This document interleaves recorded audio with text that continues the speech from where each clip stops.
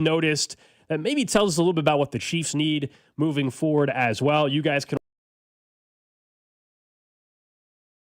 586-7965 video stream up and running. Facebook, YouTube, Twitch, X, and of course, if you haven't already subscribed, what are you waiting for? Subscribe on YouTube. That way you don't miss this show or any of the shows here on 96.5 The Fan. It was a crazy wild card weekend. There's no doubt about it. Again, the only one that was a dud was the game last night, mostly because it wasn't a particularly interesting game to watch for a while. And then by the time we got halfway through the fourth quarter, most of the fourth quarter, you're like, well, this game's not really going to end up being good. Can I say that my favorite result of the weekend was watching Philly lose? Of course. Oh, what a treat. Yeah, man. Watching Sirianni and A.J. Brown fight with each other on the sideline. Oh, it really does. They are so unlikable. Yeah. Incredibly unlike. They're so easy to root against.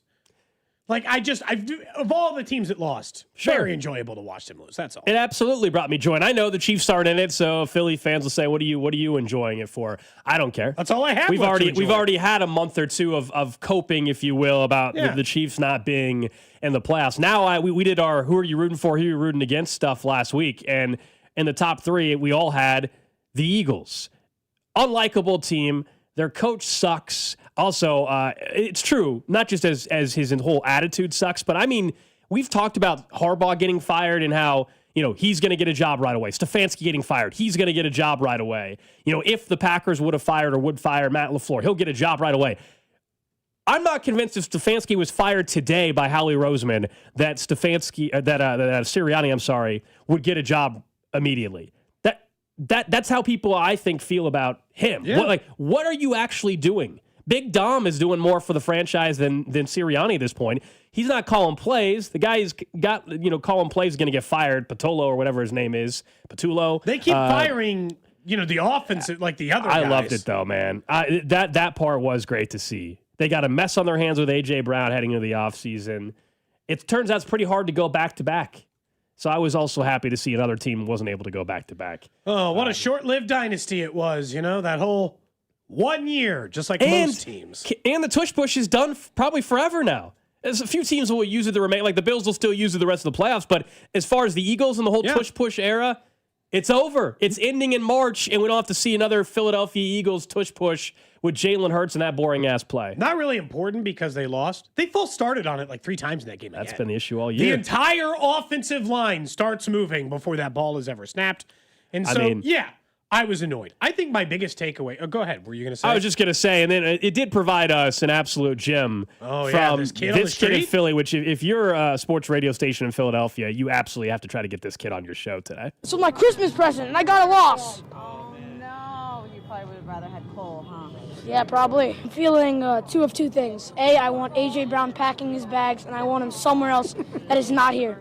I love you, A.J., but, you can't make those drops in that game. And I also want Kevin Patullo flipping burgers at, the local McDonald's or something. I don't care. Why do you say that? Whenever he's an offensive coordinator, it's like he's flipping burgers. One side, he's cooking. One half, he's cooking. And the other half is completely raw. I mean, he delivered that line. He delivered that. That kid delivered that line. The kid sounds like he's 10, but also 35 at the same time. Oh yeah, worked with him in the the old steel mill in the 1980s. That kid. It was so good. No, I mean, look, the Eagles gave you an early birthday present. For those who don't know, it is Alex's birthday, so happy birthday! Hey, thanks. Happy birthday! Thanks, man. Appreciate it. I did not make. Do you want me to do a song for you today? No, thank you. The gift is Alex. The gift is you just not your singing. Birthday, Alex. the gift is you not singing today. Alex, I think.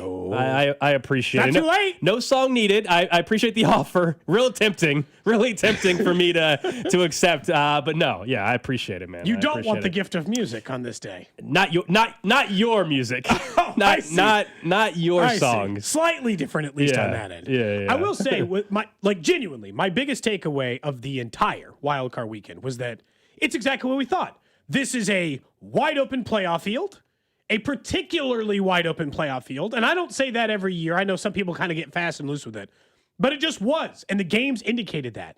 A mediocre team in Carolina made it a sweat against the Rams. The Bears had to make yet another comeback. It's like the 7th win they have this year. Cardiac hits, trailing in the 2-minute warning. The Bills had to scratch and survive to get past the Bills. The 49ers had to barely get past the Eagles. Like every single game, they didn't come down to the wire just because it was a great wild card weekend. These teams are close. We said that about Bills Jags. We said that about the only two games you and I thought wouldn't be close, where I thought Philly would beat San Francisco, and I thought the Rams would beat Carolina. Those are the two that I felt the most confident about. And even still, one of those two teams ended up winning. The 49ers, they lost Kittle in the second quarter to a season-long injury and still held on to get the win. And so it's just a wide open playoff field. I expect more of this in the divisional round, to be honest, no matter the result of this Houston-Pittsburgh game. I don't think either of them are going to beat Denver, but I certainly can't, beat New England, but I certainly can't rule it out because Denver's obviously going to beat Buffalo. It has led to like the fact that we've all acknowledged for weeks and weeks that it's wide open. You're right. It has led now to some great results, some great games in Wild Card Weekend. We'll see what surprise maybe we have in store tonight. I know most people are picking the Texans. I told you I actually kind of think the Steelers might find a way to pull this one off. And the way the weekend went, I guess it makes me think even more that there's a chance that they do that at home because it's been a bizarre weekend. The games have all been close for the most part with the exception of last night. I think the other takeaway, though, man, you're watching these games, and I know I don't want to get into like an analytical discussion, and by no means are we anti-analytics and certainly not anti-being aggressive in games. We've talked about it from the Chiefs angle all year. But coaches for much of the weekend were like allergic to just taking points. Like specifically the coaches on the road in the first half. Last night, if they would have kicked the field goal, Harbaugh still doesn't win last night with the Chargers. They did not play well. But early in the game, they forced the big turnover on the road, and they could have taken a 3-0 lead. And just the vibes of the game maybe are different. And you don't kill momentum. Instead, they get nothing out of that. There's the balance of it is okay to say we're playing analytics, we're going to be aggressive. You can still, especially early in the game, you can still take the 3 points. Like most games in the NFL are decided by 3 to 4 points, like most. Yeah. It's okay to take the 3 points. In the playoffs especially, look, and this is not a long-held belief. This is a statistically factual statement. Every single team on average and games on average in the playoffs score less points. Everyone scores less points. Possessions get harder, defenses are better, things are narrower, the margin is more narrow, games are tighter. It is actually in a time in which I understand you want people to be aggressive and be consistent. The playoffs is a time to back off that a little bit and take the points. And it didn't cost Ben Johnson, but man, it could have. I mean, in that first half, I felt like he was trying to give the game away to Green Bay. That 4th and 10, that throw by Caleb Williams saved him from that being a major conversation in Chicago. Because that 4th and 10 throw he made down the sideline to Burden, I think it was. That's an insane throw. Yeah. Just the talent of Caleb Williams saved him from some of the early decision-making of giving up on points. It was a weird go for Ben Johnson. It was, but then in the second half, as much as we were critical of Ben Johnson and his decisions in the first half, to come all the way back the way they did, sure, the Chicago Bears and Caleb Williams, they get all the credit in the world, but that second half was so much, in my opinion, more about Matt LaFleur, who I do think is one of the better coaches in the league, and I think it would be a mistake if the Packers were to fire him and not agree to an extension. What was that in the second half from Green Bay? In the first half, I think they thought they could shut it down, and that's what it looked like. Which is just a bad approach in a playoff game. Yeah. In the first half, they were doing whatever they wanted offensively. Ben Johnson and Dennis Allen, who the DC is in Chicago, he was getting embarrassed by Matt LaFleur. They were running whatever they wanted offensively. Guys were wide open. Jordan Love was locked in. They could do whatever they wanted to do. And in the second half, you're right. Shut it down. Whatever phrase we want to use. They curled up in a ball. Something happened for Green Bay, and you just kept giving opportunity after opportunity to Chicago. And to their credit, as you said, they're the cardiac Bears. They are going to capitalize. How long can that keep going? It doesn't matter. Like we can sustainability doesn't matter anymore. They only need to sustain it 3 more games. They're 2 wins away from going to a Super Bowl if you're the Chicago Bears. And they're going to get to host another playoff game in frigid temperature. Now they look at the Rams. Mm-hmm. Rams coming off a game in which they did not perform great, but obviously still have the talent to go to Chicago and beat them. But yeah, it's in the playoffs. It's like people can't. The playoffs are different than the regular season, and you should treat them that way. Andy treats them differently, and this is where I give him a ton of credit. Patrick treats them differently. This is where, maybe the most impressive thing Drake May did in a game in which I thought he was okay was a 37-yard run and using his legs way more needed in the regular season, similar to Patrick. These aren't the same. No more sliding with your feet. No more giving up with your body early. Like Justin Herbert missed a first down because he went down quick. No, you don't go down quick in the playoffs. You leave your body upright and you take the contact and you try to get your ass a first down. It's the playoffs. We don't treat these things the same. And that goes to getting points. Sometimes you just take the 3. You take the 3, you take the points, you move on, and you live to fight another day because every point in the playoff matters. In 20 minutes, we are going to talk about Justin Herbert and the Chargers specifically because it's another failed playoff appearance for Herbert and for the Chargers. And what does that say about him moving forward? We'll take a deeper dive into Herbert in particular. But this weekend, I mean, game 1, 3-point game. You know, you have basically the game-winning points scored with 38 seconds to go. Game 2 is a 4-point game. The game-winning points were scored with under a minute to play. Game 3, it's a 3-point game. You know, game-winning points were scored with a minute 04 to play. I mean, you can't ask for anything more from a wild card weekend. So much so, Cody, they're thinking about calling it Super Wild Card Weekend again. Are they bringing that back? What a just for you, run just that for was. you, actually. I said it was stupid from the beginning. They figured it out eventually. They quietly got rid of that after 1 year. Mm-hmm. It doesn't. What did adding? They just thought, wait, we have this thing called Super Bowl. Great name. Great marketing. Let's just add super to everything. It's Super Wild Card Weekend. And they ended that very quickly. But it was fitting of that name, at least this weekend, if they were still calling it that. It really was a great slate. Now, I already saw the people who were jumping to the playoffs don't miss the Chiefs. You're like, Chiefs didn't play in the Wild Card Weekend. Talk to me come divisional round. Chiefs have been in more Super Bowls probably than they've played games in the first weekend of the NFL playoffs. So, spare me. The NFL's still good. I am aware of that.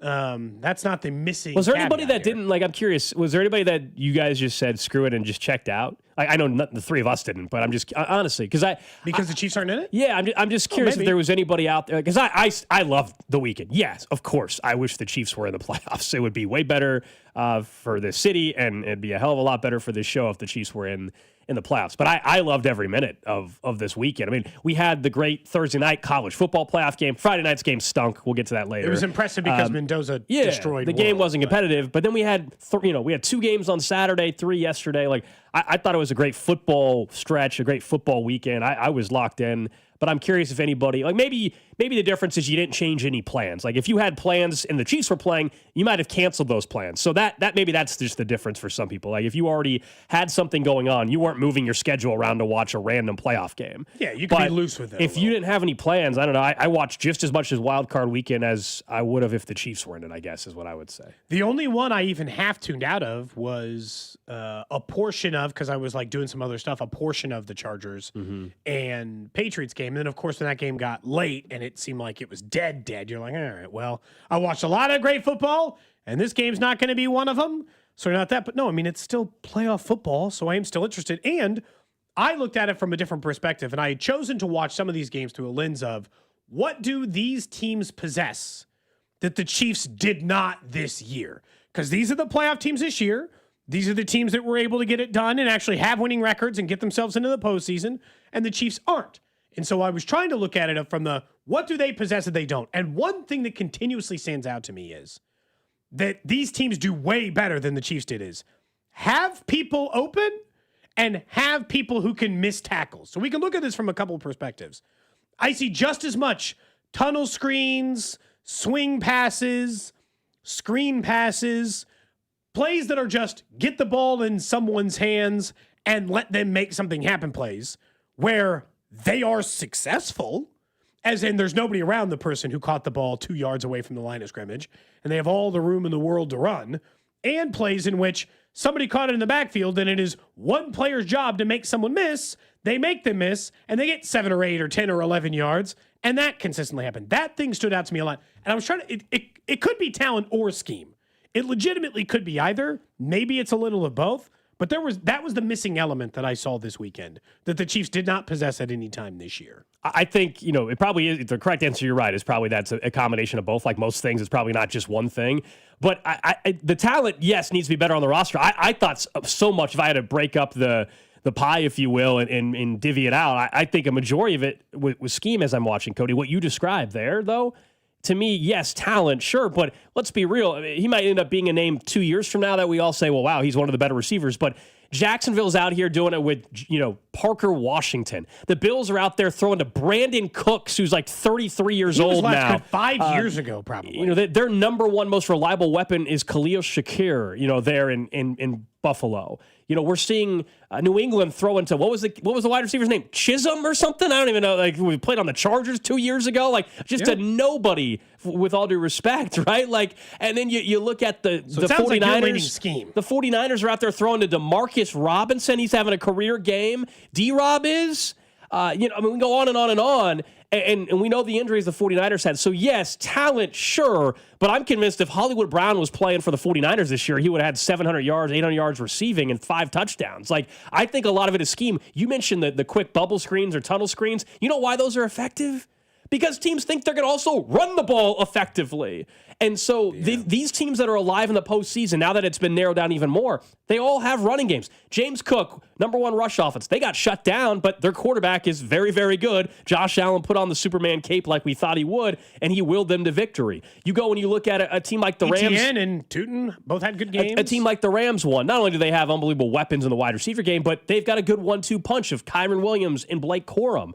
Christian McCaffrey. You saw, the 49ers keep going like that. That's why also. So I think it's scheme more than anything else. Yeah, talent is a big part of the equation any time. But let's not act like, other than maybe the Rams this weekend where you've got Devontae Adams and Puka, which is crazy, the 49ers are running out, has-beens, former late round draft pick, mid round draft pick guys at the wide receiver position. Do they not? Is it like? And I guess part of this is, and this is where I still think it might be a talent thing. I get what you with the scheme part.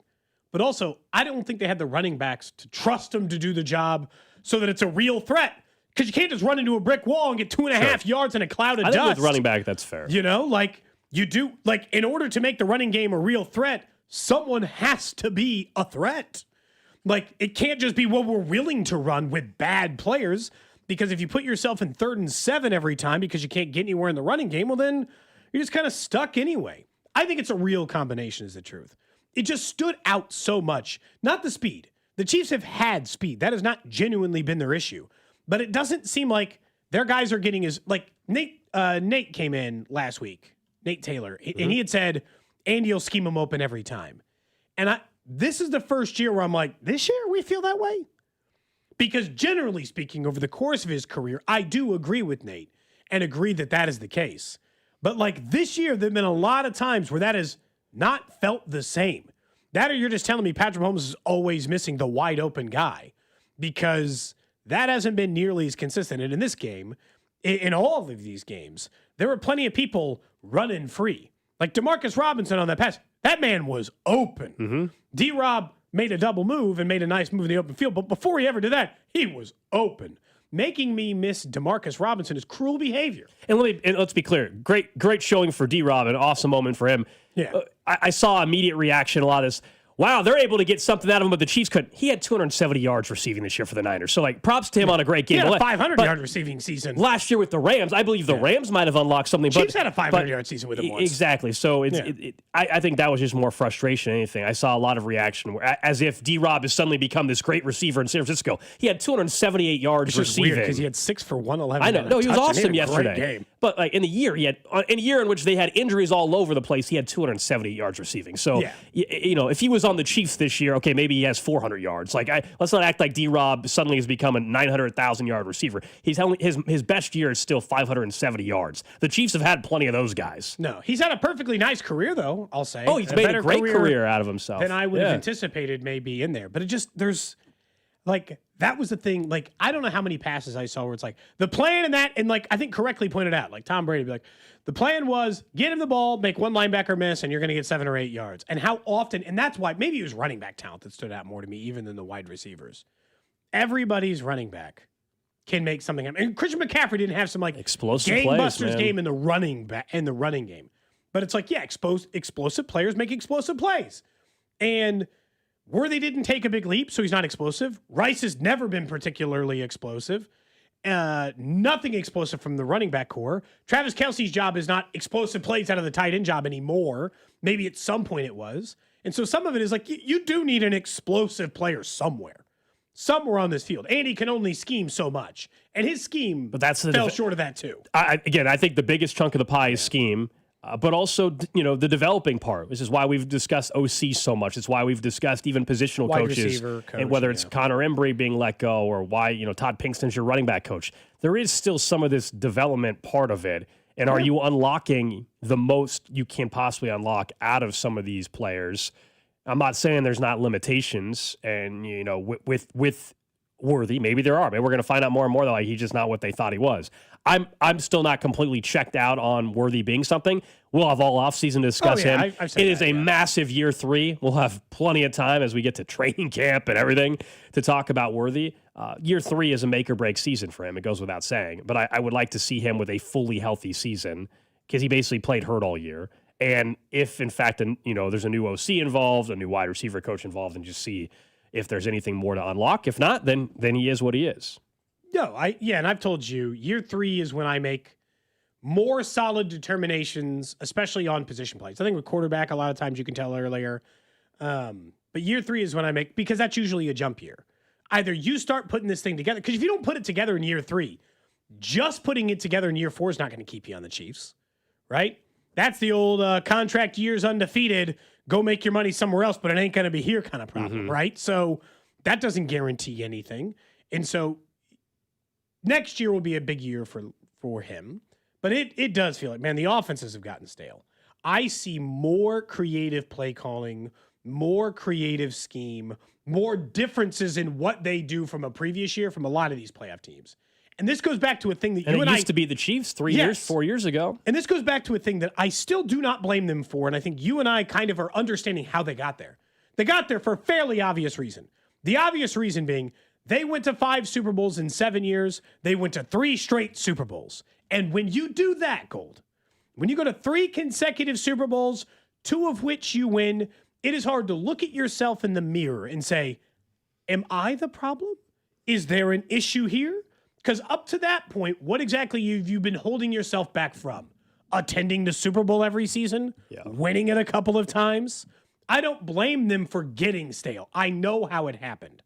I would have been guilty of the same thing. But now you can watch these playoff teams. You can watch their scheme. You can see what your previous season was, and you can choose to make changes. Monday's football coverage here presented by Busey Bank, where they're focused on your success. At Busey Bank, they've been building business and growing wealth since 1868. Learn more at buseybank.com. The other small thing, this is very minute from the weekend, that it happened towards the end of the first half in that Bills-Jags game yesterday. And I think it was Mike Vrabel that discussed it back in October and how the league, and he was pushing for it, and the league has been discussing it. And that is changing the way the clock is displayed / operated in the final minute. And again, this is a very small thing, but it came into play. So if you were watching, what you guys know, right before halftime, you had the Jags rushing the line of scrimmage to spike the ball, and they had to review it and see if there was actually a second left or it hit 0. And there was a penalty, of course, on Buffalo. They didn't get back to the line of scrimmage in time. So they threw the flag. They said there was time. Cam Little ends up missing the field goal anyway, so it did not alter the game. But that's why they need to do the basketball clock. Yeah. This is pretty easy to do. All of a sudden, instead of it saying 2 seconds or 0, it's 0.2. It's 2.7. And you're like, why do we need that? That's the example. That is the exact example why. The Chiefs are rushing to the line of scrimmage to spike the ball before halftime or at the end of the game, and they spike it, and instead of us thinking there's no time and it says 0, it says actually 0.8. It says 0.4. Or whatever. I think it's an easy thing. It's not going to cause more reviews to happen. The clock will just display like on a basketball game. This is not like basketball where they're going to be going to the monitor to see if the ball went out of bounds and when it hit the ground. It's just simply that the way it's displayed on television and in the stadium, it's going to now show 1.5 seconds. And then you'll see the second is like run. Everyone's set. Yeah. If there's 0.1 seconds left, nobody questions it. Right? Nobody questions it. And it is the tiniest. It's an easy thing to fix and do. I will say, they messed that up so bad. I don't think the lineman was set. Let them kick that field goal with what is one of the better field goal kickers. By the way, that kick miss. Whew, he's been great all year. Looms large, knowing they lost that game by 3 points to the Bills, by the way. They tried to give you a free 3, and you didn't take it. But they bungled that really bad. So just go to fractional clocks. So That's an easy fix. Like, I don't know why it would bug anybody if they do. Like, truly, what's the argument not to? It would just look weird for like a half a season. But it's only happening I wouldn't notice anymore. It's only happening. The only time you're going to see it is when it's under a minute. It's not like we're not going to see it any other time. No, just fractional seconds. And we're talking about the final 8 seconds of a game, 9 seconds of a game, minute of a game, or whatever the hell we need. Really, to me, it's like once it gets under a minute in each half. So maybe 2 to 3 times a game if it goes to overtime. And it really will only matter in 2 examples. A, if the clock is about to expire, like we just saw, or if you're a team that is trying to decide whether or not, Cody, you have time to run one more play or kick a field goal. So if you see right now on the clock, you see 6 seconds or 5. Well, if it's 5.9 seconds, you might be more likely to try to run one more pass play towards the end zone. Versus if it just says 5 seconds, you're probably going to go ahead and just kick the field goal. That's why that's to me the other reason it matters. There's a difference between 5.9 and having 5 in terms of hiking the ball, quickly throwing a pass to the end zone. That can be because you basically have 6 seconds instead of 5. Anyway. Yeah. No, I mean, it does make a difference, and it changes, and the spike becomes infinitely more interesting, right? Because as you're watching the guy, we've seen this going down to the last second before Gold, as you're watching a guy go down to spike the ball to try to maintain time. If it's 2.4 versus 1.4 versus 3.7, like there is a difference in the amount of time, and these coaches practice how often it takes them to get a play. It's very small, but you're right. Why not just do it, even though the refs screwed that up so bad? Somebody said the snap was imminent there for the Jags. They were offsides, didn't have to snap. It was an automatic flag. I hear you, but not if the Jags weren't set, though. You're right. That if the flag is the flag, but I'm not sure the right tackle was not set for a full second. That would be the pushback. So ultimately, it did not matter. And cost anybody, the game, thank goodness. All right, up next, so let's talk about the Chargers, who once again choked in a postseason. Justin Herbert continues to struggle, to say the least. We need to have a real conversation about him, and we'll do that next. Watch Cody and Gold on YouTube by subscribing to the 96.5 YouTube channel. Cody and Gold is brought to you by Heartland Men's Health, the leader in men's sexual health. Thousands of men have been successfully treated for low T, ED, and more, all with discretion and compassion. Make your appointment at heartlandmenshealth.com. Every new year comes with new possibilities, and over at Centric, you can start that new career. Classes are always starting over at Centric with those new careers and technologies, and I think we understand technology is going to be the future. Why not make it yours? Yeah, we hear about AI all the time. It's kind of everywhere. You don't want to be left out in the dark. You want to just feel more knowledgeable so that you're better equipped, maybe in your current job or a future career, just to feel more comfortable and like you're not going to miss out on any opportunities later on in your career. And they're flexible, as we say all the time, with your schedule. So there's constantly new classes and opportunities, whether it's in person or online. I guess it's not just about educating you for your career, but putting you in it. They work with over 1,500 employee partners who have all hired Centric grads. So talk to our guy, Russ Mondry. Find out for yourself which career you could get into. That's Centric.com. Hey, football fans, picture this. You bet your favorite player to score the first touchdown in the game, but his teammate scores instead. Well, if this happens, BetMGM wants to give you another chance at the end zone. With BetMGM's second chance promotion, you'll get your stake back if your first touchdown scorer scores second instead. That's right. Bet on any pro football player to score the first touchdown of the game. If you're right, you win. If your player scores second, you get your stake back in cash. With BetMGM's second chance offer, you have a chance to keep the fun going after the first player crosses the goal line. Try a first touchdown scorer wager with confidence today. BetMGM. Make it legendary. BetMGM and GameSense remind you to play responsibly. Gambling problem? Call 1-800-GAMBLER. See BetMGM.com for terms. 21 and older only. Missouri only. New and existing customer offer. Subject to eligibility requirements. Rewards paid back and unrestricted withdrawable funds. Please gamble responsibly. Xfinity is the network you can rely on. Like a close friend who will give it to you straight. The friend who will tell you that new haircut? It's not great. Friends make sure friends get good haircuts. And Xfinity makes sure you get a good deal on Wi-Fi. Xfinity gives you reliable fiber-powered Wi-Fi at our best price. Now through February 1st, get gig speed Wi-Fi for just $50 a month for 5 whole years. No strings, no commitments. Just super fast, reliable gig speed Wi-Fi with our best equipment and unlimited data included. Save yourself from questionable decisions and save over Verizon and AT&T. Xfinity. Imagine that. Restrictions apply. Requires paperless billing and auto pay with stored bank account. Taxes and fees extra. Xfinity Internet powered by fiber and connected to premises by coaxial cable. Actual speeds vary.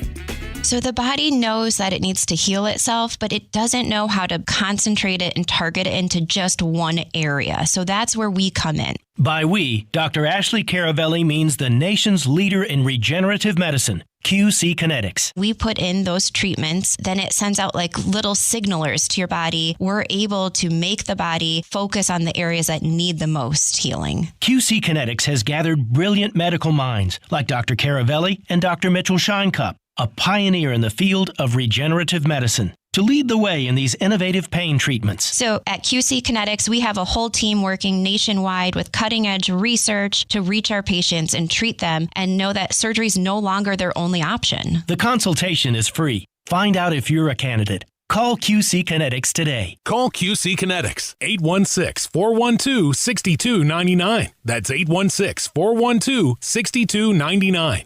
816-412-6299. We all hear the radio ads about the IRS. They tell you to be afraid, to be scared, and they try to frighten you into calling. I'm not here to do that. Tax Relief Advocates is different. TRA is here to tell you that if you owe money to the IRS, whether it's $5,000, $50,000, or $500,000, we have a solution. It doesn't matter if you're sitting in your car, at work, or with your kids. No matter where you are, call now. 800-575-9834. Don't lose hope. TRA can eliminate or reduce what you owe to the IRS. Generous programs are now available that can give you a fresh start. Our passion is taxes and helping individuals fix their IRS problems. We have over 1,000 5-star reviews on Google and an A+ with the Better Business Bureau. You don't need to be afraid of the IRS any longer. End your tax nightmare today by visiting us online at TRA.com or call 800-575-9834. That's 800-575-9834.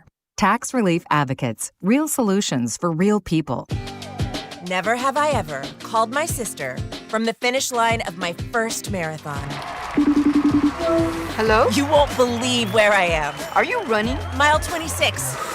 I'm gonna make it. Switch to T-Mobile's 55 Plus plan and get iPhone 16e with its advanced camera system on us. Plus, 2 lines for just $30 a line. Guys, I can't believe it. I knew you could do it, babe. That was amazing. Mom, how do you feel? I feel great. I can't feel my feet. Let's take a picture, and then you may carry me to the car. Share every stride, every mile, every memory on America's best network. Switch to T-Mobile's 55 Plus plan and get iPhone 16e on us and 2 lines for just $30 a line.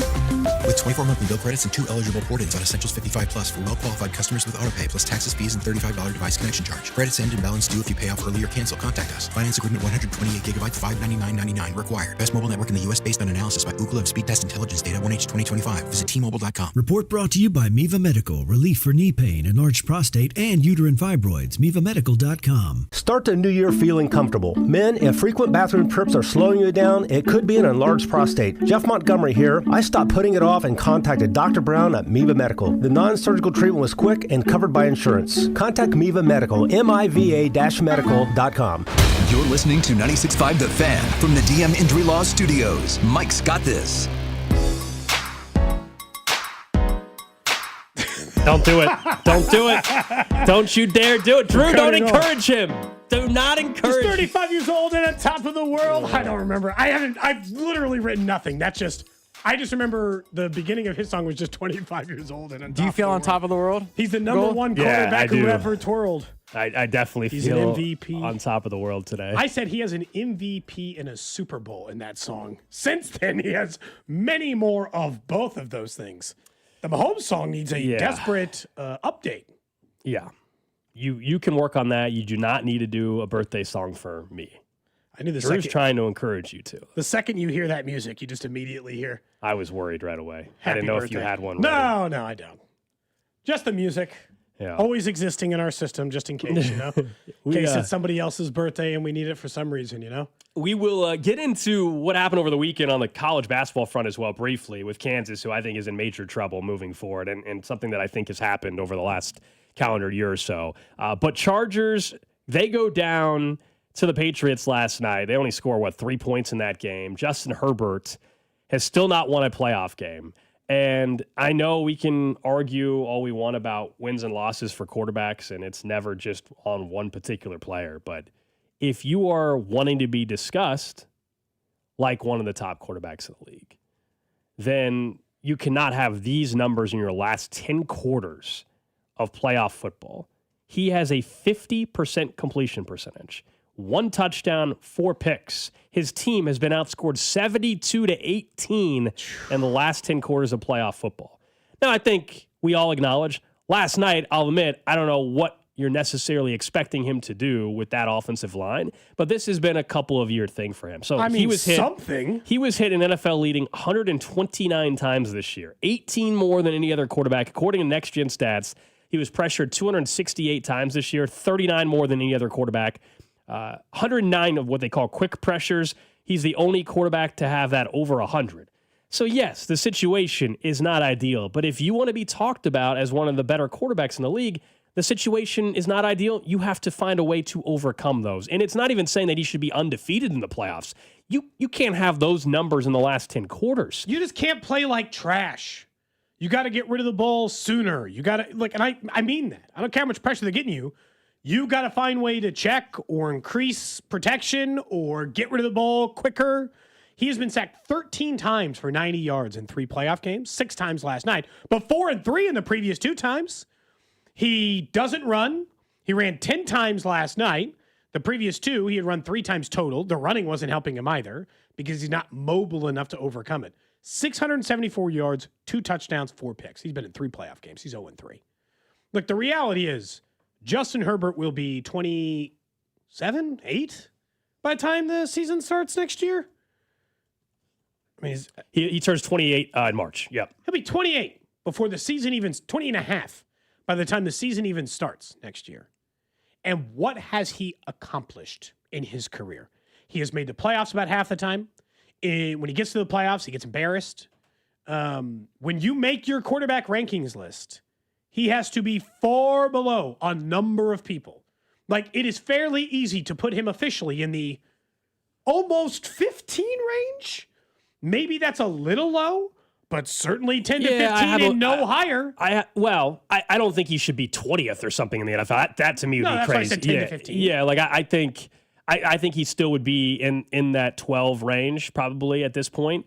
I think two things can be true. We can acknowledge that he simply has not performed in the postseason, while also acknowledging this year his team did finally actually invest in the offensive line. They went out, spent a lot of money, also spent high draft capital the last 2 years on tackles, and they both got hurt.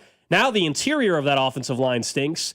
Lad McConkey, I don't know what happened to him after a great rookie year. He was a major disappointment.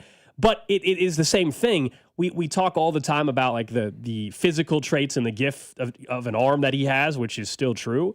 But is he in the football world? I'm not saying he's not a smart person. I'm just saying in the football, does he see the field as well as he should as a quarterback in the NFL? Does he make the right decisions? Physically, he's extremely gifted. The arm is ridiculous still.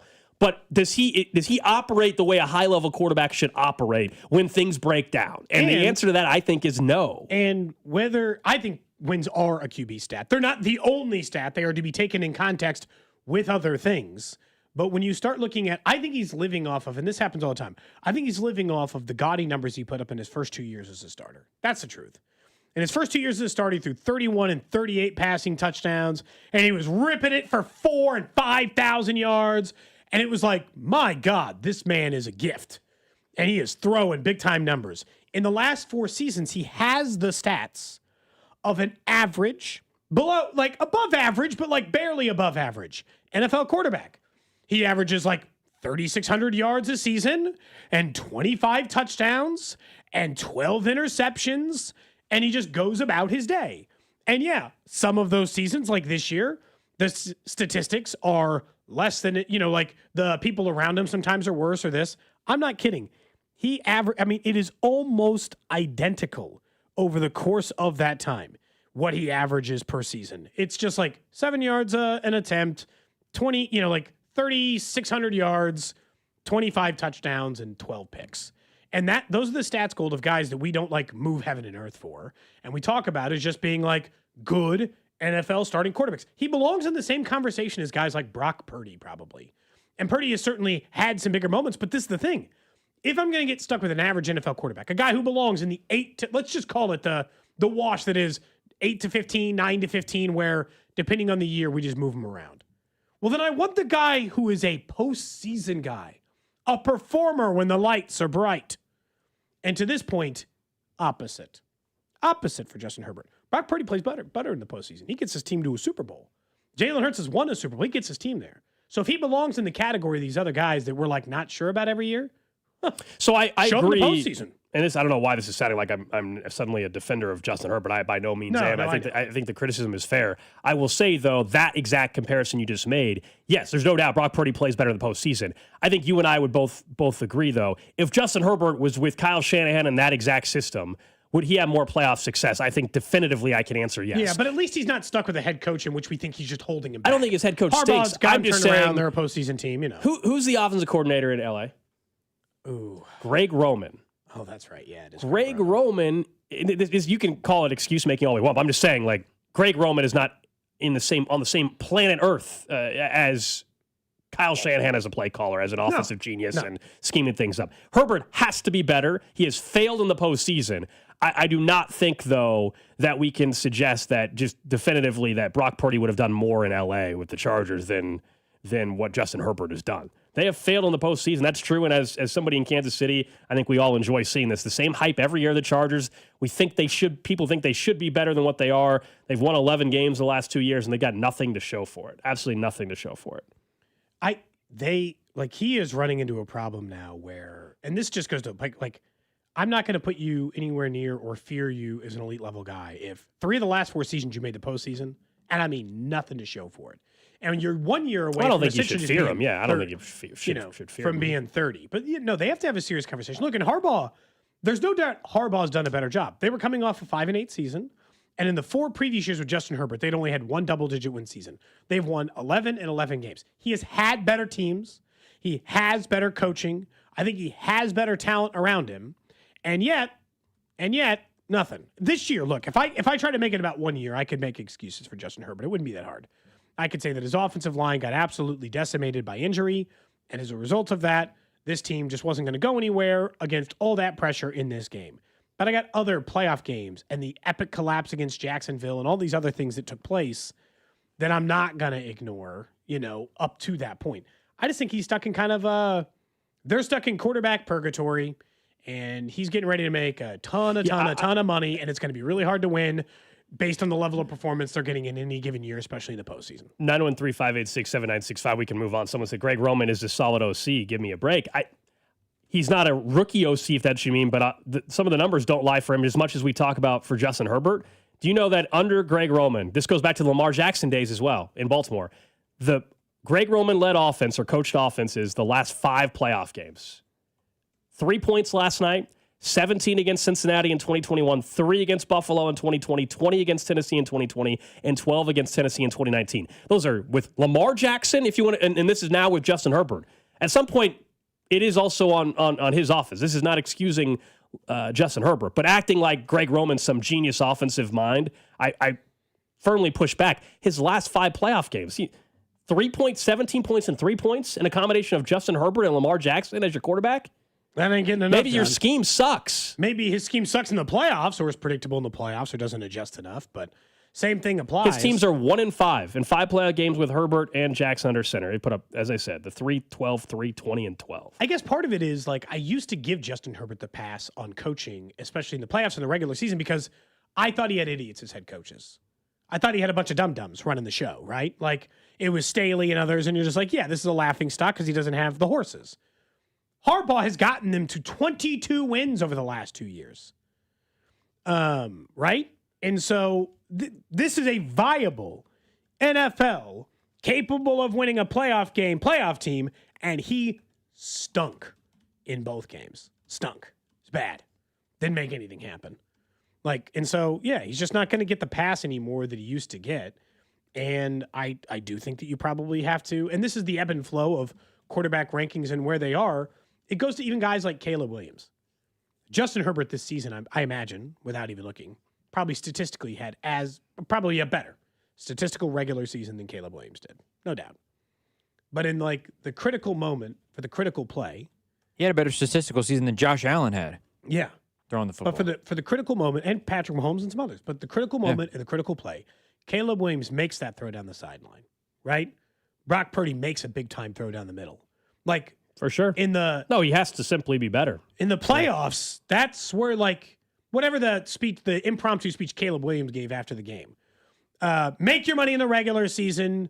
Your people will remember your name in the playoffs or whatever, right? Like that. I mean, that's the truth with Justin Herbert is you're going to make your name, your actual legacy in a playoff game, and he has done nowhere close to that. Coming up in 15 minutes, we'll talk about Josh Allen, who certainly stepped up at a big moment yet again for the Bills this season. He needed to do in the playoffs on the road for the first time in his career, and he did just that. We'll talk Bills, Jags coming up in just a bit. Let's pivot briefly, though, to college basketball over the weekend, where the Kansas Jayhawks, and there's no other way to put it, they're in trouble at this point, Cody. They are lucky not to be 0-3 in conference play. We all know they lost to UCF a Saturday ago. They had the insane comeback against TCU, the thriller, last Tuesday. They're getting ready to play Iowa State, who they're either undefeated or they have one loss. I can't remember what it is, Iowa State. The number 3 ranked team in the country is all you need to know. Yep, and then they got, I think, Baylor or something like that after. They just lost to West Virginia on the road. Kansas led by 9 in the second half, ended up getting, fairly blown out, I would say, if you look at the final 10 minutes or so of that second half. Their defense has just completely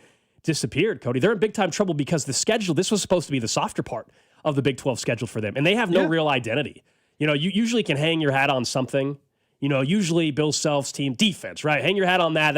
We'll figure out this offense. We'll get going. The defense disappeared after the Christmas break, essentially. They were a much better defensive team when they were playing even Duke and North Carolina in November. The defense has completely gone away. You still have this element of, like, who else besides Darren Peterson?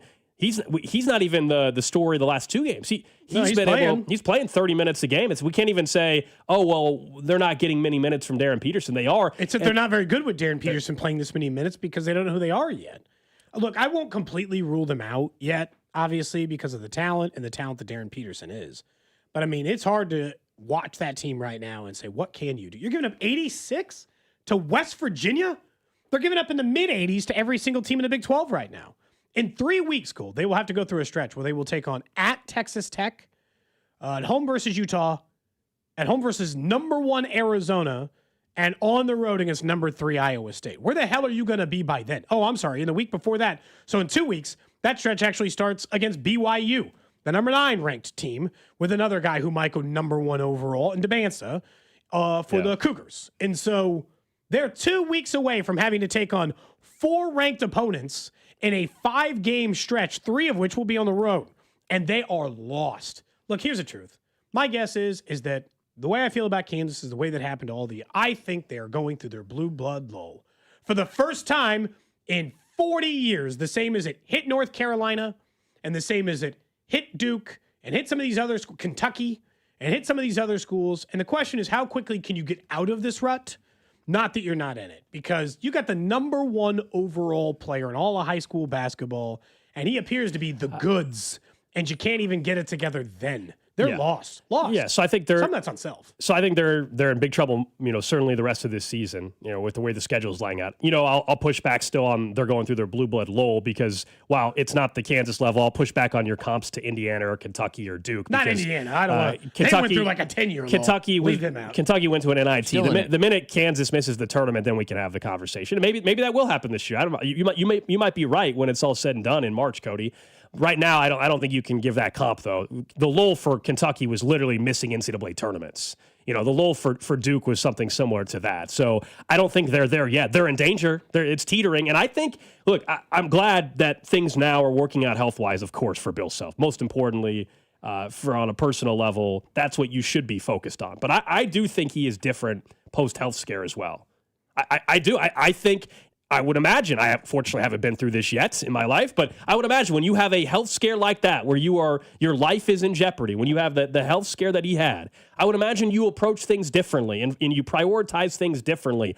And I think he's gotten a little soft on how he coaches and how he attacks things, Cody. And I think it's a little bit more of the, shucks, we'll figure it out attitude, which is not what you used to hear from Bill Self. And that to me is an issue. Defensive team I've ever played with. I think it's a problem. Jerks, that was kind of part of what it is. Well, then maybe it's time to retire. Well, we'll see where things go. I understand that conversation is probably a little premature, but if they finish either missing the tournament or it's like a 7 or 8 seed again, and they lose in the round of 64, the round of 32, and they go back-to-back years at Kansas, a team that has never gone through a stretch like this, or at least hasn't in any lifetime I've been in. Yeah. So in the 41 years I've been alive. It's bizarre. I think there's clearly a ton of factors we can get in NIL and all that as well. I really do think that the health scare can change somebody a little bit. And this doesn't mean like he doesn't know how to coach anymore. That's not what I mean. I mean, literally just his philosophy and mentality on coaching has changed. And I think that has an impact for them. You know, I think the only part about moving on from a Hall of Fame head coach and those discussions, which are way premature. Look what happened with Kentucky. They weren't happy with Cal, and they ended up with Mark Pope, and that looks like about to be a disaster for Kentucky, the way things are trending there in Lexington right now. I think some of it is not, I think they've come, I don't know if it's a lull, but they've come back to the field in a way where the state of college basketball kind of is where,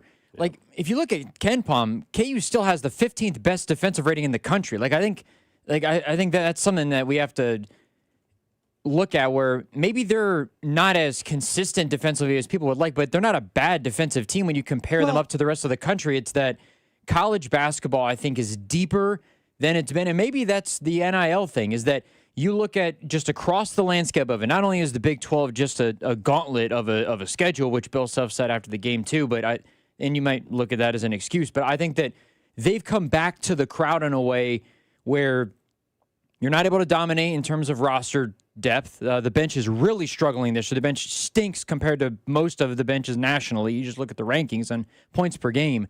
But the sport itself is just deeper, and I think that the talent pool is spread out so much, along with being in the Big 12, where a lot of these games are just going to come down to it because the Big 12 is so good.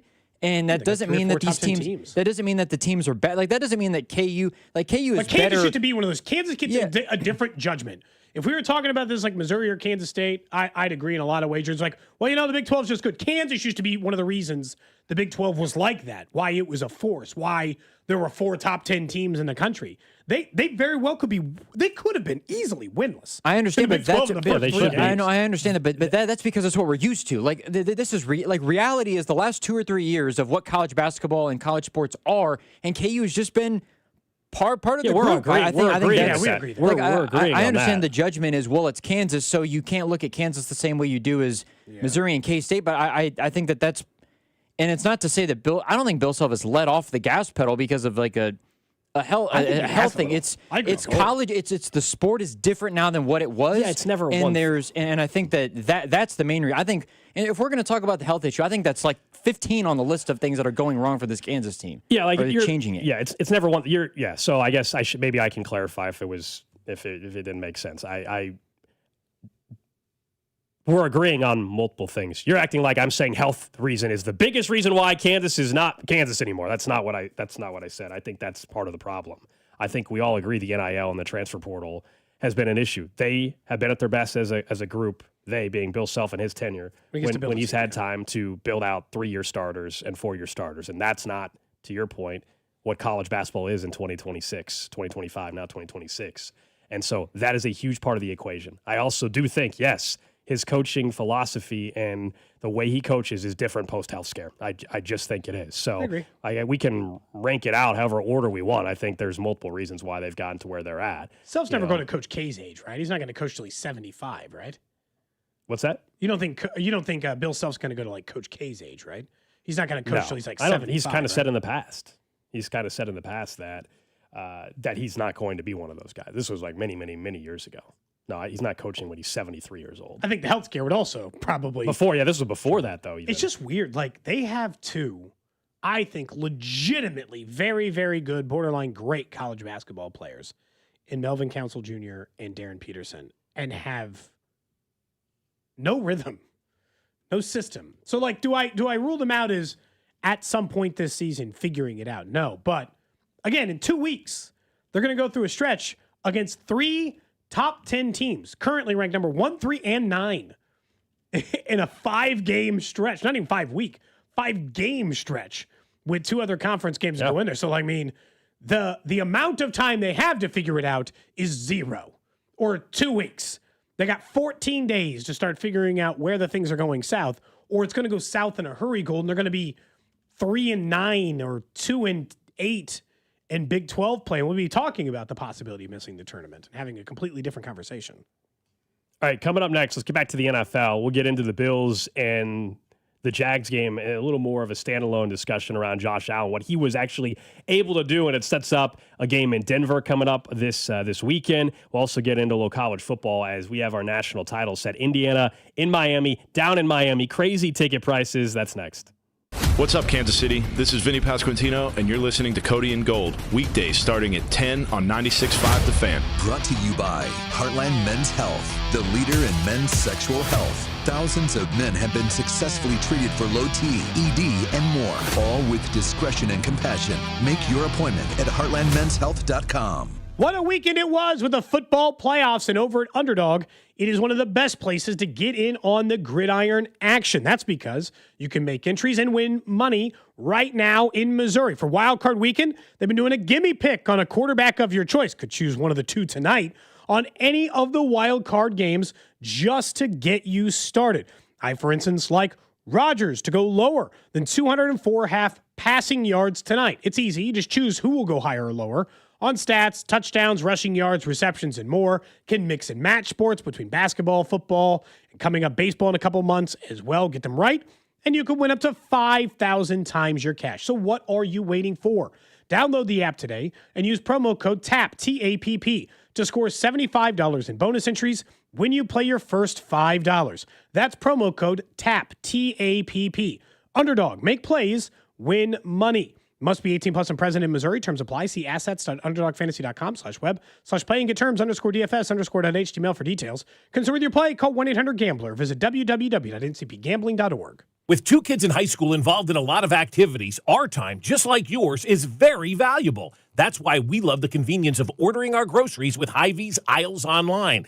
It's so easy. Just download the app or go to Hy-Vee.com. Choose your store and select your items, and Hy-Vee will do all the shopping. All you have to do is pick up your order or have it delivered to your home. It is so simple. It is so convenient. And for families like ours that are so busy, Hy-Vee Aisles Online hits the spot every single time. Save time and save money only at Hy-Vee. Brr, it might be cold outside, but the deals are heating up inside your Kansas City area Hy-Vee.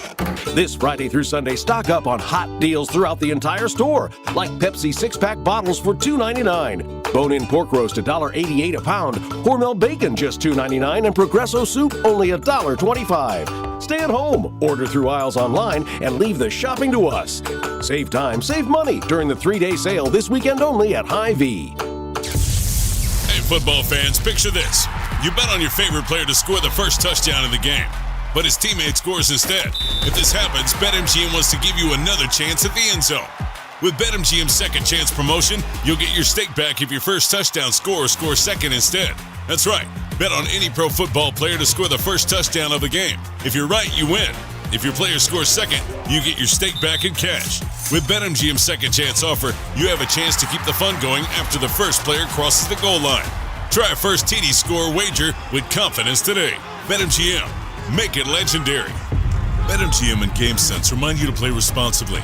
See BetMGM.com for terms. 21 plus only. Kansas only. Existing customer offer. Subject to eligibility requirements. Rewards paid back in unrestricted withdrawable funds. Please gamble responsibly. Gambling problem? Call 1-800-GAMBLER. In partnership with Kansas Crossing Casino and Hotel. Shopping with your parents can be embarrassing. Why would they sell jeans with holes in them? I'm going to speak to the manager. Mom! That hoodie is giving. You should get it. YOLO. Thanks to the Chase mobile app, your kid can shop independently while you keep an eye on their spending. So you can go from... We can be twinsies. ...to... How was shopping? Saw you stayed on budget. Thanks, Mom. Freedom for kids, control for parents. That's family banking from Chase. Account subject to approval. Chase mobile app is available for select mobile devices. Message and data rates may apply. JP Morgan Chase Bank N.A. Member FDIC. Are you 50 or older? This news is for you. The CDC recommends you get vaccinated against pneumococcal pneumonia. Even if you're healthy, your age puts you at risk. People 50 or older are over 6 times more likely to be hospitalized with pneumococcal pneumonia compared to adults 18 to 49. Just one shot can help protect you. Learn more and schedule at vaxassist.com. That's VAXassist.com. Sponsored by Pfizer. This new year, get started on your next success with University of Maryland Global Campus. Apply by February 11th and get your application fee waived. An accredited state university, UMGC offers online and hybrid classes, along with more than 135 degrees and certificates in fields like business, cybersecurity, healthcare, and more. Gain the skills you need to achieve your career goals. Get your application fee waived through at umgc.edu. Certified to operate in Virginia by Chef. This is the story of the one. As the purchasing manager at a manufacturing plant, she knows the only thing more important than having the right safety gear is having it there when you need it. That's why she partners with Grainger for auto reordering, so her team members can count on her to have cut-resistant gloves on hand, and each shift can run safely and efficiently. Call 1-800-GRAINGER, click Grainger.com, or just stop by. Grainger, for the ones who get it done. Make sure to subscribe to our YouTube channel to watch all your favorite shows, shorts, and clips. This is your home for Kansas City sports. 96.5 The Fan, KFNZ FM and AM, HD1 and HD2 Kansas City, an Odyssey sports station. All right, 11 o'clock hour here on a Monday. Coming up in 20 minutes, we'll get to the trash of the day. Also, here in about 8 minutes, get into college football. We got our national title game matchup, which we got to wait for a week from tonight. We got a little gap here. Week from tonight, national title game down in Miami. But I was looking, ticket prices, have you seen? They're just absolutely ridiculous. Because, one, it's Indiana's got one of the bigger alum bases. We have learned more and more about them throughout the season. So their fans are traveling. You got Miami, and they're playing in Miami, or Coral Gables or whatever, right? They're playing right in their backyard at their home football stadium. So you couple the two together and the get-in price. Now, maybe it goes down as we get closer to kickoff. It typically does. $3,200 just to get in the building for some of these seats. No. Just to get in. Couldn't be me. $3,200. No. Once in a lifetime experience. You got the money, I guess you do it. But boy, oh boy. Could not be me. We might have our buddy Ben Heisler on the show Friday. He is an Indiana grad, huge Hoosier fan. And we have Fan Club Friday. Maybe we'll see if we can get him in studio. He was at the Peach Bowl for that beatdown that Indiana put on Oregon on Friday night. But let's talk about the Bills and the Jags. We know Buffalo's headed to Denver. We get a great matchup coming up, divisional round weekend. They took care of Jacksonville, one of the great games of the weekend. And last week when we were going through our predictions, we were just trying to talk out this game. And we were saying, look, the Jags' #1 rush defense, Bills' #1 rush offense. Something's got to give there. How do they get it done? And we just got done talking a lot about Justin Herbert. Sometimes it is as simple as which quarterback do you trust and which quarterback do you know is better? I was really torn when we talked about this game. And Trevor Lawrence was playing really, really good football going in. But I think you did as well, we picked the Bills because I'm going to trust Josh Allen that in the big moment, he's going to put on a Superman cape. And that literally is what happened. Late drive. Trevor Lawrence had just come up with a very, very good drive himself. He finally had a really nice drive. And he'd made some mistakes and fumbled the ball around a little bit and made some bad passes. But yeah, But Josh Allen came up with a huge touchdown drive late in that game. And he gets his first career road playoff game. One that he had to have for all the reasons we brought up a week ago with the legacy. Now he's got his tougher test, really, going to Denver and playing the best defense or second best defense in football. But that was one that like Josh Allen, I feel like had to have, and Sean McDermott probably saved his job by winning that game. It's why I view the Bills so much different than a lot of other teams in a lot of ways. Where with the Bills, every year is a chance to win the Super Bowl. Even in a year where their roster's not good enough, they just lost Gabe. They were playing Gabe Davis. Keon Coleman was finally active.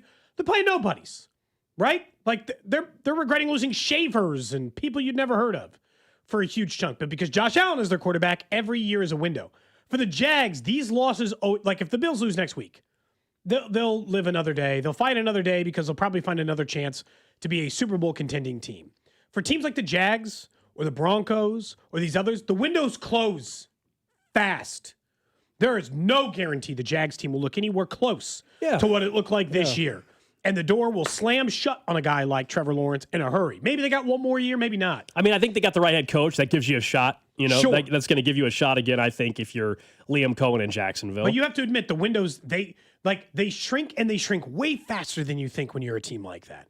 And so for the Bills, it's like They just come out there and they roll out a bunch of nobody, and they still played some poor defense in there, gave up some big runs, looked like all the flaws that held them back at times this year still existed.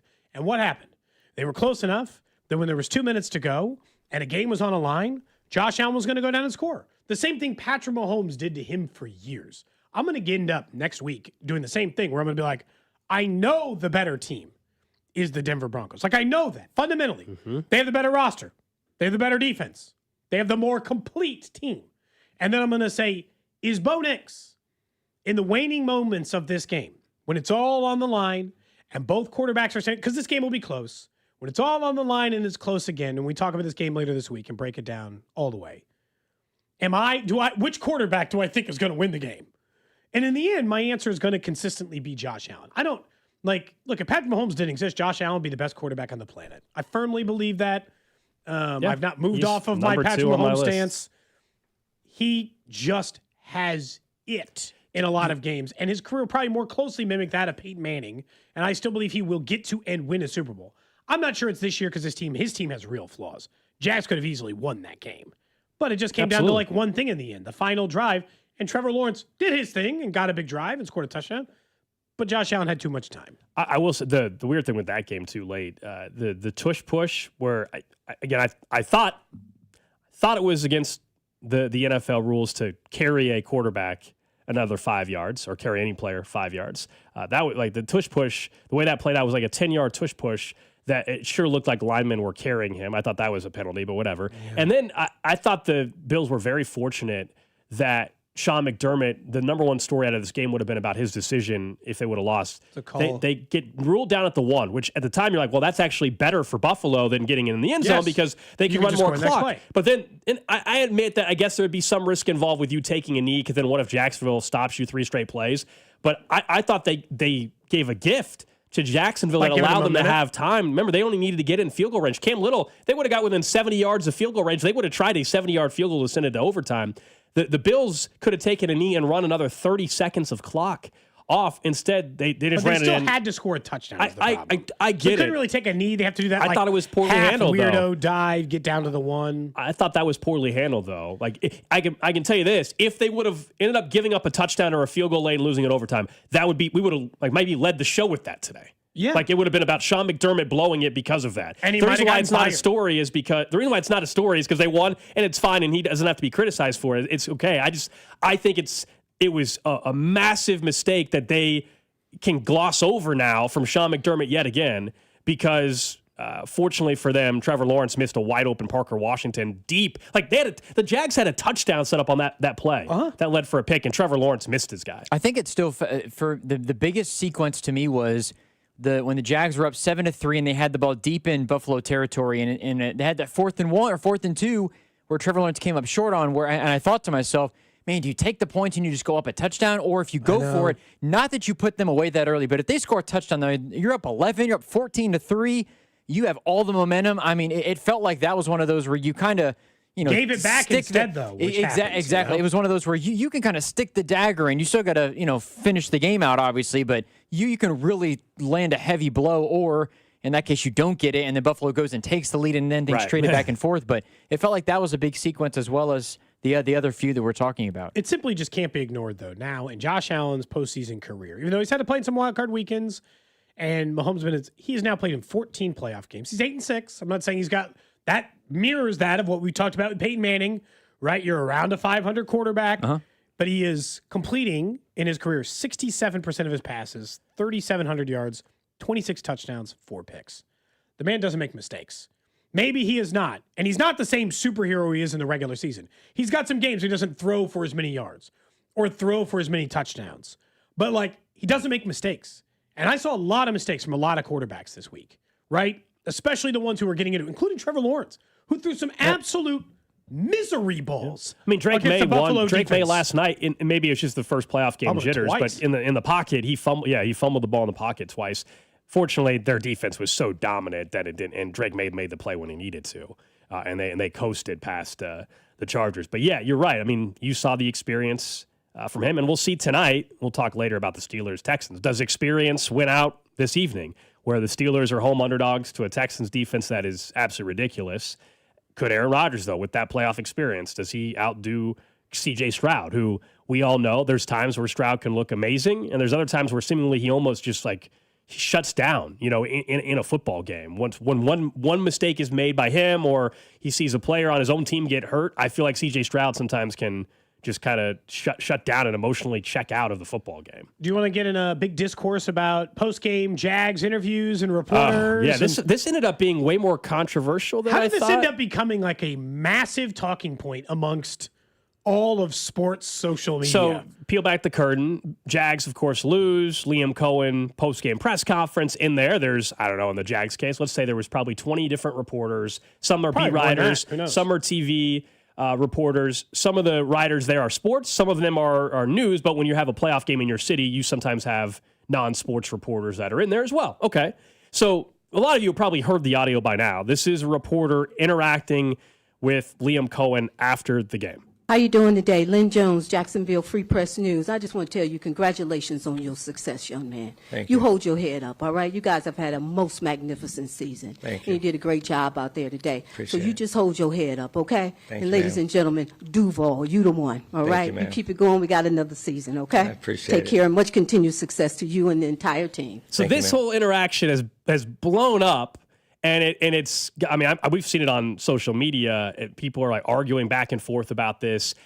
Let me say it first. In general, like, I'll be honest, yeah, like quote unquote going through journalism school, whatever. Like, yeah, that is quote unquote not what you're supposed to do. It is against the normal journalism. Let me get that out of the way. standards, It is not the normal way you're supposed to handle it. That is just a fact. Now, does it ultimately really matter? Is there any reason for anybody to get all pissed off about it? No. Nobody needs to get in a full-blown argument over this. There are a lot of people, though, like old school Big J journalists out there that are very upset by this. I also will say, like, I think that this is something, and this is so media-centric, it doesn't matter.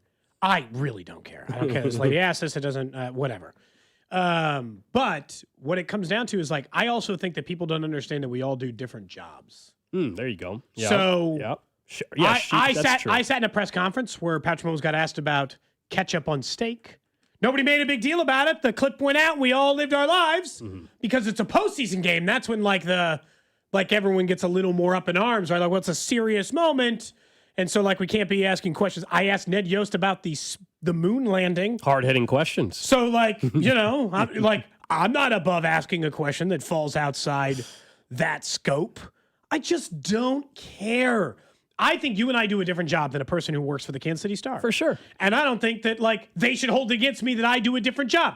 We discuss things differently. They discuss things differently. Not every credentialed reporter is handling the same job. Exactly. Not every question has to come with or without bias. Everybody has a bias, so we can admit it. It's just different. We're not Edward R. Murrow covering the Cold War. It's all like, it's sports. It's fine. Like, I don't care. I would say I wouldn't do that. Yeah, that's fair to say. I was probably taught not to say we and Duval. Like, I know for a fact I know for a fact that I was taught not to do that. But do I care? It doesn't hurt me. No, I don't care. I would say would you want every single interaction to be like that? If you were like, if the Chiefs were eliminated from the wild card game and just lost in the wild card round and Patrick Mahomes threw 3 interceptions, I don't think you want 4 reporters telling Patrick how it's going to be okay, pal. Like, I don't think you would, like, as much as I agree, I think it was a nice moment. I do think there's some element of, like, if everybody was doing that, then it would be a problem. I think because, you know what I mean? I think that's where context kind of comes into it. Like, if the Chiefs lost in the wild card round, I don't think that would be the response. Where I think, I wouldn't have asked Ned about the moon landing after they lost a wild card series. But, like, that's my personal choice in it. So this reporter, she said, I think she was from the Jacksonville Free Press. So obviously, it's like it's a Jacksonville paper. I wonder. It almost makes me more interested in, like, kind of her background. Where is she from Jacksonville? Because the way that she sounds is like she's almost speaking on the people's behalf of. She's a long-time reporter there. She's been around for a while. Like, we love Jacksonville, and you have brought this city winning football back. And, like, you can even tell from the crowd noise. Like, the crowd was buzzing before the game started. Same thing in Carolina, I think, where the fans, like, we might make joke, well, it's the Jags and all this other stuff. I think when you show, like, they have winning football, I think people show up in droves, and there are people who root for that team, and it's good for the city, and it's good for the pub. And I think that's she was almost voicing the people's stance in a way where, like, Coach, like you, like, obviously great success and you've had a great season, but like people are going to rally behind you because of the job that you did, even if you lost that game, I think is kind of where I was coming from. Like, is she from Jacksonville? Or obviously if she'd been there for a long time, you kind of fall in love with the city if you've been there long enough, again, of course. So again, I don't have an issue with it, but I would say, like, there's plenty of reporters that are from the city they cover. It doesn't, that to me doesn't, like, that should not. You and I have sat in a post-game press conference and did that. And look, I'm not trying to pretend like I've been the most professional in every single question I've ever asked of all time. That's, again, why I think this is kind of a nothing. The people who get frustrated by it are the people who have to cover, like, the only people I could even hear a complaint about are sometimes when you're covering a team, a large majority of your job is to figure out what happened. And you get like 20 questions to figure out what happened and what to write about it, and it's your job to write about it. And so for those 20 questions that you get, Cohen, you just burned one on, feel goods. Okay, well, they're just right on the other 19, I guess, would be my large There's a part lot of the argument. But it's also just like, it just goes back to some people take the job of journalist. And I'll just tell you right now, Alex and I've gotten into this, and I've had people complain on the text line or in real life be like, you're a journalist. I'm not. I personally do not view myself commonly sports radio hosts as a journalist. Sports radio hosts are not I am journalists. largely an entertainer. I do some journalistic personality, things. yes. I sometimes do some journalistic things where, like, I'm in a press box and I try to, follow the rules. But, like, pretending like it's someone that's just like taking your job too damn serious. We're covering sports for a living. Like, I just don't. I can't. I If can't it provides a bothered. human There's a element, lot I of- think that's nice. I can't. Like, now we're probably getting too in the weeds on it, Cody. There's a lot of things that I think, depending on what side of covering the team you are on, like what I mean by what side is you said, like what your actual job responsibilities are. Like, you and I think, I'll just say it, and people can get upset if they want, that we work with sometimes, not in this building, but like, I think it's very weird at a press conference when there's 20 plus people there. It's a press conference, not an exclusive interview. A press conference, we do not have to give credit to the person that asked the question. And it's the weirdest thing that suddenly has happened in this media market. This is an open forum. It's a press conference. I don't need to tag whoever the beat reporter is that asked the question. It makes no sense. It's a press conference. Nobody owes anybody that. It's a press conference. Now, if someone's on this radio show or you have an exclusive interview with the Kansas City Star, well, then yes, we need to give you proper credit. But in a press conference, when there's 20 people, open, freedom to ask questions, nobody needs to give you. This just goes into, like, there's just a different way some people handle their business. That's all. Yeah, I think we'll just take life a little too serious. Yeah, let's talk about the national title game, huh? We got that a week from tonight. Indiana and Miami. But let's go back to Friday a little bit. We already on Friday's show talked about the great game and the performance from Miami. Ole Miss and Miami. But from the first 11 seconds of the game, Dante Moore throws a pick six. That game was over quick. That was dominant. Maybe the biggest ass kicking of the season. Like, that's the kind of beating that Alabama puts on. Who's their, like, joke of a team they play every year? Drew, you probably know it. I mean, it rotates. It could be Mercer. It could be that's the kind whatever of beatdown. FCS team you want to throw in the pile. That's the kind of beatdown that Alabama puts on Mercer. Look, Mendoza could have been out in the third quarter if they wanted him to be. He wouldn't have had to play the second half. That game was so out of control. I just didn't think. And look, I thought Indiana's very good. Nobody thought they weren't good. I didn't think they'd take it to Oregon like that. Yeah, I don't think anybody did. I didn't think they'd beat them down in that way. You're starting to talk about Indiana as going, like, they're going to end up making their name as one of the better college football teams ever at this rate. They will be in the conversation with LSU. If they win the whole thing, their resume is talent. No, they're not the LSU. The resume is as good as anybody's. 16-0 and an undefeated season with the number 1 overall pick at quarterback. Scraped Alabama, beat Ohio State in the Big Ten title game. Yeah, look, there's no Joe Burrow and Jamar Chase, and in that group of LSU. But in terms of dominance, especially if they were to go out and somehow beat up on Miami in the national 100%. title game, then they will go down as one of the most I? dominant national title teams. Doesn't mean most talented, but most dominant. Yeah, that's what they're on the verge of. And I know Drew and I got into it like a month ago about comparing the job Cignetti has done. And I even told you at the time why I disagreed with it a month ago, because he hadn't even played a college football playoff game yet. Yeah, of course. If they win the national title, then it's over in terms of the best turnaround in coaching job in college sports history. And that will supplant anything, even if we can't compare NIL and transfer portal. It'll go past the Bill It will Snyder have part. to. He'll be winning a national title in this hypothetical. Yeah, and he would have done it in like a 2-year time span. They beat Oregon twice, Ohio State, and Alabama. Yep. And the only game that was close out of those was the Ohio State one. Mm-hmm. The rest were like double digit. Relative beatings. And what's weird, like, not as a bad thing. This is where it's going to suck if Mendoza goes to the Raiders because he's so likable, and I want to root for him badly in the NFL. I want to root for him in the NFL. He seems like a really good person, and everything that he does is like perfect and all that. But if he's going to end up on the freaking Raiders, and I'm going to have to root against him. I'm going to have to root against him. Well, hey, also, about Fernando Mendoza, that was another sidebar conversation. Not that Dante Moore could take the spot at number 1 overall, but Fernando Mendoza in the playoff has 8 touchdowns. He has 5 incompletions. Yeah, I mean, he's just playing at another level. I think we said it going into Friday's game. Like, to me, Friday's game, like wherever you were at, if you thought Dante Moore was the better quarterback or you thought Mendoza, I don't think that game should like be the swing game for draft evaluators. I don't think so either. No, I get why some people will shift, like just fans. I don't think if like you're a GM of an NFL, like if you're the Raiders, if you're Tom Brady, I don't think Friday night's game should be, if you were leaning before that you were going to take Dante Moore or like, if they haven't even had those conversations totally yet, but you know what I mean? I don't think Friday night should have switched it, but man, oh man, like it is hard to argue with the results. They're remarkably impressive, and they're doing it with those players still. There's a few JMU guys that are still playing that Kurt Cignetti brought with them that are making plays. It's pretty fascinating to watch. You almost have to pinch yourself in a way, like not just because it's like a different playoff and there's more teams in there, but Indiana football is playing in the national title game. You have to almost like pinch, like, is this actually a thing that's happening, I view this, as I've told you, as the official turning of the page of NIL worked.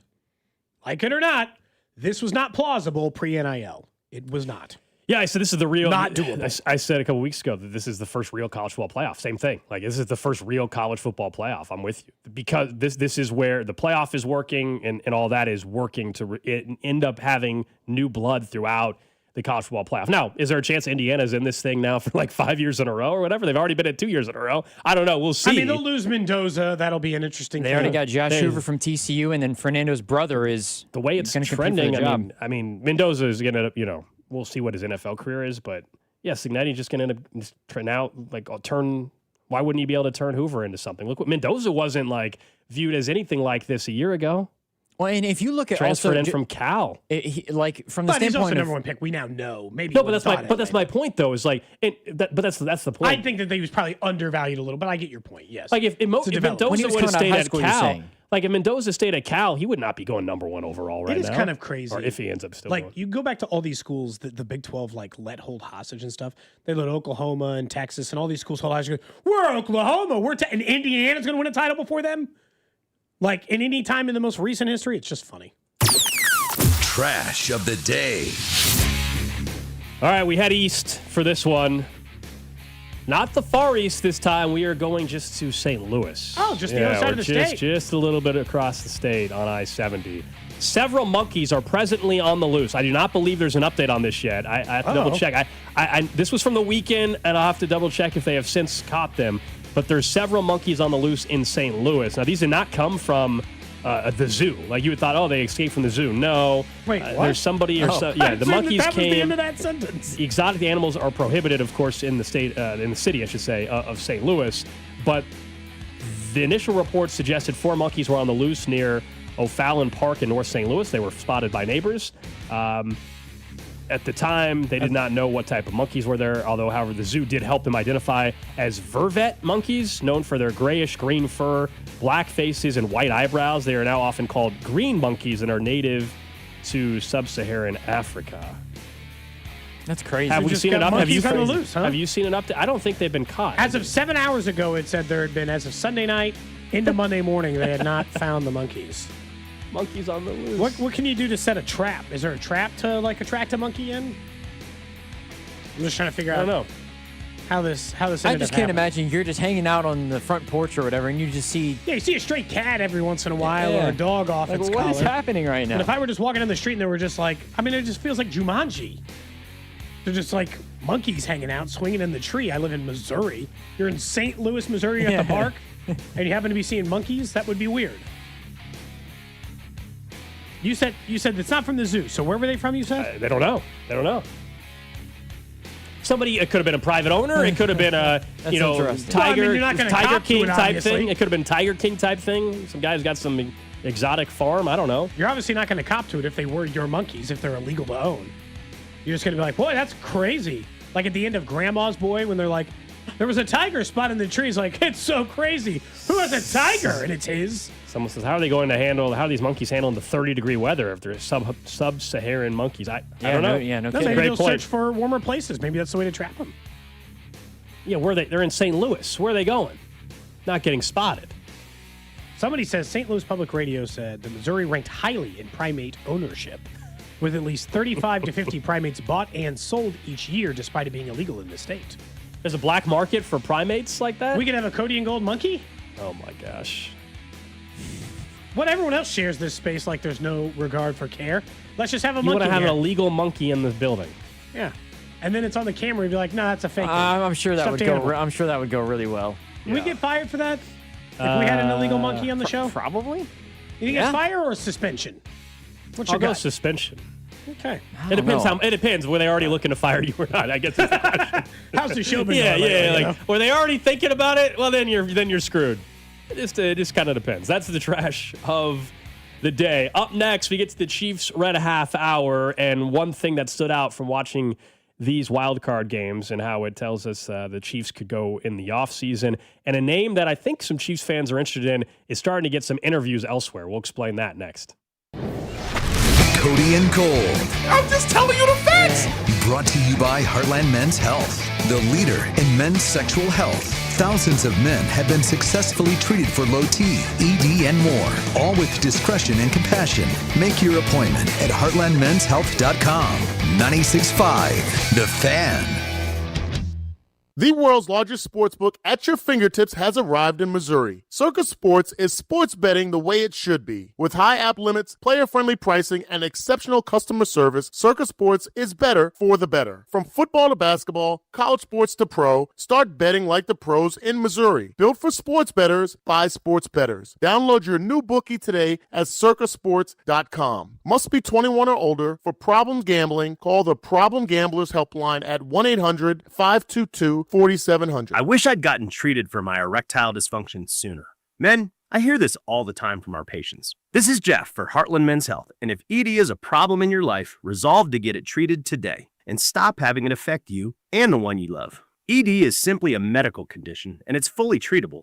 And at Heartland Men's Health, we have treatments that are effective in well over 90% of cases. Which means if you're like most guys, your ED will be a thing of the past. In fact, you could be having great sex within a day or two of your first appointment, and you'll likely find you're performing like you haven't in a long time. It's the new year. Resolve to get your ED treated and change your life. Call us at Heartland Men's Health. Your initial visit is only $99 and includes blood work, a medical consult, and if medically advised, a test dose. And if that test dose doesn't work in the office, your visit is free. Call 844-447-6600. That's 844-447-6600 or go to heartlandmenshealth.com. We have 3 offices, Overland Park, Independence, and North Kansas City. When the cold sets in across KC, AB May is the trusted name for keeping your home warm, safe, and secure. From furnace repairs to system replacements, we deliver reliable solutions in unmatched care and professionalism. Whether it's a sudden breakdown or routine maintenance, AB May is here to help. Trusted by generations of Kansas City homeowners, we're committed to doing things the right way every time. Call AB May at 913-732-9993 or visit us at abmay.com. Call your serviceman from AB May. Hi there, I'm Charlie. And I'm Carter. Our dad is Rex with Rex Buys KC. If you're thinking about selling a home in Kansas City and don't know where to start, our dad can help. Sometimes life throws curveballs, like moving for a new job, dealing with a divorce, or inheriting a house you weren't expecting. Dad doesn't just make offers, he talks with people to help them understand all of their options. No pressure, and it doesn't cost anything to talk with his team. He's a local home buyer who really knows Kansas City. If selling to him is the right choice, he'll give you a fair cash offer, and you can close on your timeline even in as little as 7 days. He buys homes in any condition. No need for repairs, no fees, no surprises. Just an honest, easy process so you feel good about your decision. Want to talk to him? Call 816-330-6000 or go to rexbuyskc.com. Rex Buys KC, helping people make smart choices one home at a time. This is the story of the one. As the purchasing manager at a manufacturing plant, she knows the only thing more important than having the right safety gear is having it there when you need it. That's why she partners with Grainger for auto reordering, so her team members can count on her to have cut-resistant gloves on hand, and each shift can run safely and efficiently. Call 1-800-GRAINGER, click Grainger.com, or just stop by. Grainger, for the ones who get it done. I'm Bob Burke, founder and chairman of Burke America Parts Group, a family of brands that includes RepairClinic.com, an appliance and HVAC parts solution company that's grown into an international brand. Before AmericanEagle.com, we partially launched a new technology platform developed by another firm. American Eagle helped take our technology to a whole new level with digital marketing, software development, and business insights into our key markets, appliances, HVAC, and outdoor power equipment, and did so both on time and on budget. AmericanEagle.com has the resources, experience, and talent needed to produce solutions. Our new technology platform, developed by AmericanEagle.com, has produced tremendous results with higher traffic, conversion, engagement, and online revenue. If you have any home repairs you need to take care of, check us out at RepairClinic.com. If you need a world-class website or technology project, then I would highly recommend AmericanEagle.com. Call AmericanEagle.com at 773-NETWORK. That's AmericanEagle.com, 773-NETWORK. Report brought to you by Miva Medical. Relief for knee pain, enlarged prostate, and uterine fibroids. MivaMedical.com. Start the new year feeling comfortable. Men, if frequent bathroom trips are slowing you down, it could be an enlarged prostate. Jeff Montgomery here. I stopped putting it off and contacted Dr. Brown at Miva Medical. The non-surgical treatment was quick and covered by insurance. Contact Miva Medical, MIVA-medical.com. You're listening to 96.5 The Fan from the DM Injury Law Studios. Mike's got this. Welcome in to the Chiefs Red Half Hour. Every day at 11:30 with Cody and Gold on your new home for Chiefs football. 96.5 The Fan. Chiefs Red Half Hour here on Cody and Gold. Alex Gold, Cody Tapp, Drew Nixon with you on a Monday. You think Drew's more comfortable today? Oh, he better be. Not having to wear the Hooters uniform? Man, he's probably, less, chafing, all of that, Yep, there's a more comfort level. Where did you put the Hooters outfit? It's back in the office. You brought it back already. Did you wash it? Game worn. Can't wash it. Wait, you didn't wash it? If you had a Willie Mays jersey that he put on the field, you wouldn't wash it. Yeah. Game worn. Cody brought it up. I said we were talking about it. Those shorts were very tight and up in certain places. Some people might want to purchase that, and we want to give them the ability to purchase that. Cody Gold said Garage game Sale worn, returns. so I left it in the office. If you want me to wash it, I can go ahead and wash it. But for those asking, this show is continuing to work towards the return of the Cody Gold Garage Sale after a 1-year hiatus. We're all for it. We're just working out we got to work out a few logistics.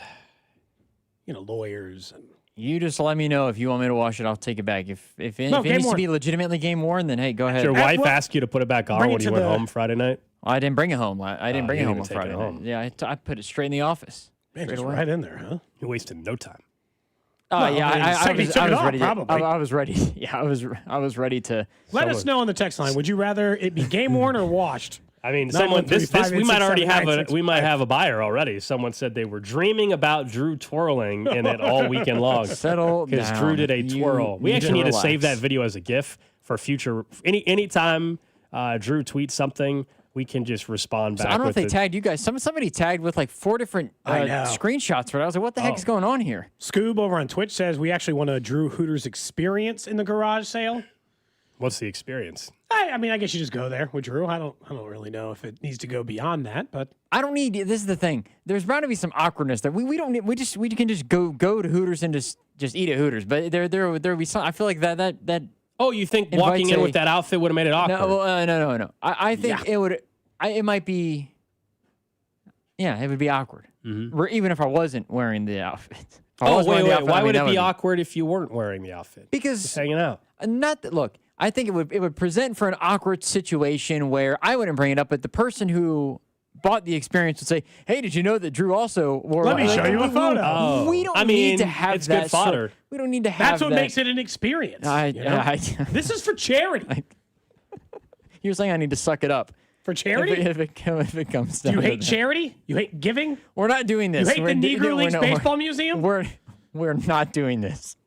Drew's not going to support the Negro Leagues? I love charities, but we're not. But we don't have to. But there's a way to do it without also making it awkward. More awkward than it needs to be, I suppose. Somebody said, "How about burning it?" That would destroy the purpose, though. That might be a good idea. Actually. Oh, hang on a second. I am not some foul individual where you need to be burning an outfit after I wear it. Drew, you shower every day, I assume. Yes. You ever skip one on the weekend? Be honest. Anybody that says no is lying. Yeah. I might miss 2 showers a year. No, but I'm saying like someone say in their life that they've never missed one would be lying. In a 365-day-a-year calendar, I might miss 2 showers a year. There's a rare, but like a Saturday or Sunday. There's an occasional Sunday. But rare. Are you saying it's more often than that?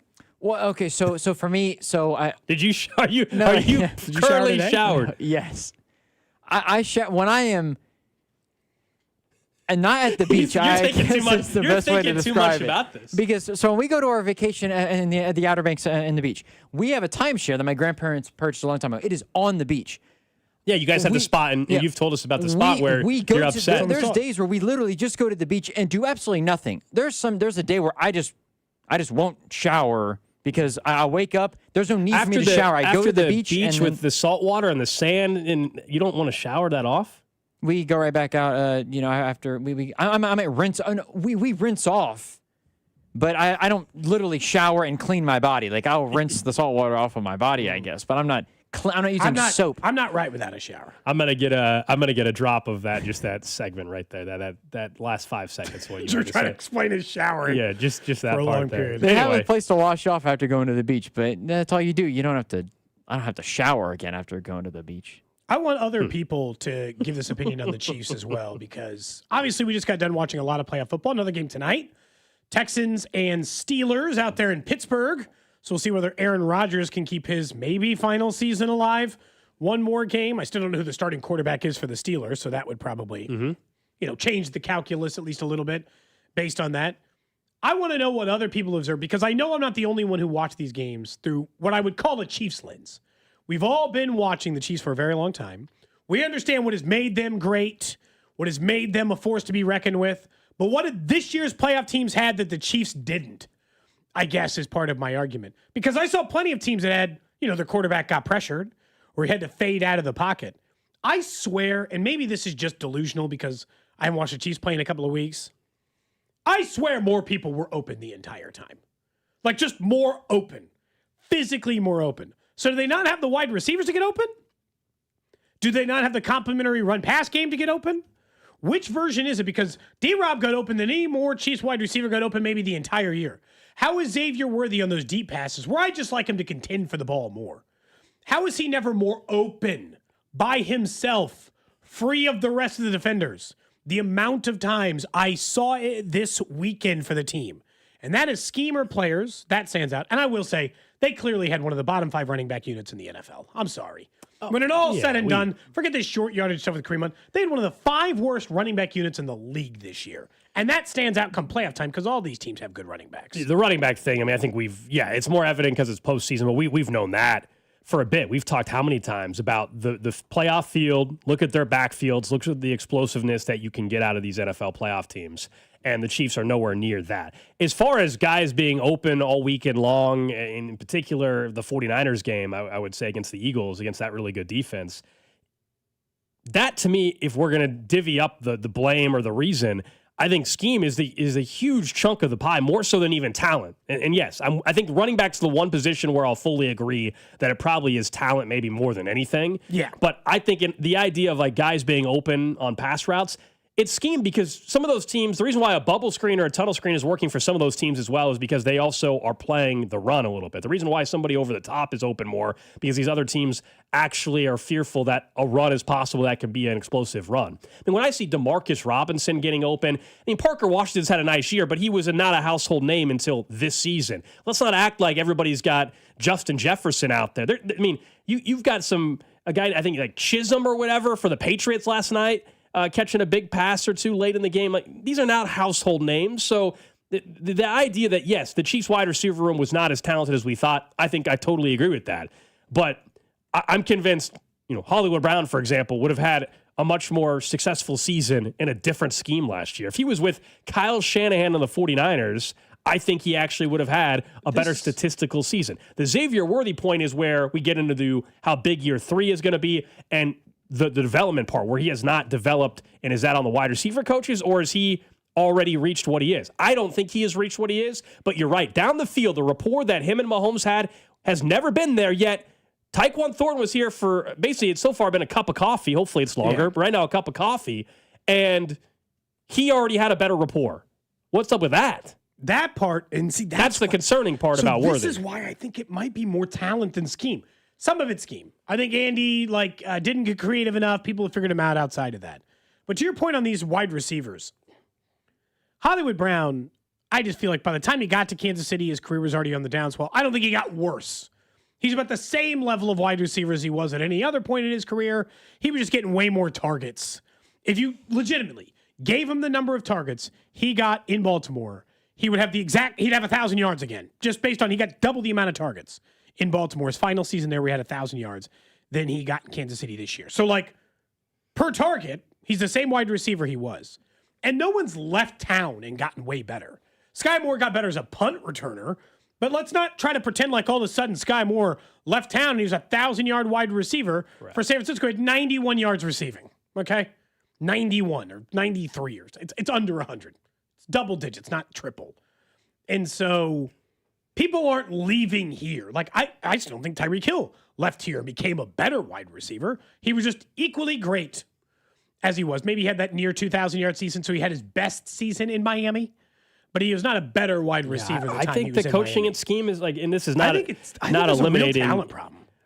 Well, so I think talent to a certain extent, but if I had to give the bigger chunk of the pie, it's easily scheme, man. What's the split for you? If you're making it by a 100% valuation, and we pretend like those two are the only 65-35 and more scheme than talent. God, I might be 60-40 the other way. Okay, yeah. I mean, we'll find out hopefully as time goes on. But I think while talent is certainly a problem, they have to have a receiver, for example, that can win man-to-man and all that. That's true, and we've all agreed. But whether it's Connor Embry or Matt Nagy or Andy Reid getting stale, the combination of the three is what I think it is. I think it's hard not to watch this weekend, and we just view it differently. You view it as talent. When I'm seeing guys like DeMarcus Robinson and others and Brandon Cooks, this is not Justin Jefferson and Jackson Smith and Jigba and Jamar Chase and T. Higgins out there torching teams or at least getting wide open. These are just Jags. Some are worse than you would think Rashee Rice or worse than somebody because Brandon Cooks hasn't been good in years. They were throwing to Shavers and Keon Coleman yesterday, a player that they didn't even want on their roster anymore, or at least it seemed like it for a chunk of the season because he wasn't active on game days. So, to that point, I do get it. Someone says, is the scheme talent-based? No, there's certainly a combination of that. That's fair. Yeah, of course. I think there's some of that. The scheme's worse because they're trying to scheme around bad talent. I guess, but at the same time, this is because it's 2 years in a row, not 1 year in a row. This is the first time in a long time where I agree with what you're saying, at least to a sense, where I look at other schemes and I think they're noticeably better. I didn't think that for a long time in Kansas City under Andy Reid. But now I look at other schemes like you mentioned with Kyle Shanahan or Sean McVay and these others, and I'm like, I like their scheme better. And that goes to this big thing where it's a similar takeaway but different, which is this is why I want Andy Reid to give up some control. Because what I think happened is they got in a winning way and they didn't want to change. But also, I think the league, as it continues to progress further and further along, Gold, is that what I think is we've hit another ridgeline where we've reached yet another point of you can do even less with the time you have as a head coach, which means you got to concede more power than you've ever conceded. So Andy needs to either, and I think it's really one of three things, give up play calling, which I understand why he wouldn't want to do that and why that'd be the most difficult thing for him to give up, Gold. Or give up familiarity as it relates to offensive coordinator. So hire an outside hire, not some dude you coached with at BYU, not someone who was on your staff for the Packers, not someone who you not EB coming back to Kansas City, a completely different outside hire outside of there. Or he's got to do it with every single position coach, and that's just not going to be enough. Yeah, we're on the same page of like going outside your circle. I just think, and where it's tough, I don't know how many, I'm not saying it never happens, how many coaches, especially with the success that he has had, are willing to go outside their circle. I mean, it is a relationship business. It just, I mean, like a lot of things in life, right? How often do people, I'm not saying that it shouldn't happen more, but it is not just unique to Andy Reid that people hire who they know. I mean, it's just it is how this kind of thing works usually. It's the reason, like whenever we see even these job interviews right now for head coaches, and you might be like, how is that guy getting a job interview? There's some relationship either with an agent or whatever. Yeah. Like how Jason Garrett's getting an interview with the Tennessee Titans. How the hell is that happening? He hasn't coached in like 6 years. Someone's going to have to explain that one. Maybe it's 5. I don't know. It feels like 6 or 7 years. It feels like a decade. But my point is like, how is he getting an interview? Because his agent might know this guy and might, who knows what the connection is. I mean, this is why, I think it was Mike Florio, maybe even over the weekend, was connecting, Harbaugh to the Packers because somehow a former agent that used to represent someone with the Packers is now the agent for Harbaugh. And like, so that stuff just happens. It's not unique to Andy, but I'm with you that I would rather them hire someone outside of his circle. But it always is going to come on the recommendation from somebody else or whatever it may be. I mean, they're not just hiring some random guy. The only part that I think is different from not an OC, but a positional coach standpoint could be, when we discuss Connor Embry, who's no longer with them, and you're like, how did he get the job? You were going through his requirements or his resume. I don't know who he knew, but the resume. And so you went through his resume. There is something to be said if you are playing in the Super Bowl as late as the Chiefs have and late in the season as they have been doing up until this year. You do lose out on hiring position coaches that are quote unquote at the top of their game or your first or second choice. So you would like to think the chances of getting better position coaches should exist this year. You're not getting whatever's left, which kind of feels like what might have happened. Well, and look, nothing's moved in the coaching circle yet, largely because no one's been hired. There's been 8 trillion interviews. We can talk about this later in the show. There's been a million different interviews and no one's been hired. You know why? Everyone's waiting on the Harbaugh and the Stefanski. Everybody's waiting for those shoes to fall. They're waiting to see if LaFleur was going to get canned or if McDermott was going to be on his ass. They all should, yeah. And so until those dominoes started to fall, the rest of these coaching assistants and all this other stuff coming out of there.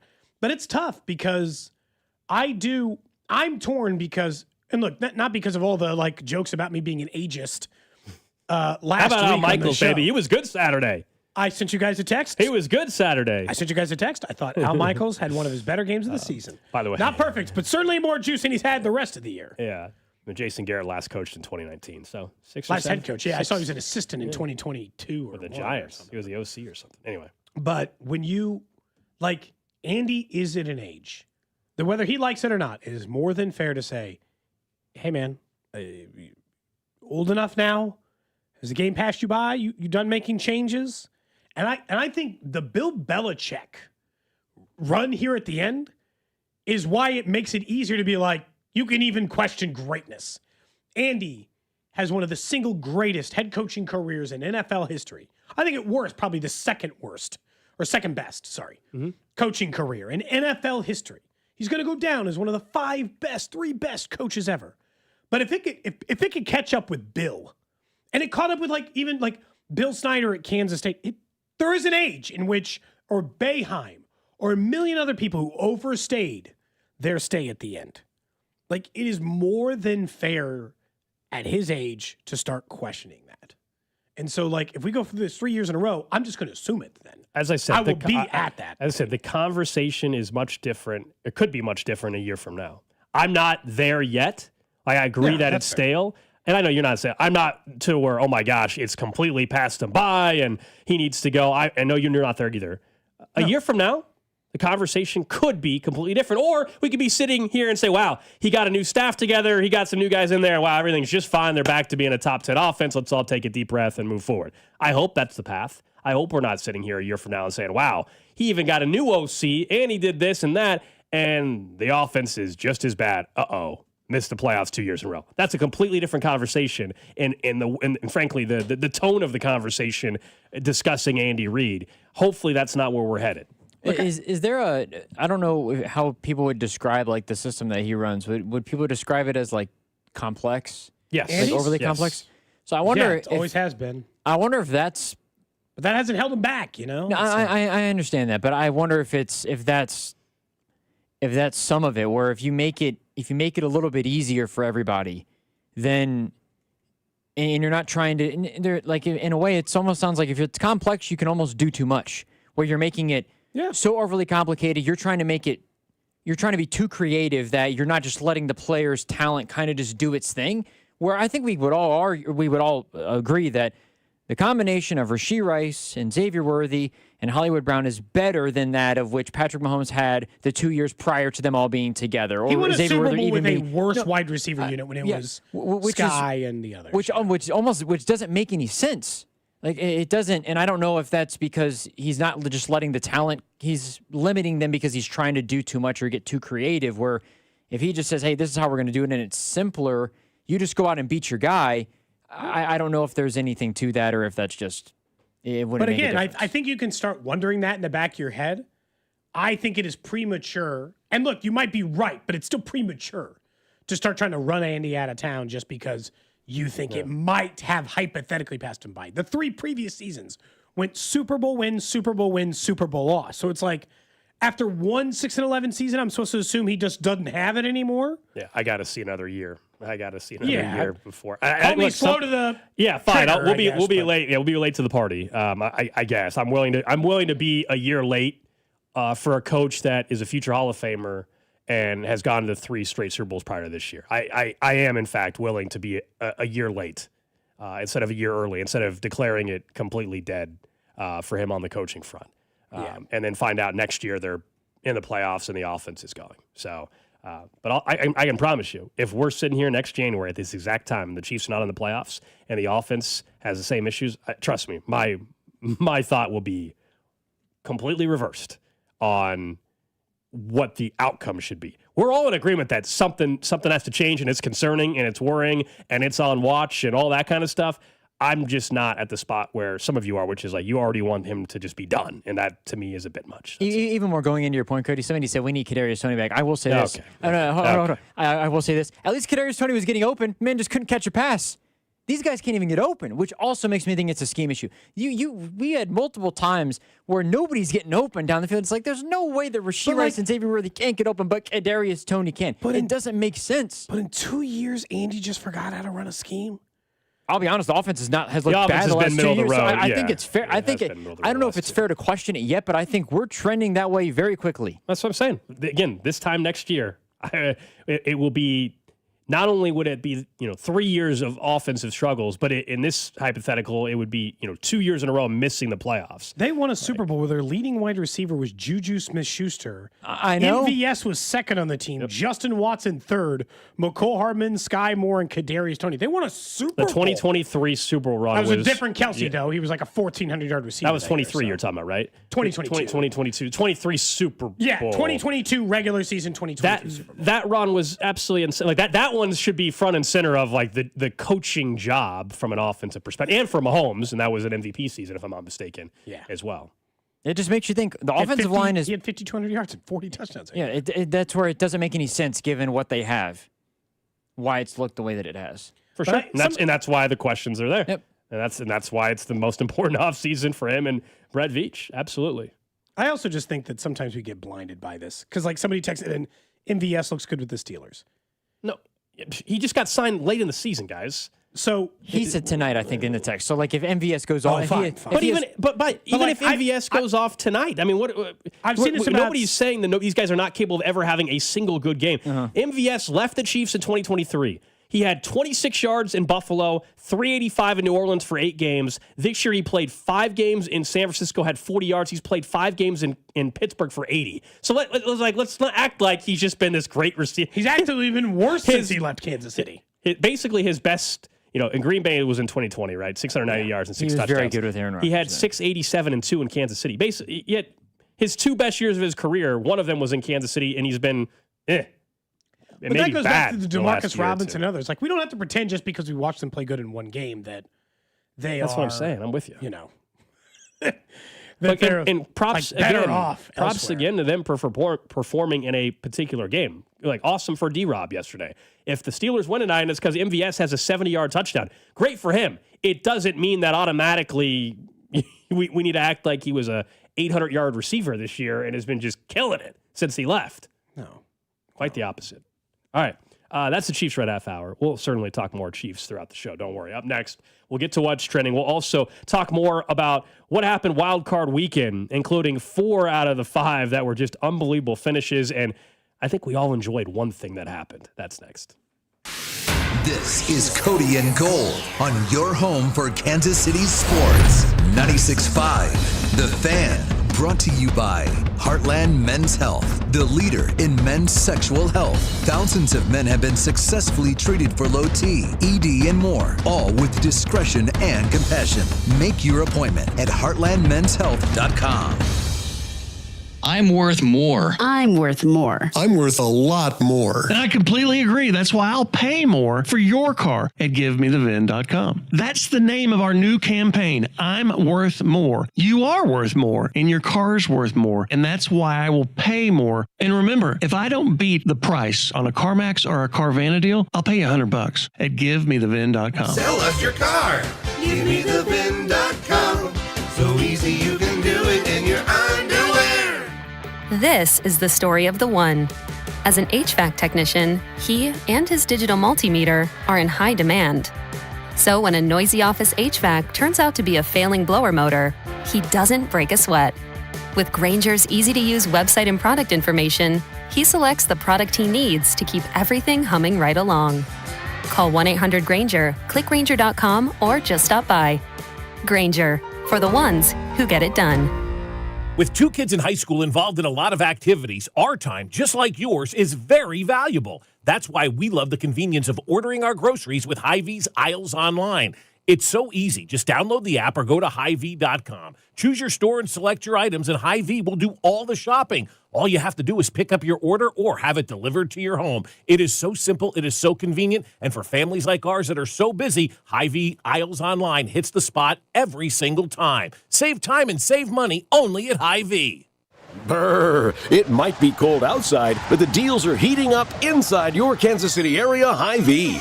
This Friday through Sunday, stock up on hot deals throughout the entire store, like Pepsi 6-pack bottles for $2.99, bone-in pork roast $1.88 a pound, Hormel bacon just $2.99, and Progresso soup only $1.25. Stay at home, order through Aisles Online, and leave the shopping to us.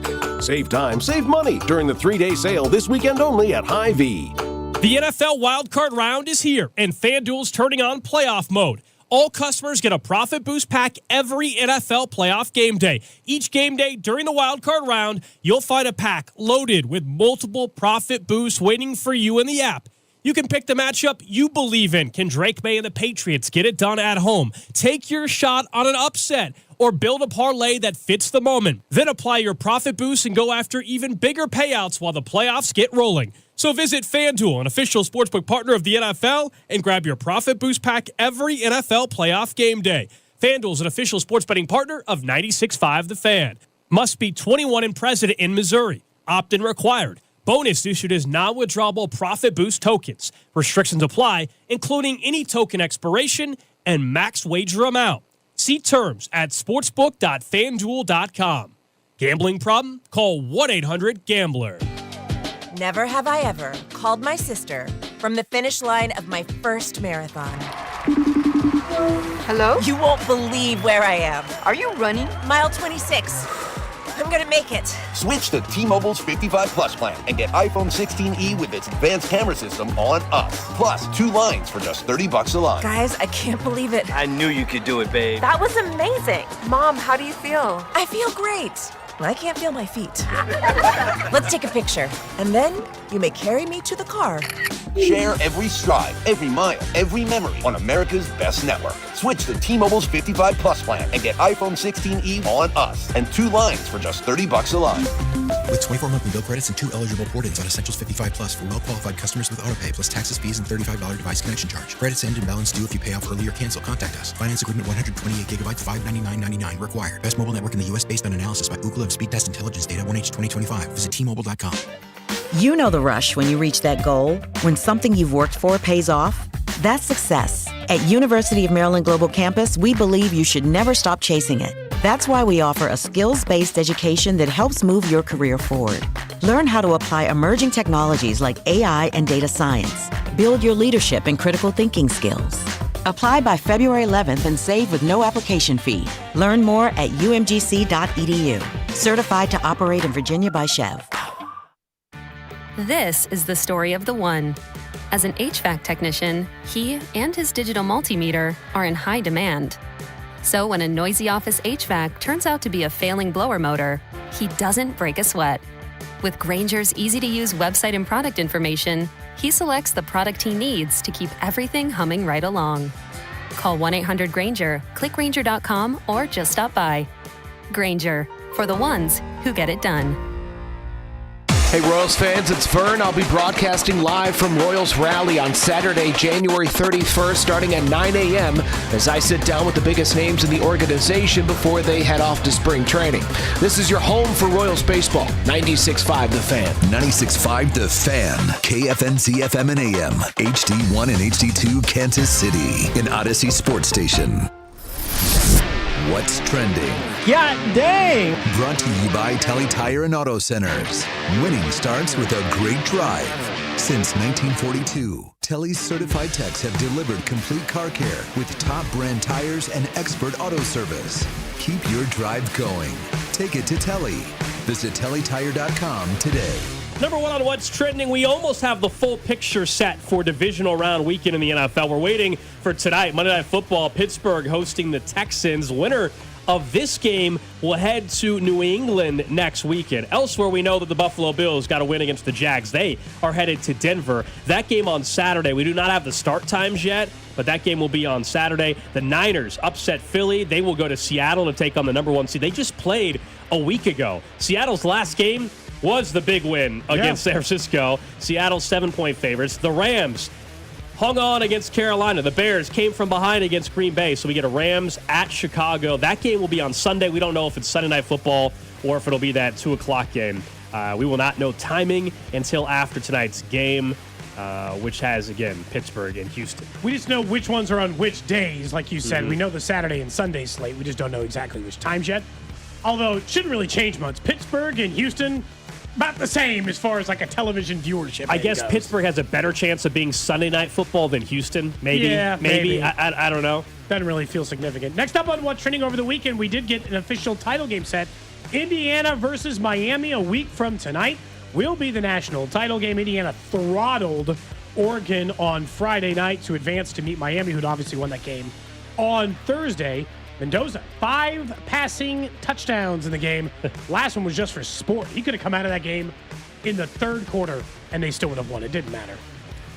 Local college basketball over the weekend. Pretty bad for Kansas fell to West Virginia, 86-75. We talked about them earlier. They're in big trouble right now. Looking at a couple tough games ahead. Missouri lost to Ole Miss, so after the nice win against Kentucky, they lose on the road. K-State continues to struggle. They lost to Arizona State. Yes. 87-84. I don't think this will be the case, but it is, and this is a deeper conversation after to see how this week plays out for KU. Are we sure we're getting a local team in the tournament? Like I still would bet on Kansas getting in, but it's not a sure thing with what's about to maybe happen in them. The advanced numbers don't love Missouri yet.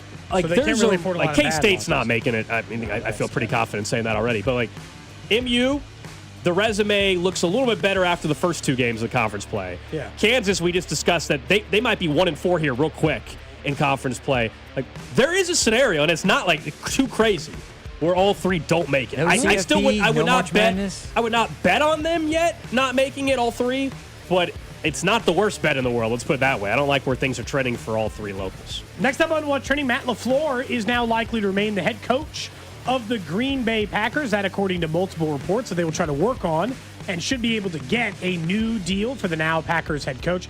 People thought there was a possibility he could get canned. I think they got embarrassed in that game, maybe. It was just a back-and-forth game in which they eventually lost. And so LaFleur, who was going into the final year of his deal, this is how it works. Either you do wash your hands clean of it and wash him out, or you give him an extension and allow him a little bit more time with Jordan Love and the Packers. All expectations at the moment are is that the Packers will not open up and LaFleur will remain the head coach. Lastly, on What's Trending recruiting news, we only bring it up because the ties to Mahomes, the odd ties. But Dylan Raiola committing to Oregon. Remember, he left Nebraska, got hurt towards the end of the year, did not work out there. He's committing to Oregon. Could be the starter next year, assuming Dante Moore does declare for the NFL draft. Also, Sam Leavitt is headed to LSU. Remember, he's in the portal from Arizona State. Decided to leave. He had been one of the top quarterbacks in the portal, and it looks like Lane Kiffin has his quarterback for next season. He took a shot at that kid from Washington, and then all the weirdness happened with the legal battle and all that stuff. And he's not staying at Washington. Yep. Damon Williams now is going to stay at Washington, so of course Sam Leavitt being a nice consolation prize. That is What's Trending here on Cody and Gold. Don't forget, 30 Hop, our Monday lunch partner on the show. $5.99 classic burgers all day long today. 30 Hop in Lee Summit, or down the street from us in Merriam over at Grand Station. They're a proud lunch partner of Cody and Gold. You stop in for lunch, stay for a great happy hour. 30hop.com. That's 30hop.com. Local beer, American Eats, Big Patio. Maybe we can do this during random questions. Somebody just sent me on Twitter a list of, so I turned 35 today. Somebody sent me a list and said, this is a list of things that at 35 a man should own. All right, put it in the rundown, and we'll go over. We'll go through the checklist do you own this by 35? So put it in the rundown. We'll do it for the random question. Yeah, we will. Gold is 35 today, in case you didn't know. What's weird is this list. We didn't put that in What's Trending. It's not What's Trending, but it's a house or something. But you would think. But here's the thing: like a lot of, and I don't want to spoil it, but like it's 2026. A lot of the, I agree. A lot of the items are more like tools, home style, wardrobe related stuff, and I'm like, okay. We'll go through the list. Yeah, I'll put it in there. Yeah. I did find out the other day that Alex had never run a table saw because I was describing a tile saw to him. I have not run a saw and I said, before. You can run a tile saw. It's not a big deal. I thought I was doing any other kind of circular saw or table saw. They're fairly easy to operate. And he's like, I thought I was doing a good thing running a pole saw trying to trim my parents' tree or whatever. I thought that's about as much as I'm doing. That's maximum? That's like involving a saw, yes. You know this. I don't try to tonight. I'm not the person that's doing a lot of the handiwork. I'm paying TaskRabbit, when I want my TVs mounted. We've discussed that. Crazy to me. The crazier one's the IKEA furniture.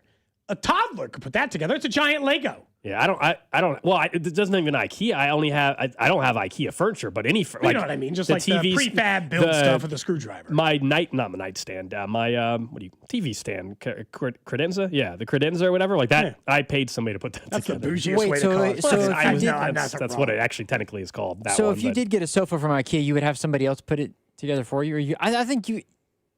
If it needed to be put together, yes. A lot of IKEA stuff, yeah, pretty much, yeah. If it needed, Drew, what's your handiness level? I don't think we've ever discussed this as a show. We are handiness level. I would say I would like. So we have a lot of things we've gotten from IKEA. My wife and I have put together all of them ourselves. Okay. I will say using a saw. I've used a saw before and it's fine. They kind of freak me out a little bit though because the internal thoughts convince me that I shouldn't be using a saw because.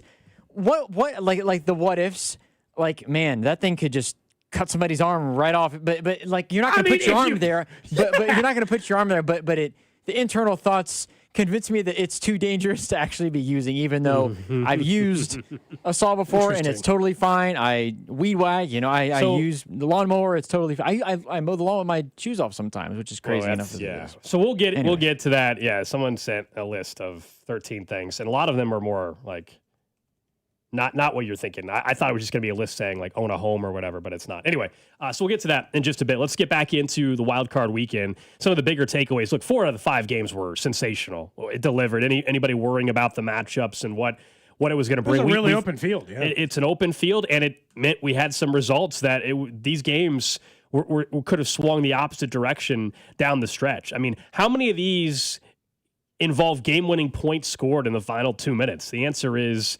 felt like all of them. 3 of the 4, or 4 of the 5, I should say. Game 1, the first game of the day, Rams-Panthers, was a 3-point game, and the Rams scored with 38 seconds left to seal the win. Bills scored with a little over a minute left. 4-point game, and then 3-point game, or the 4-point game, sorry, was the Bears-Packers game, and then the Bills-Jags 3-point game, winning points with about a minute to go. And the Bears still had to convert a 4th and 10 to stay alive in that game, or they would have been sunk. The most through the games in the postseason already. 3 game-winning drives in the final 2 minutes of the fourth quarter is the most in a single postseason in NFL history. I think largely it told us what we knew. We knew this was a weird year in the NFL where it was anyone's game and the field was open, and let's just see how let the chips fall where they may. And that's kind of what it felt like. Because on the NFC side, I told you I think it's more of a wash at quarterback over there, right? Like in the sense that I don't think there's a big separation between a lot of the quarterbacks over there. There's not a big separation between Purdy or Love or Williams. Stafford is probably the one guy I'd make an exception for in there, but his team still struggled, gave up 31 points to the Panthers, and got themselves in a fight. The most enjoyable thing was the Eagles losing. We can just start there. Love it. Love every minute of that. Nick Sirianni, that crap on the sideline with him and A.J. Brown. I love the chaos. I love all of it. And they're so hard to figure out because there is no more difficult quarterback in the league to evaluate and their success than Jalen Hurts. Because we watched Jalen Hurts, and at no point am I like, ooh, wow. And then I've seen him play in Super Bowls, and the man's a force. In NFC title games and in Super Bowls. He's played great in those moments. But then he has all these other games in these moments where you're like, man, you aren't good or don't look right. And there were plenty of turnovers this weekend. Purdy turned it over a couple of times. Lawrence turned it over a couple of times. Caleb Williams turned it over a couple of times. And some of those teams I just mentioned still won their matchup despite that. And so it just felt like such a wash. The only thing that I took away is I bet the Rams will play better in their second game, and I would still like them against the Bears, even though it's in Chicago. And for the Bills, once they got past what appeared to me to be the bigger hurdle, the Jags, how am I supposed to choose Josh Allen to lose against Bo Nix? When we get later in the week and we really break these down one by one, Josh Allen makes plays in the playoffs. I don't know how we can – I don't even think that's up for debate. Patrick Mahomes just made more plays against Josh Allen, but it didn't stop. Josh Allen was still making plays, I guess, during that time is my point. It's not like Patrick Mahomes just made more or made them later or whatever else came with it. And so, I still watch him in the most pressure-packed moments of the game, and nobody has an answer for him. Between his rushing ability, his passing ability, whatever, nobody has an answer for him. Yeah, he's sensational. I think now that the challenge gets tougher, divisional round weekend on the road in Denver. They're used to playing in the cold weather, so I guess that part doesn't matter the way it would for if Jacksonville was going to Denver, for example.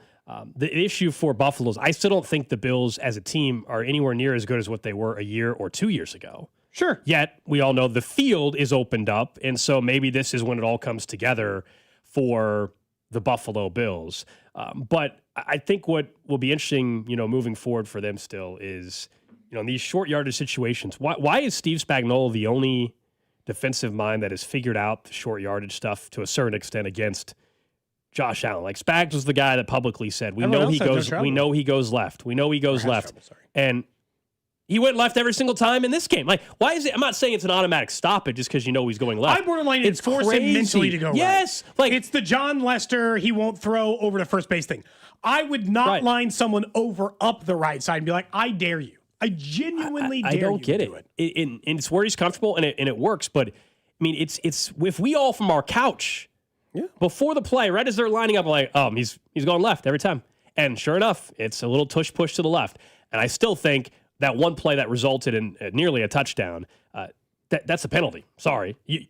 Linemen cannot pull the quarterback for 5 more yards. You can push a pile. They were They were picking him up. I stand by the same. I think you should only ever use your own leverage. And I kind of hate that we still do it this way. Like, I go back to the Matt Leinart, Reggie Bush play, and I still think everyone should be responsible for their own leverage. So if there are 4 defensive players, you can push the guy trying to tackle him, fine. But everyone shouldn't just like pick up and carry and lift and do all this other stuff like on that play you're talking about when he gets down. Also, this is the trouble with the tush push in general is they don't call forward progress when it benefits the quarterback, but when it's going south, when it's a fumble, they're quick on the trigger, right? That's the whole Eagles, Jalen Hurts, and mess that we can that play's a perfect example of that. I think they let up a little bit because they thought they were getting ready to whistle it. And they don't want to get in trouble for hitting Josh Allen too early. And so they let up for a half a second. Too late, too late. They start physically lifting and carrying Josh Allen because he stopped there for a second. For a second, Josh Allen wasn't moving forward or backwards. He was still. And then it seemed like everyone kind of hesitated, thinking, oh, here comes the whistle. We better stop. And then Josh Allen got carried by his offensive lineman another 6 yards. And so, but if he fumbles it, it seems like if it's a half a second later and the ball starts coming out, they're like, oh, forward progress. That's why I just hate the tush push in general. It's impossible to officiate. I don't even blame them for officiating it wrong. I thought the results this week in general, like we did our whole root for, root against list, I still thought it was pretty favorable how it panned out. Nick Sirianni, as you said, and the Eagles are done. No chance for them to go back-to-back, thank goodness. They're a mess. Nick Sirianni, we all know how we all feel about him. He's going to get fired in about 2 years. I told you earlier, I think if he was fired today, he's not going to be, but if he was fired today, I actually don't think he'd get a head coaching gig right away. Isn't that telling? If you're an Eagles fan, Harbaugh in Baltimore is going to get a job immediately. Stefanski going to get a job immediately. If Matt LaFleur was fired, which he's not going to be, it doesn't look like, he would get a job immediately. Yeah, Mike McDaniel might get a job again right away. We'll see.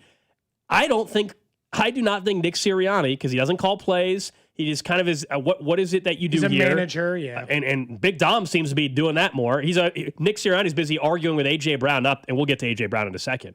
I just think he wouldn't be a head coach immediately. That's pretty telling. But we got the Eagles fallout, and then the Bills did enough by winning Wild Card Weekend to where I don't think Sean McDermott or their GM are going anywhere, and that actually is a good thing in the long haul, especially if the Bills do not end up getting to a Super Bowl. Because I don't think that either are terrible at their job, but I don't think either are great at their job. Yeah. And when you're talking about competition as it relates to Patrick Mahomes, all I care about is if you're great at your job, because it still requires that in most given seasons. I guess I could be wrong, and maybe we'll just do this different, but yeah, I don't worry about it. Let's get to a little stock up, stock down. Stock up for me, and I don't know if we have the audio or not, Drew, but Tom Brady, the broadcaster, stock up. Oh, really? I think he has improved. No, we don't. That's my bad. It's all right. Basically, the clip I wanted was he was talking about throwing the football and explaining it in a simple way for us to understand. I just think if you look and were to watch a broadcast from last year to this year, he's gotten better. He's gotten better. Shocking. A guy that was so, detailed and wanted to strive to be the best and worked his ass off to get there is going to strive to be, in his mind, the best broadcaster possible. This is why when we've talked about, some of these broadcasters like Tony Romo, his stock is down. I don't think he actually works that hard at it. How do you know? Because there's been some stories about it, how he's gotten lazy. When he first started, he was able to be so good because he could see everything, and it was right after he played. I don't think he has kept up with, kind of where the league has gone. Whereas Tom Brady, I have no doubt, fast forward 5 years from now, he may not ever be the best color commentator. He might not surpass whoever you think that is, Chris Collinsworth or Greg Olson or whoever you think it is. But Tom Brady has gotten better, and I think he's going to keep betting. Stock up on Tom Brady as a broadcaster. Stock up for the, entire city of Chicago? Yeah. Is that a fair way to put it? It was a hell of a weekend for Chicago them. had a Bears playoff win. Pretty good start there. Signed a massive contract for the Chicago Cubs. What was it, $175 million for Alex Bregman? Sounds about right. So $175 million to Alex Bregman. It's like Chicago just had a weekend, I guess is what it is. The Cubs World Series chances feel like they're significantly up. They had just had the huge international signing a couple of weeks ago. Everything in Chicago is just kind of turning up aces, I guess, as it sits right now. I feel like their stock as a city has got to be up, All they need is the Bulls to trade for Giannis or something like that, and then maybe the Bulls Where are the can Bulls also in the standings, I guess, before they're where they always are. They're a bubble team. They're a play-in team. They're 18-20. They're a 10th play-in in team. the East. Yeah, that's where they've been the last 4 or 5 years. Trade for Giannis, and you're right. Then they really the Bucks are 17-22. The Bucks are right where the Bucks roster's not the good. Bulls are. I think we all understand that the NBA works this way. That Giannis will probably not retire a buck. No. Got him a new arena, got him a championship. I mean, hey, he said he's never going to ask for a trade. Last week. We'll see. I'd like to believe him, but yeah, we will definitely see. My stock up, not football, not basketball related, NASCAR, believe it or not. NASCAR? They are announcing their new championship format today, their new playoff format. Things are going to change a little bit, go maybe not away from the playoff, but they're going to factor in regular season points more, kind of like F1 and IndyCar and like NASCAR used to a long time ago. I think a lot of people who are NASCAR fans are very optimistic, also kind of ready maybe to be disappointed by the determination of what they do. But what do people want out of the NASCAR playoff? A lot of the OGs want the full season format like they used to have pre-2003, where it's like IndyCar and F1. It's the full season, points tally. Whoever's most points at the end wins. NASCAR went to IndyCar, sometimes it's just a blowout. Nobody cares. That's where things tend to kind of go, where the season could be over with 3 or 4 races left. That's why they created the playoff and the chase for the cup. I think there can be a happy medium between the two. So I see stock up for NASCAR fans in terms of their happiness with the playoff system. That comes today at 2:30 our time. Stock down for me, going back to Philadelphia, A.J. Brown. Look. They can't get rid of him, though. You look at the contract? Yeah, so during the season, he was complaining about not getting the ball enough. Okay, Devo receiver, whatever. You've been getting the ball. You got the ball yesterday twice, and you dropped the ball, and then you started arguing with your head coach, and Big Dom's having to get involved as well. He's a complete mess. He seems like a locker room headache, to say the least. Was the same way, perhaps, in Tennessee as well. And you're right about the contract. So, basically, they'd lose $20 million to the Eagles' cap. So, I don't know. There's no untradeable contract, as we found out over the last couple of years. But I don't know how they get out of this with A.J. Brown. It seems like there's no way he can be on that team next year, but as the same realm of contract talk, I don't know, man. They're headed to the Eagles. Can they financially pull it off? I don't see how Sirianni and A.J. Brown can both be there next year. So Carrington had mentioned this on Twitter, and I think it's very true and probably indicative, because there was a bunch of Chiefs fans being like, well, get him here. Come on down, A.J. Brown. What a headache. The Chiefs love and are more than willing to take on every single off-the-field issue any player has. They do not take on bad locker room guys. That has just been generally very true of them. They have very good locker room players and guys who get along as teammates. It is rare that they have bad locker room guys. As a matter of fact, the last couple of guys that they ran into an issue with, like Marcus Peters or towards the end of Eric Berry, or some of these guys that were an issue, at least at any point in their time in Kansas City towards the end. Berry's towards the end. He was obviously a great locker room guy up to that point. They ran out. Marcus Peters was an all-pro corner. They ran him out of town. Right. He was a bad locker room. Le'Veon Bell, bad locker room guy. Or not Le'Veon. They just ran him out of LaShawn McCoy. They run him out of town if they're not a good fit. So I guess I'd just be surprised if it was A.J. Brown. My stock down is not on A.J. Brown itself, but the Eagles dynasty. Remember how braggadocious Philly fans were to be like, oh, the Chiefs dynasty? Just you wait. We're going back to back. This is a real squad. They didn't even make it out of the first round of the NFL playoffs. They got a single Super Bowl win. They've attended to. They lost 1-1-1. They're not even close. This is just a reminder of how hard it is to be a dynasty and why the Chiefs one is still all that impressive. The Eagles have been one of the best teams in football for the last decade. They're not even close to one. The closest they got was a Super Bowl win and a loss in the first round of the playoffs. That's not even particularly close at all. They're still 2 full Super Bowls away, and a couple of other playoff runs. So R.I.P. the Eagles dynasty, Gold, No R.I.P. No R.I.P. No, they don't need a rest in peace. No. Screw them. I hope they're miserable. For the next decade. My stock down is, it might sound crazy, but Oregon football, and this is not a crazy stock down. This is, I think, a little bit of the semifinals. Yeah, I think it's a little bit of a hit, more of a stock down. And it's like they're not necessarily punching above their weight, but you're looking at Ohio State is not going anywhere. Michigan is only going to continue getting better, I think, under Kyle Whittingham. IU's not going anywhere. Penn State's got Matt Campbell. I feel like when you look at the Big Ten as a whole, Oregon not being able to get a playoff win outside of Texas Tech this year, who they were better than, I think we all would agree, is kind of disappointing, I think, for Oregon fans. And not necessarily that Dan Lanning should lose his job. By no means am I saying that. But I do think that maybe his tenure might just be under the microscope a little bit more, as they're still trying to get back to that national title that Chip Kelly had him in over a decade ago. And with the amount of money that they have and the resources that they continue to have, getting to a semifinal, I think, isn't necessarily good enough for a program like Oregon, where going forward, it's tough to get to a semifinal, just given the standing of where they're at with talent in the Big Ten and just the sport of college football. But you said it right there. It's tough to get there, and yet they still have, they still have they found themselves in the CFP Maybe the stock again. should have been national title chances for Oregon, I guess. Maybe, I mean, right now, Kurt Signetti cut the line. I mean, like, that's right. He cut the quote-unquote line. Yeah. Does that mean that Oregon is just going to have to sit and wait for another decade, or that they're not right back there? Who knows? Yeah, sure. But yeah, I hear you. I mean, Indiana definitely cut in front of them. That's for sure. I'm not Indiana sold. cut in front of a lot of Ohio programs. State was in front of them before that. Is there somebody like the Windows stuff? I think matters more in professional sports than college. Maybe people disagree with me there. Like, Dan Lanning's a young coach. No reason to think that he's not going to be at the top of his game. He's a top 5 Phil coach. Knight's still around. 100%. Phil Knight's going to keep on investing. Phil Knight's not, he's older, but he's not 90 years old. And I give them a lot of credit for, like, the team that got him this year was Indiana, who's clearly the best team in the country. Outside of that, it's like, Phil Knight is 87. We're not too far off. Unlike Texas and Oklahoma, they transitioned to the Big Ten just fine. That's been the most difficult football conference the last couple of years, and they're still at the top of it. They didn't slip below a bunch of other teams. They're still hanging in. My guess is Ohio State.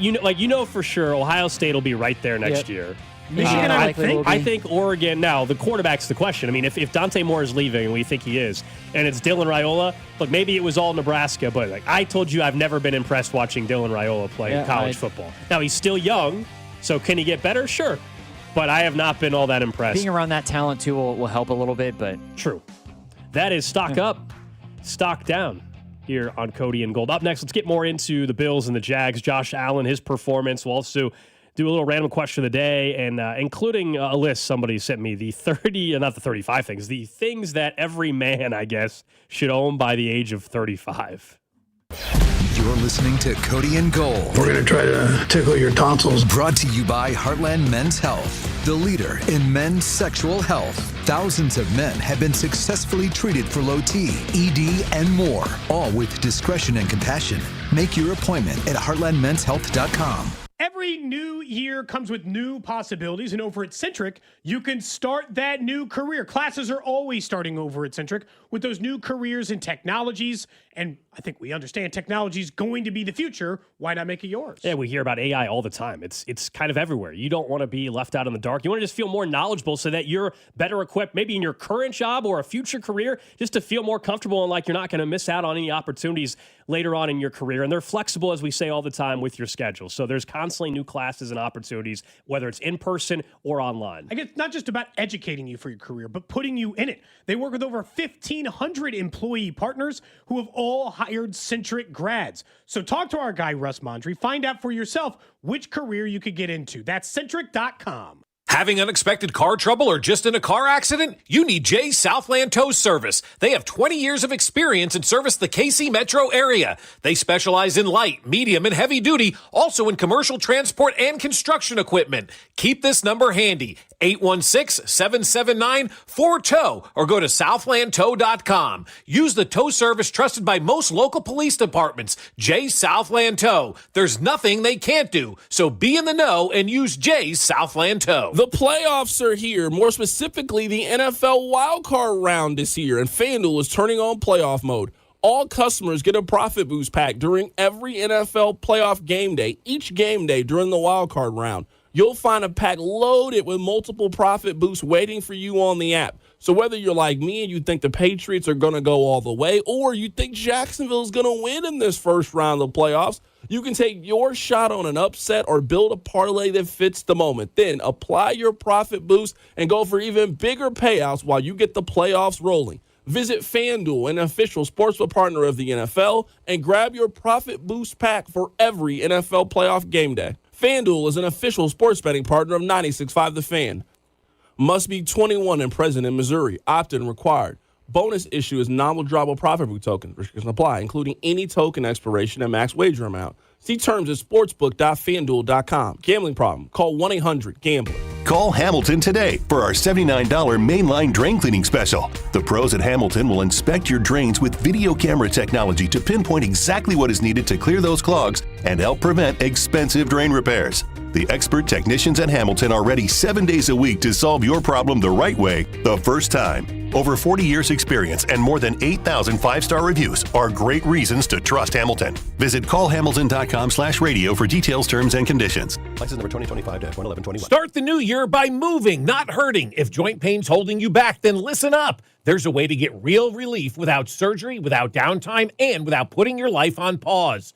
QC Kinetics delivers regenerative treatments that actually help your body repair the areas causing you pain. Those achy knees, hips, shoulders, your back, wherever it hurts. Instead of facing an invasive operation that sidelines you for months, these treatments happen right in the office and you go about your day. Skip the 3 to 6 months of recovery. Skip the pain. Skip the invasive surgery. Imagine this instead. You're moving stronger and better and planning the year you want. Game-changing regenerative treatments from QC Kinetics. January is supposed to be your clean slate, so make it one. Stop managing the pain and start solving it with QC Kinetics. Call now for your free consultation. 816-412-6299. That's 816-412-6299. Off 435 in State Line and in Gladstone, it's QC Kinetics. Hi, I'm Maria, salon owner. You know the jingle. Now discover the facts about Ozempic, a GLP-1. There's only one FDA-approved Ozempic made by Novo Nordisk. Learn about the real thing. Talk to your healthcare professional today. Call 1-833-OZEMPIC or visit Ozempic.com to view the medication guide and to learn more about Ozempic. Semaglutide injection 0.5, 1, and 2 milligrams.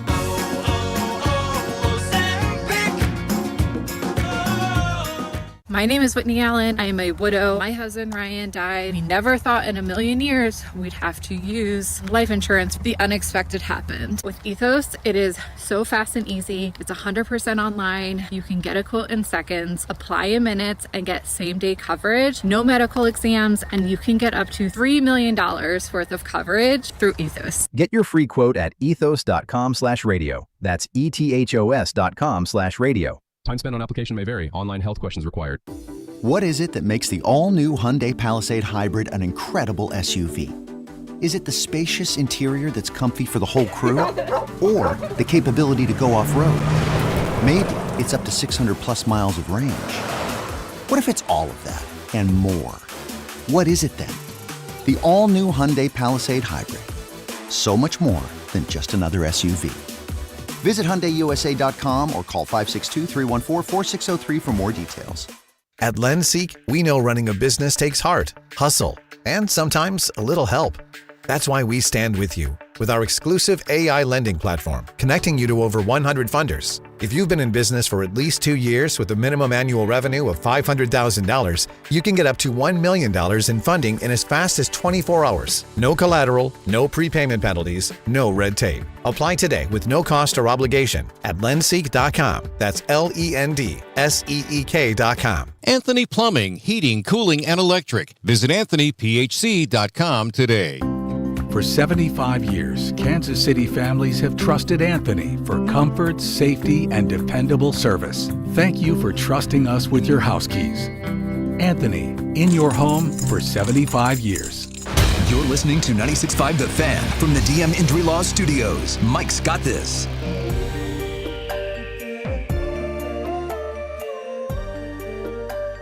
Is this what I think it is? Yep. Drew's got plans for you, I guess, for your birthday later. Apparently. Do you have plans? So it's on a Monday night, so I got some people who don't know that song. Coming back from break. The name of that I don't song have is Birthday Sex. those kind of plans. Unfortunately, I guess. Last Never too weekend, I went and had some drinks with some friends, and I have a twin sister. A lot of you that listen to the show know that, so it's obviously her birthday as well. So we are doing like a family dinner thing this coming Sunday. So we're getting everybody together to do that. But on a Monday night, quite honestly, and 35, no, I do not really have plans this evening. I think I might go do something quick with family or something tonight, but nothing too low pressure, too low crazy. stakes, and nothing titled, bar, nothing titled with that song, nothing like that. I don't think is happening tonight. If you're at a bar later and Alex happens to be there, just remember, oh boy, you single? People said we want more jams like that out of break. Drew, that's what the text side is requesting. Oh, they want more birthday sex. There's lots of available songs that cover that very I subject. mean, we had joked about prom and high school dances. I mean, there's a lot to go from there. It was a wild time of life, you know? Don't understand why they let us dance like that in high school. It's just, it's what we were doing at that time. Drew, was it the same? You were younger than us. Did they tightened up by then? Oh, no. No. I would say no. He says, oh, no. No. Okay. I guess conceptually thinking about it now, it is kind of weird to think we were having a good time, but there were also just adults in the room that were the whole just time. like observing. This text, birthdays are for women and children. I don't know what you mean by that. Like, what are you, like, trying to get people off board the Titanic and women and children only? What are we talking about? This man's more manly. Yeah. He hates his birthday. That's true. That's right. It's not. That's true. We've discovered a new one. More of a man. Yeah, real men don't celebrate their birthdays. Funny enough, I got into this. Now, look, you and I have disagreed. Like, I would never take off a day of work just for my birthday. I don't care. If you want to do, you fine. Like, I would never just take today off because it was my birthday. Sure, but that's just a personal choice. Yeah. I don't judge you for not taking it off. Yeah. I shouldn't be judged for wanting to take it off. Yeah. That part we just differ. If that's what the texter means, that's fine. Bad news, by the way. Did anybody at you on social media over the weekend? We're talking about your birthday and Drew's birthday. Bad news. And how we needed to spend Drew's birthday at Chuck's Arcade. They closed them overnight already. All the stuff out of it just disappeared, and Chuck's Arcade is no more. Gone. We didn't go to support them. Signs ripped off and everything. Gone. Empty. Dude, they were only open for like 8 months. All I'm telling you is Chuck's Arcade is no more. Well, I guess we're not going there. We were supposed to do find that. a different spot. That's crazy. It just really. Someone sent me a link. They went in. They went by there. Nothing. Wow. Emptied the place. Huh. Were they franchises? Do you know? I mean, I think they tried it in like a number of markets. Kind of like when I was living in Waldo, and Chipotle for a little while had like a wood-fired pizza concept, and they opened it next to the Chipotle in Waldo, but it didn't last very long. It like closed. I don't remember the name of it. But it closed pretty quick. It was decent pizza. I don't, it seemed okay.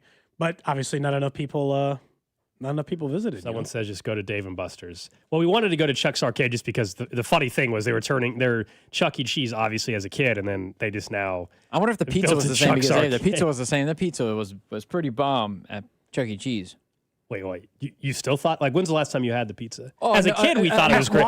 As a kid, we thought it was saying. good, but like if you had it now, I don't know if you think it was good. I have not had it since I was a little kid. I haven't been in Chuck E. Cheese in a very long time. Well, that would be weird if you had. I also agree with that. For the 816, glad I'm not a real man since I just booked a Cabo trip for my 62nd birthday and 10-year anniversary. How dare you celebrate your birthday, sir? Somebody's saying that they worked at that location. Well, I'm sorry. Pizza. Oh, different. Okay, I thought they were saying they worked at Chuck's Arcade. I was like, well, I'm sorry. That means out of And a people job. mentioning a place I've never even seen before called Beckett's. It looks like it has all kinds of games. Lots of places. Beckett's? Mm-hmm. Like the card company? I've never heard of That's company? what it is. But it's yes, like that. But it clearly is like they've got like pool and arcade games and Pop-A-Shot and sporting stuff up, and looks like it'd be a good time. Someone said Chuck's Arcade though wasn't what they thought it was supposed to be. They said they marketed it as Chuck E. Cheese for adults, but they said they were still just kids running around the whole time. Yeah, well, then let's see. I need the kids out. Well, they're out of business, according to Cody Tapp. Somebody sent me a whole article link about it just being like emptied out. I don't know what to tell you. We'll get to the random question in just a few minutes. Obviously, the biggest game from I think Chiefs interest perspective this weekend was Bills-Jags. It was an awesome game. Those were two very close teams. I still think the Jags possess the better roster, but this boiled down to one thing that I feel like we just can't forget whenever we pick these games. One team had Josh Allen, the second best quarterback in the NFL, one of the best quarterbacks of the last 25 years, and the other team had Trevor Lawrence, a good quarterback who's coming off a tremendous year, who made a bunch of mistakes, has barely played in the playoffs, and could not keep his team alive. Sure, he could hit Parker Washington, and he made some big-time throws. Hell, he made a game-winning drive when it counted to give his team a lead. Now, he gave Josh Allen way too much time, and they went down and scored again. But he made a big-time drive at a time that they needed it. But one person is Trevor Lawrence, and one person is Josh Allen. And when push comes to shove in a playoff game, I don't care if they're home, road, away, more often than not, 90% of the time, the winner of that game is going to be the better quarterback. Yeah, that's why we picked the Bills on Friday's show. That's why I picked Josh Allen. Now, we'll see as we get to Friday. I still thought, there were elements of that game where Buffalo was very fortunate to win it. And so if you go and use the same logic against Bo Nix, you can, and maybe I will by the time we get there, that Josh Allen will just make more plays than Bo Nix late. The difference is that Denver defense and that crowd, while Jacksonville was sold out and everything, the atmosphere and the altitude, it is a completely different animal playing in Denver than what it just was against Jacksonville. Yeah. It just is. And it's one of the better road atmosphere or home atmospheres in the NFL. Yeah, and the experience, while Bo Nix, this is only his second postseason, and Trevor Lawrence was in his second or third postseason. Liam Cohen was a first-time head coach, and I think Liam Cohen's very good. Sean Payton, though, experience in this game, yes, Sean McDermott experience. I'm just saying there's elements this go around that feel different heading in. Like the Bills have a much tougher path now than what they did, to begin with. Like it gets harder and harder as they go. And I think the Broncos right now, as it sits, like I would lean towards Denver early in the week. I haven't made an official pick yet or a bet for the game. If you made me make one right now, I'm leaning towards Denver currently. But we'll see. That's one of those where like you're hoping for the meteor, right? You don't want either team to win. Yeah. I mean, but look, here's the thing. You could look at it as a positive is one of the two teams on your Gold, right? One of the two teams on your I don't want them to win list is getting eliminated. True. And I already have one out. And Eagles are already out. Eagles are already out. Perfect. You're going to be down to one. You'll be down another one. Yes. After the divisional round, you'll be down to just one. Perfect. 2 games to go, though. Riskier. Perfect. Certainly riskier, but you'd be down to just one of the teams. Yeah, Eagles are out. Need the Bills and Broncos out. Of the remaining teams, because the Jags are easily one of the most likable, it's kind of we're down to the Seahawks now. Go Sam Darnold. I mean, what do I care if Sam Darnold wins the Super Bowl? I don't care. So harmless. Selfishly, I had the Rams in the Super Bowl all year, so I guess selfishly I'm rooting for that. But I think Sam Darnold, the story, their head coach Mike McDonald, it seemed like a likable group. Jackson Smith and Jigba was a nice receiver a year ago. Now he's playing like the best receiver in football. So I definitely don't hate the storyline there with the Seattle Seahawks and what they're able to do. Yes. And look, at least some of these teams are getting eliminated. The Bills-Jags game was just interesting because I didn't even think the Bills played a particularly perfect game. They had trouble with their wide receiver stuff. Their defense showed the flaws, and it showed a big chunk of the year. Susceptible in the run game, susceptible in the deep passing game. They let some guys get the better of them, but they're also making it work with some of these players. This also stood out to me in the game. He's throwing to Brandon Cooks. Lawrence throwing to Parker Washington. They're throwing to guys, and Parker Washington's a good player. I'm not trying to say that Parker Washington is not an okay NFL player.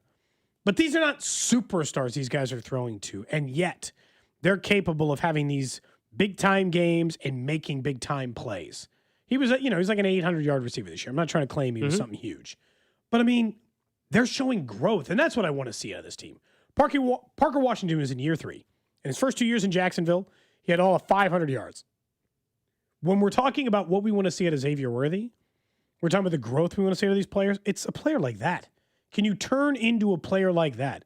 A must-throw-to guy in big-time playoff games where they can count on you. And Xavier Worthy had that in the postseason run late last year where he became a guy in the postseason for the Chiefs. So I don't want to lose sight of the fact that Washington having a good postseason doesn't mean Worthy can. But, it's just interesting to watch all these teams and do it. But Bills, I don't know, man. It's going to be hard to pick against them just because Allen versus Knicks. Allen versus maybe May because they've lost to him at least this year. But so still. it's not Mahomes, of course, but the issue, as we've acknowledged, has usually been Sean McDermott coaching decision and defense. And those are two still big question marks for me, ultimately. And maybe the Bills can get to an AFC title game and all that. But that is still the thing. Can they overcome a mistake? Because I still think even in this Jags game, they were very fortunate late that Sean McDermott, in my opinion, made a mistake, and it didn't matter, fortunately for them. And that was after Josh Allen was ruled down at the 1-yard line. The Jags, I don't think, had any timeouts left, if I'm not mistaken. They had burned them all, or they were about to. And yes, you want to get the touchdown, and I get it, get the points. We acknowledge that. But they should have taken a knee and ran another 30 or 40 seconds off the clock. They're lucky they did not leave way too much time for Cam Little, who can kick a 70-yard field goal. That, while it doesn't seem like a big deal now, that would have been the number one story post-game and people saying Sean McDermott should be fired if they would have left the time that they left and Cam Little would have gone down and kicked a field goal or Trevor Lawrence would have hit a wide-open receiver instead of that interception. Then it's a completely different conversation. And that's life, that's coaching. But I think that was a blunder that Sean McDermott should be so thankful that they held on to win, because otherwise that would have been a massive storyline. Oh, what? Because I think it was a mistake. McDermott was, again, for a good chunk of that game, was staring down the barrel of possibly losing to the Jags. And I do think that there's a better than not chance, a 50-50 chance anyway, he gets canned as a result of it, especially because the coaching cycle, which did not look like it was going to have a lot of good names in it, has had guys like Stefanski and Harbaugh and McDaniel and some of these other names that people like, and Cliff Kingsbury, tossed back into it. So they might have been tempted to say, there's some bigger names out there than we were anticipating. Maybe we can make something happen versus all the defensive coordinators and the stuff that was being mentioned before. It was easily one of the more entertaining games of the week, but there were so many entertaining ones, man. There were just so many good games. The Jags, the only thing I warn against, and I warn this for a lot of teams that aren't just like the perfect run franchises that are there every year. If you just think the Jags are going to be back to a 12-win, 11-win team next year, top of the AFC South, as good as they were this year, that's not how the NFL works. They're just as likely to be a 9-win team as they are being in the same position as they were this year. That was a blown opportunity for the Jags. They were the 3 seed. They had to lead late. They had a chance. Yeah, from the 9-1-3. So since you score whenever you can't score at will. By that logic, though, like I hear you, but that logic, plenty of times we see a scenario. I mean, the Chiefs have done it as well, where you slide down at the 1 yard line instead of scoring a touchdown, and it actually is the better play. You kneel out the clock. The Chiefs, Patrick Mahomes did that in a key playoff game. The only difference is they had to score a touchdown. I understand. So you can't kneel because then you're 2 or 3 yards away. There was not a 0% risk. I'll give you that. But also, we just saw them do a tush push the play before for 10 yards, and I don't think they're going to tush push for a yard. Yeah. I get it. You're right. I cannot be 100% certain. But I think that was still a huge mistake for the Buffalo Bills. But he got away with it. Did not matter. It's easy to discount it now for sure. All right, let's get to it. Random question. Random question today brought to you by Kansas City Urology Care at KCUC. Remember, you see the best in KC. Visit kcurology.com today. For you, Gold, you, Drew, text line 913-586-7965. Over on YouTube, Twitter, Twitch, and Facebook. We live stream the show 4 hours every day. If you haven't subscribed over on YouTube, why not? Got plenty of content over there as well that you don't even catch on the shows. So subscribe, put it at the top of your page, and find it over there. Alex had been sent. It is Alex Gold's 35th birthday. He said that one's hitting a little bit hard because the halfway to 40 part of it, I think, sounds a little too real. So we had a couple big ones. 30 for Drew this year, or last year. 35 for you. So a gentleman put out a list of the 30 things guys over 30 should own. Yeah. I'm 40 years old, so we'll see how many I own versus the two of you. The person that did this, so somebody sent this to us. The person that did the list was 44 when they made this list, just so you know. So they were closer to my age when they made the list, so maybe my list would be different of the things you should own. But here's some of the listed things. Let's see the things you have. Okay. Also, we'll take your suggestions on the text line, 913-586-7965. So if you've got suggestions of things you think a 30 and 35-year-old and even 41-year-old should own, we'll take it. Number one on the list, chef knife. I absolutely 100% agree with this. A good quality chef knife. What qualifies as that? Can't be beat.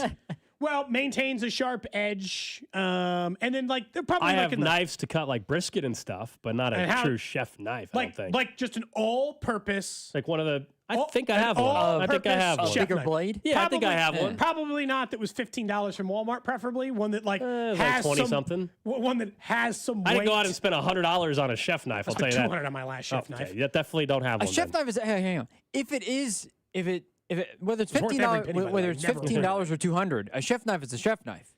Fine. All right. You guys know, though, I don't cook all that often, so I'm not spending $200 on a knife. $200, I think, is crazy. Anyway, all right. What else? It doesn't have to be $200. You can get a good one for $50 or $80 or $100. I think I have. I have that one down. All right. A multi-tool or a Leatherman. So, one of those things that can. I don't know. No. Basic tweaking, fixing.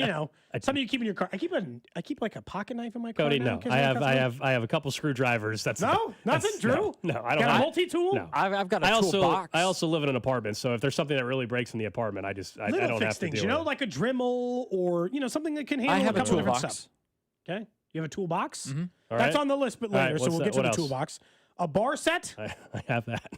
Of course, nice. Of course. You got the bar set? The important things, yeah. I've got, mine's not like a traditional set, but I mean, I've got I don't a have shaker. the cart. I don't have a cart, but I have everything it lists here. The basics, it talks about a cocktail spoon, a jigger, and some other things. So, yeah. You got all that, Drew? Yeah. I don't think he makes a lot of at-home cocktails, but... No, I don't have any bar... All right, we'll include the wine key. Okay. That's also on the list. That should just be included in your bar set. Okay. Black and brown pair of shoes and socks. I have that, yeah. I mean, that to me, whether you're 30 or 22. Wait, You got to dress up. Do you have a black and brown pair of shoes and socks? I have brown. I don't have a black pair. I have one of each. Like dress I shoes. feel like I don't care if you're 20 or you're 50. Look, I feel like you got to have a black pair of pants. So far, you're okay. Right. Jumper cables. Yes, I do have them. I have those. I have the kind that jump starts it on its own without another vehicle. Drew? I do have those. I'd be a little bit worried. Yeah. If you didn't. Right. A journal. No. Yes. Having a place to write goals, dreams, thoughts, wants, desires, as they put it. Sketches. I have those thoughts, but I don't write it down. It's all up in the brain. It's all the notes app for me. Anything that I have that I want to keep an eye on, I don't journal. I have done it before, but I don't do it regularly now. Because to me, journaling's different. In my notes app, if there's something, a show idea that I come across, Cody, I'll put something in the notes app on my phone, but I don't count that as journaling.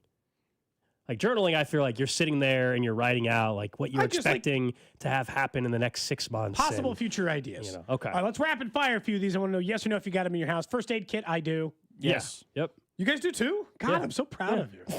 In a weird way, Thanks, I Dad. didn't think Drew was going to have. Yeah, in a weird thanks. way, I didn't think either of you were going to have a first aid kit. All right.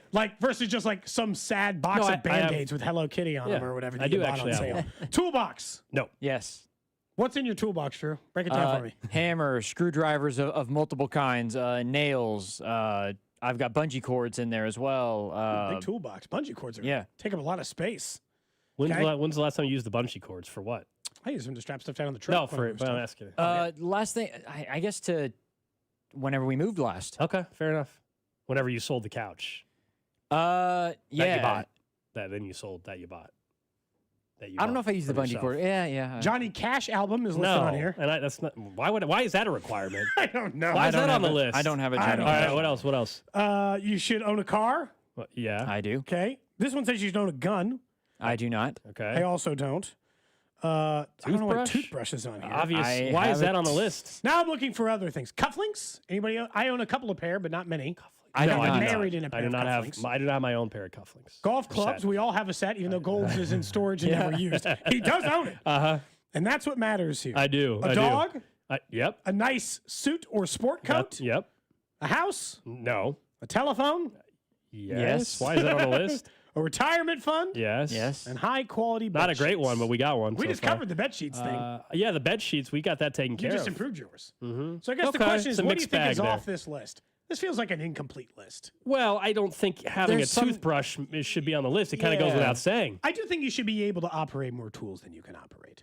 Maybe that's true. I think it is just a good life skill. I think it mattered And more. you should be able to operate some power tools. It is a good life skill, but I would say I think it mattered more 50 years ago than it does now. Going back to the TaskRabbit stuff, you had handyman services back in the day, but now I have an app I can go to. Yes, would I love to sit here and tell you I can put together anything and fix the fence if I own the house and build my own fence? Sure.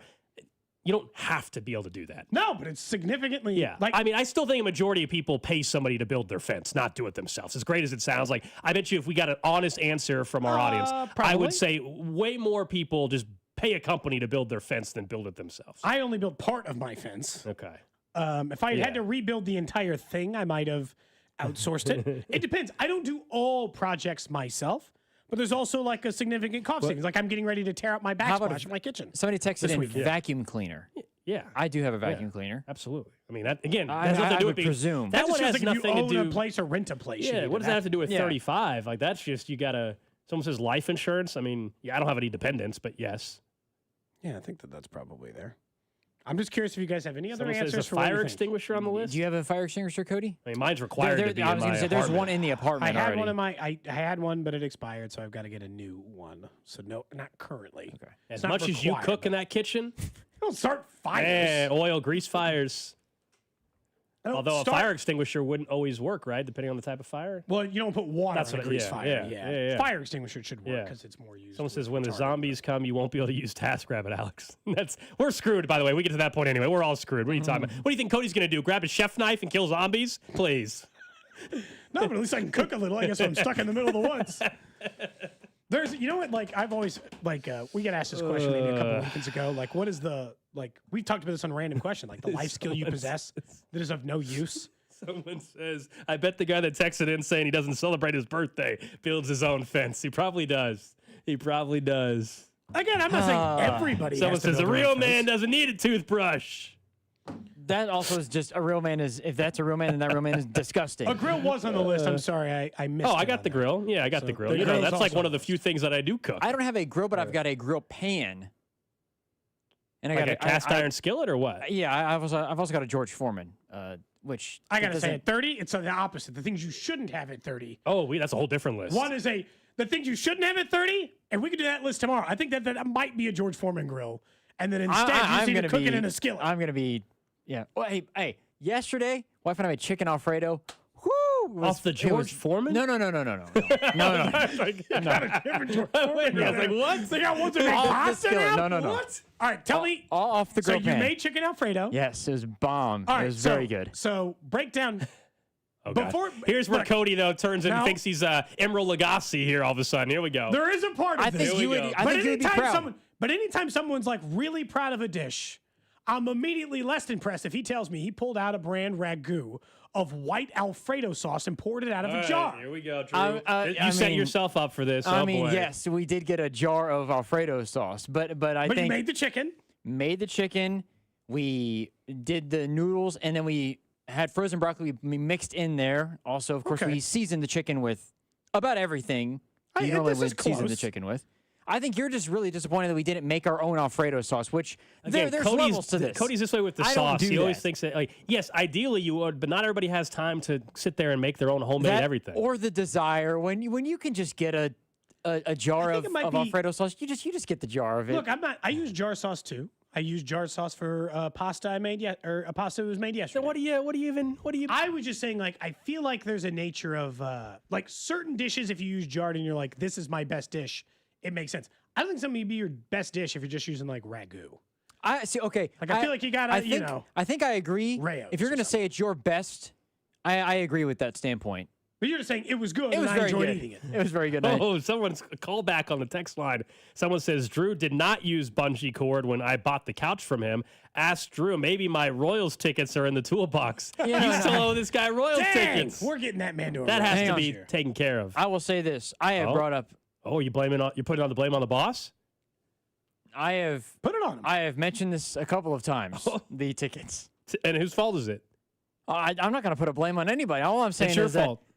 Sure, I'll go ahead and I will take the blame. But I have mentioned a couple of times now about hooking our guy Zach up with the Royals tickets he's owed from getting the couch. Zach, you got to, yeah. Somebody did say, by the way, as a suggestion or a thing you should have as a belt.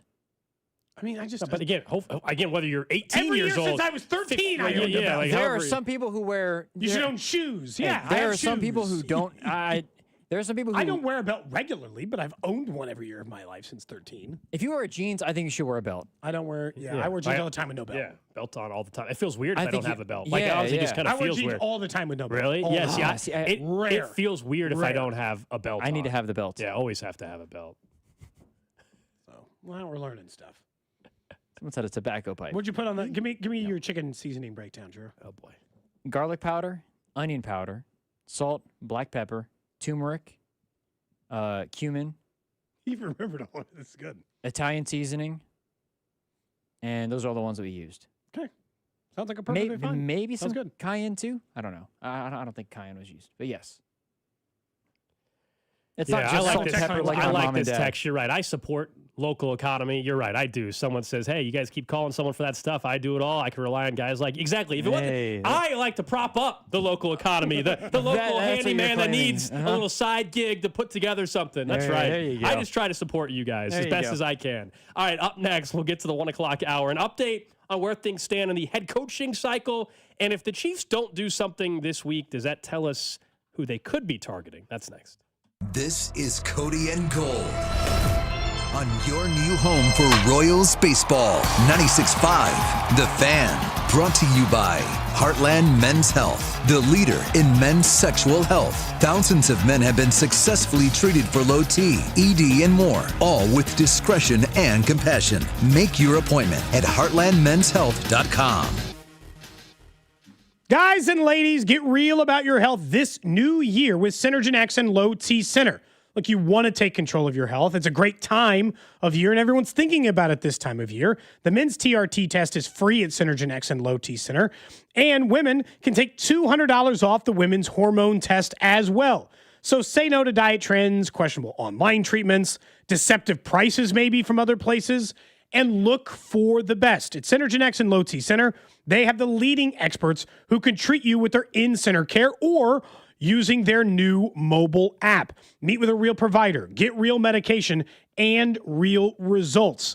Everyone I know goes to Synergen X and Low T Center, and you can go there too and help change your life for the better in the year 2026. Walk in or book an appointment at getmyhealthfix.com. That's getmyhealthfix.com. If you need a new garage door, this could be your lucky day. Entries are open now for the $5,000 sweepstakes at Overhead Door Company of Kansas City.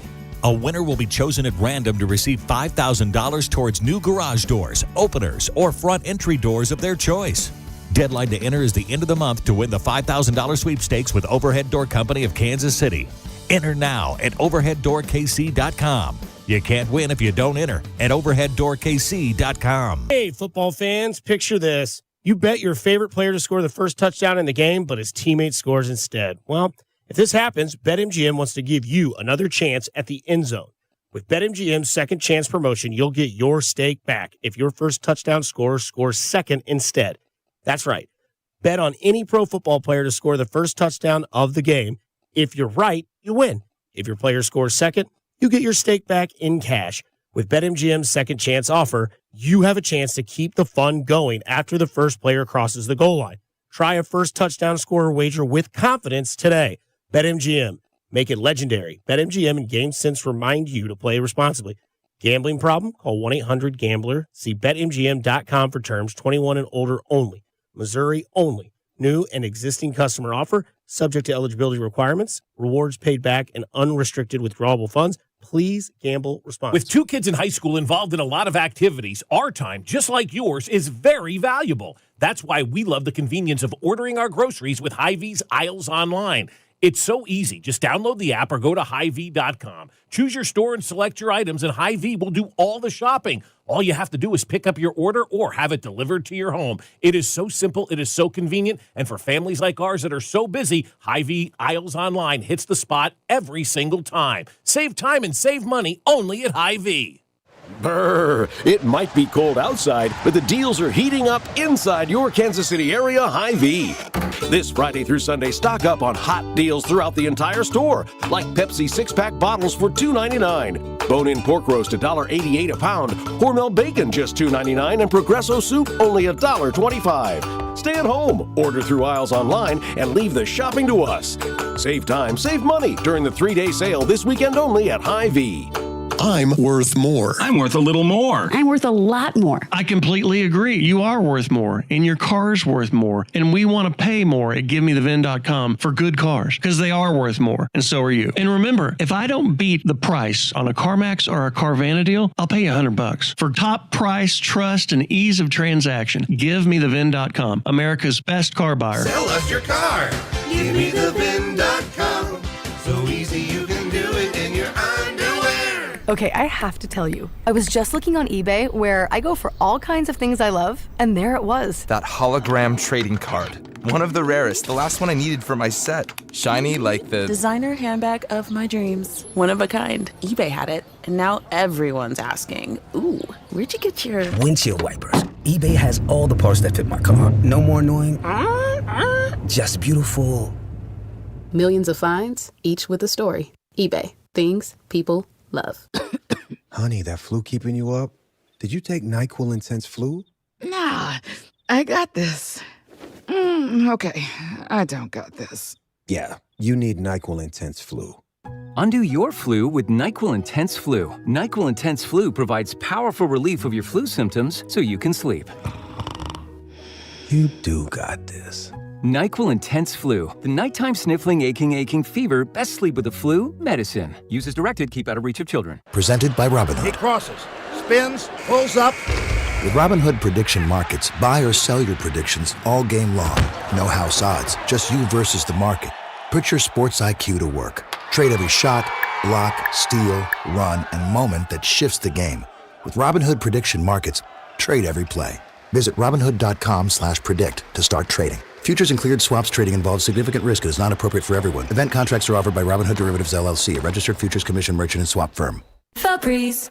New Febreze Air Mist has 50% more odor fighters and up to 30% more fragrance than the old formula. So now you can take on 100% more stinky odors, like sweaty gym bags, greasy cooking smells, and the after effects of the dog rolling around in something. Just spray, and new Febreze Air instantly restores just clean freshness. Smell you later, odor. Breathe happy Febreze. La la la la la.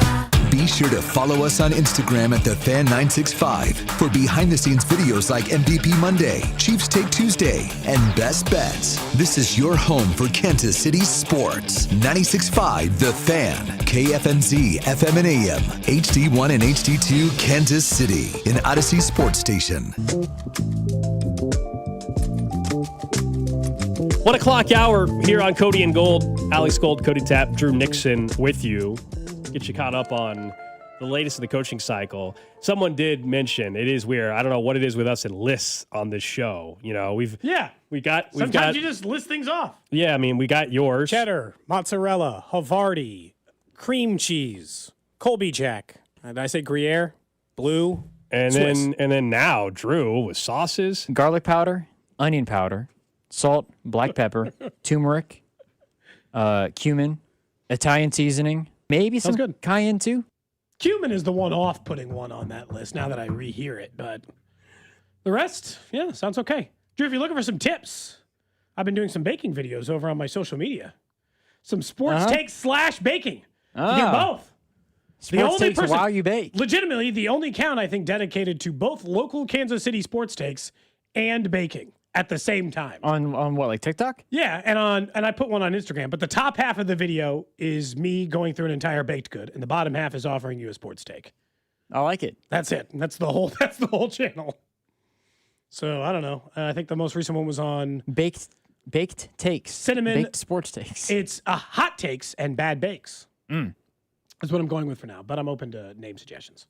Baked sports takes also, it doesn't. That implies that I'm high while I'm doing it, I was going to say that it does imply. Because then I think I have to add the addition of getting high while I make the food. Yeah. Did you guys see that Snoop Dogg? Did you guys see Snoop Dogg was revealing one of the Golden Globe? Yeah. And he said I'm as high as a mother effer, and they censored it last night. And he said, y'all kept me here too long, or essentially why. Yeah. It is a long process. Again, sports has figured out to tighten up the ship a little bit, shorten these things. You'd think that they'd figure this out for like award shows, and yet.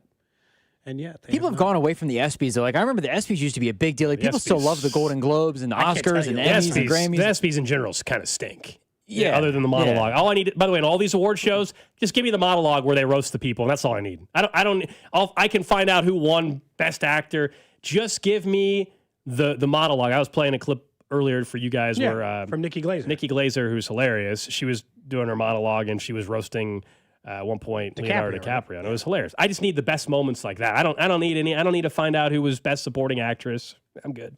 And if I want to find out, I can easily find out. I'll just look it up. I saw that the guy for The Pit, Noah Wiley, I think won Best Actor. I saw that come across. I haven't seen the movie, but I saw the TV show, but I saw the name come across. So yeah, let's get into the coaching vacancies. Nobody's been hired yet. No new vacancy in the last 24 hours. There was speculation heading into the weekend that if the Bills were to lose, could Sean McDermott lose his job? If the Eagles were to lose, would Nick Sirianni? Doesn't look like that's happening. Eagles did lose, though. And then if the Packers lose. And it sounds like the Packers and Matt LaFleur are still trying to negotiate. And that one is all about, like usual, is all about money, though. There was an article in the Milwaukee Sentinel suggesting that Matt LaFleur wants $12 to $15 million a year and that the Packers perhaps don't want to pay him that much. And so their front office has said they will not go into a lame duck season.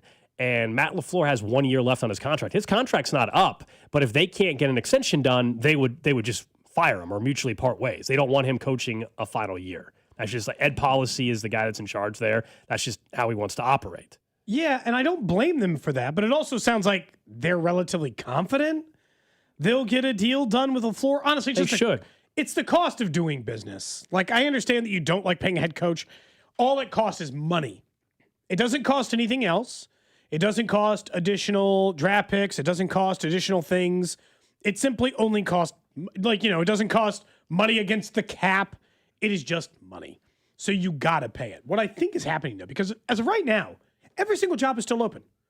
Ravens, Raiders, Falcons, Dolphins, Browns, Cardinals, Giants, and Titans. All still currently vacant. There's still some rumblings that Mike Tomlin might want to just retire. I don't think that's going to happen. But you do know that there was rumors about that, right? Yeah, that he just wants to step away. I just don't buy it. I don't buy it. And so that would only happen if they lost tonight. And if you're a head coach, even if you don't know the quarterback situation in the Steelers, Pittsburgh's got to be attractive only because job security.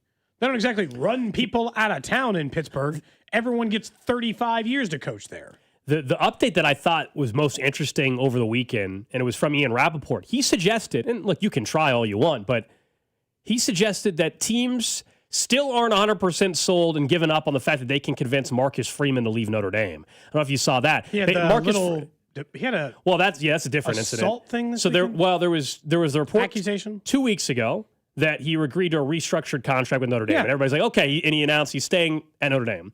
Rappaport over the weekend said that teams that value Marcus Freeman, that think he would be a great head coach, are still not giving up on the idea that that's case closed. Yeah. And then, yes, unrelated to that, there was a story up in South Bend that Marcus Freeman, at least Notre Dame and him, alleged that his son was at a wrestling tournament. His son was, I think, accosted by somebody, and Marcus Freeman stepped in and separated it, and that was that. They claim that's all that happened.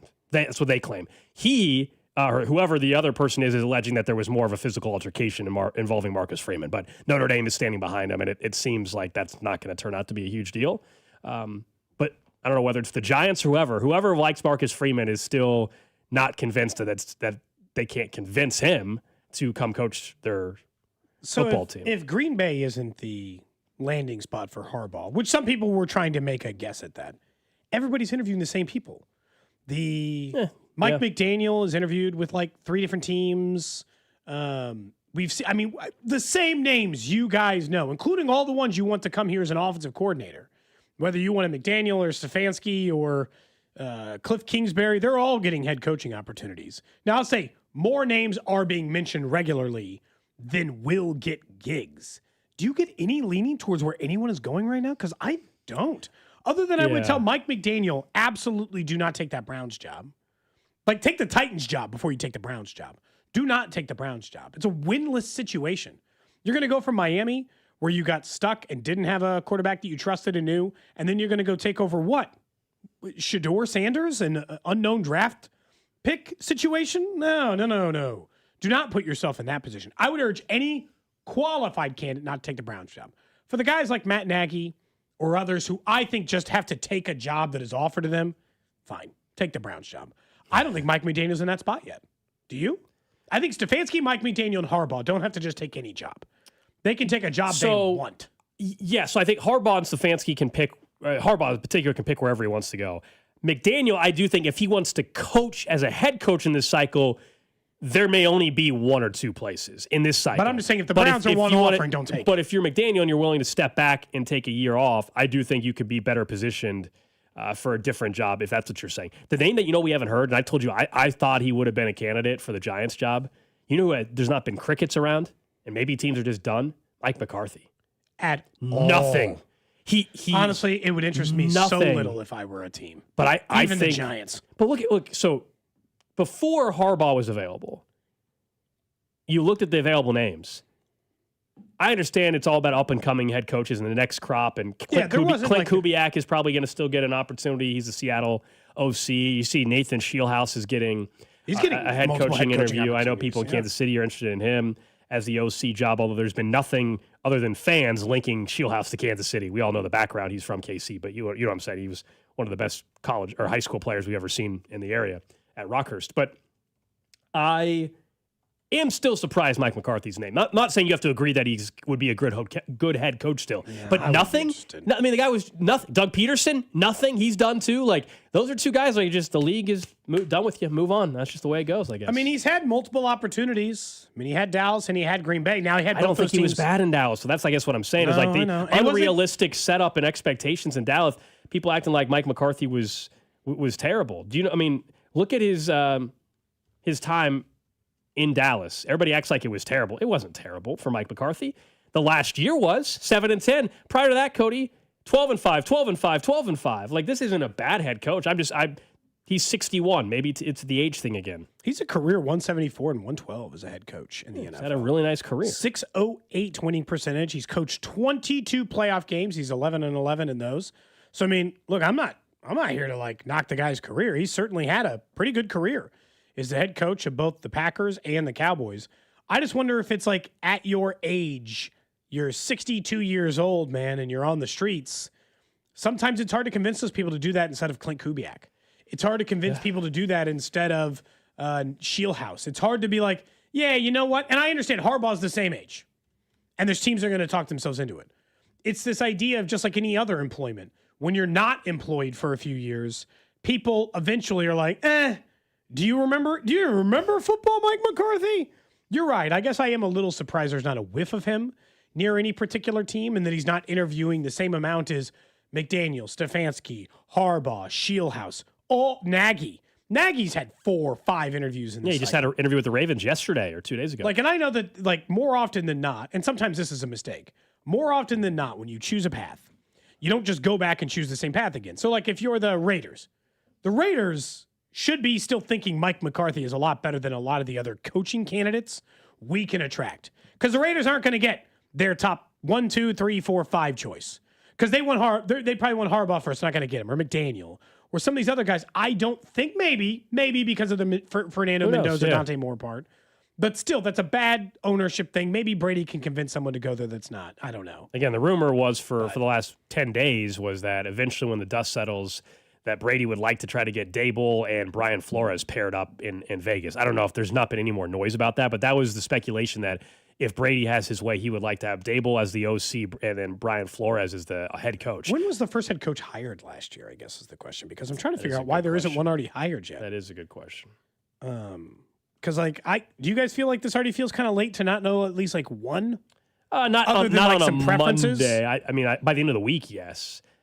But as you said, we've had a new wrinkle thrown in this last week. All of a sudden, Harbaugh was available. So anybody that had their list, Harbaugh said he wasn't doing any interviews until this week, Cody. So teams have not talked to John Harbaugh like in an official capacity until beginning today. Yeah. I'm just trying to figure out. Did you see when it was last year? No, that's not like an easy. I mean, it's not unsearchable, but it's just one of those like. Well, see, when was Liam Cohen hired? Now his dragged on because remember he wasn't going to take the job, and then they fired the GM and he took the job. Oh yeah. So his was later because he basically forced their hand. Yeah. That worked out well for them. Yes, it did. Yes, it did. I mean, yeah, they don't regret it, even though a little bit. What was the other first-year head coach in the cycle for this year that we can look up? Ben Johnson. When was Ben Johnson hired? I don't know. I guess that's what we should just search. Ben Johnson hired Bears. Well, that helps. January 21st.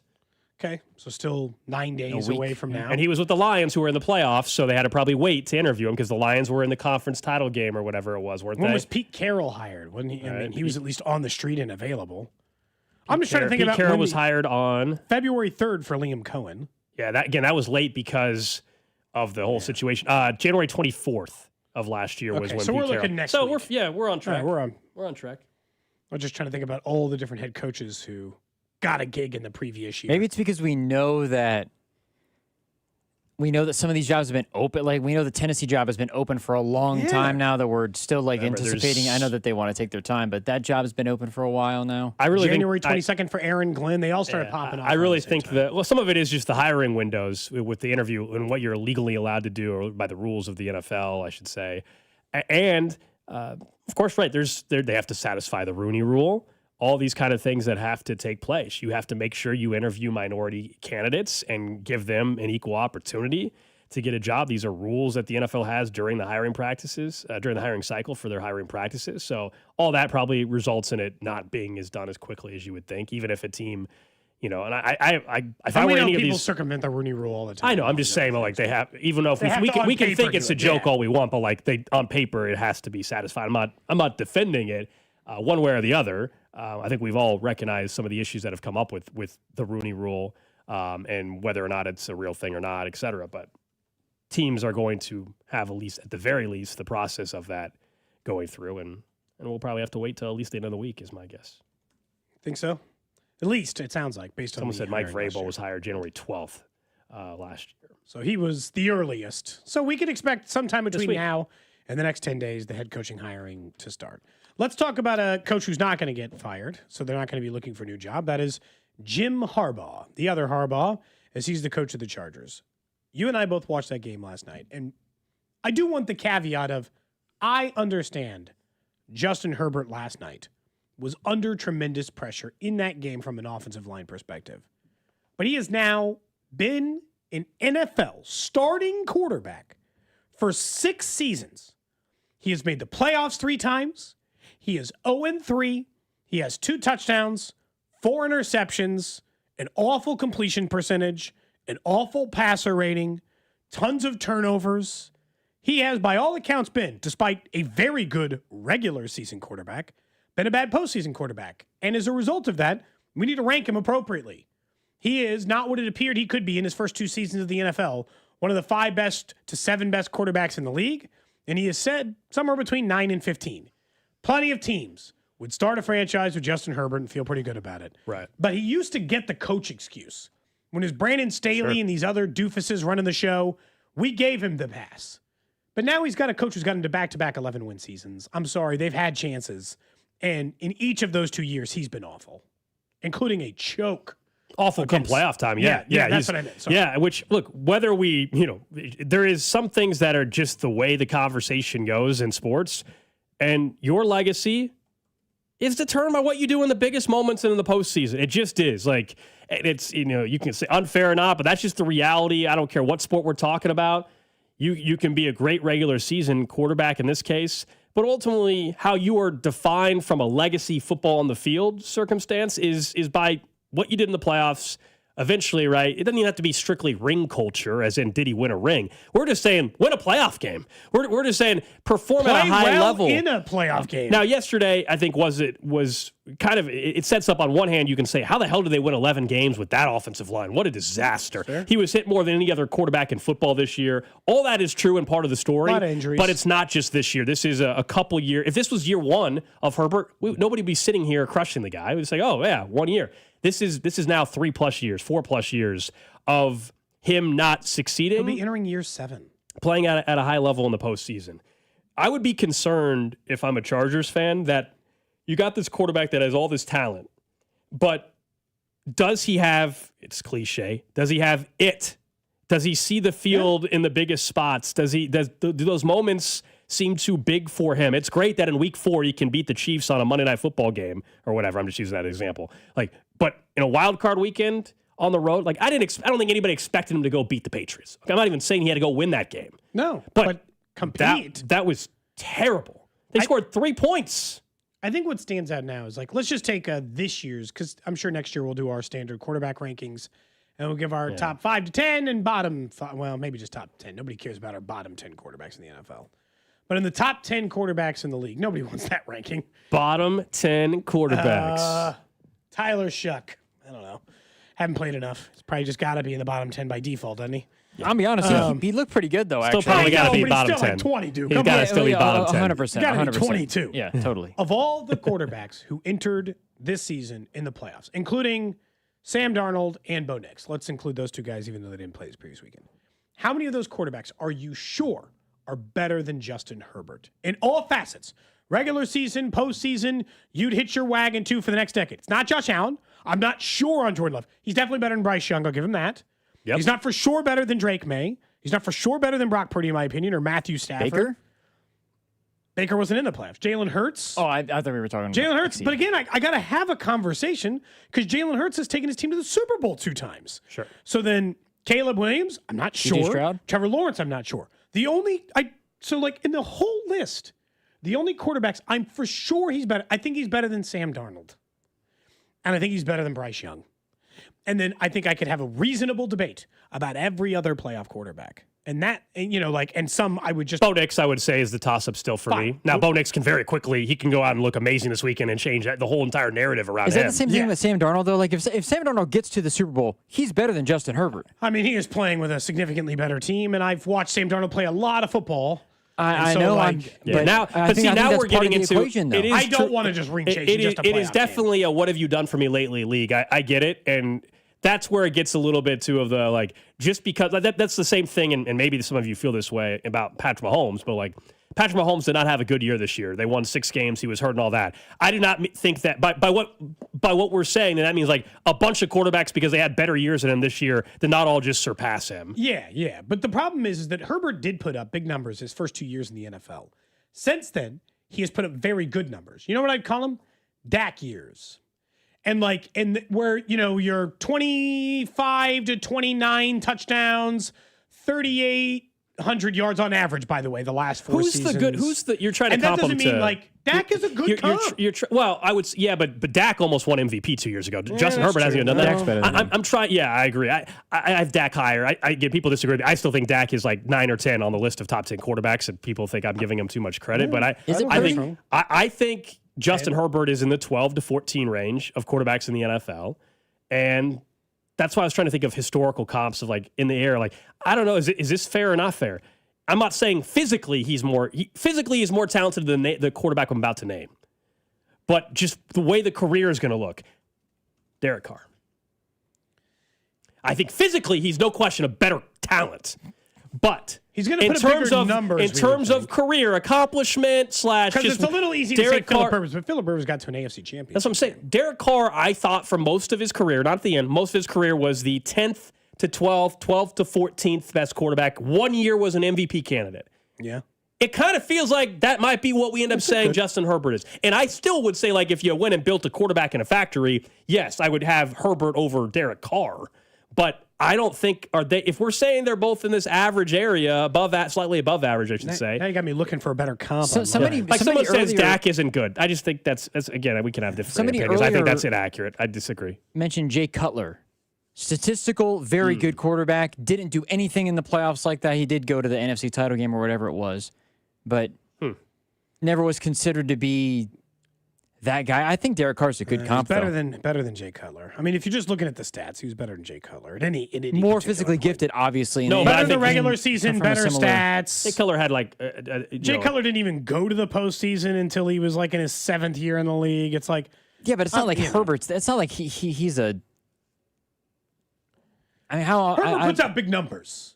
So, that's the part that I don't want to ignore in this. Like, Derek Carr, when he came in the league, had a year where his second year in the league, Cole, to your point, had a 4,000-yard season. He threw for 32 passing touchdowns and 13 interceptions. That sound like a Justin Herbert year to you? It does to me. So I think it doesn't Derek sound Carr, way off a base, or at least what he's done recently. Admittedly, I haven't done a deep dive. You pull up some more numbers. Just off the top of my head, I was thinking as if we're saying what Justin Herbert we think he is right now, I was trying to think of a historical comparison, and I think Derek Carr might be that, even if we think he's not as talented physically, or wasn't talented physically, and his arm wasn't as good. Derek Carr's arm was never what, and he had a good arm, not Justin Herbert. But all right, at some point, the results are the results. I can give you the exact numbers. Through the first 6 seasons in the NFL, Justin Herbert has 24,000, almost 25,000, 25,000 passing yards, 163 touchdowns, 58 interceptions. He's 52-43 and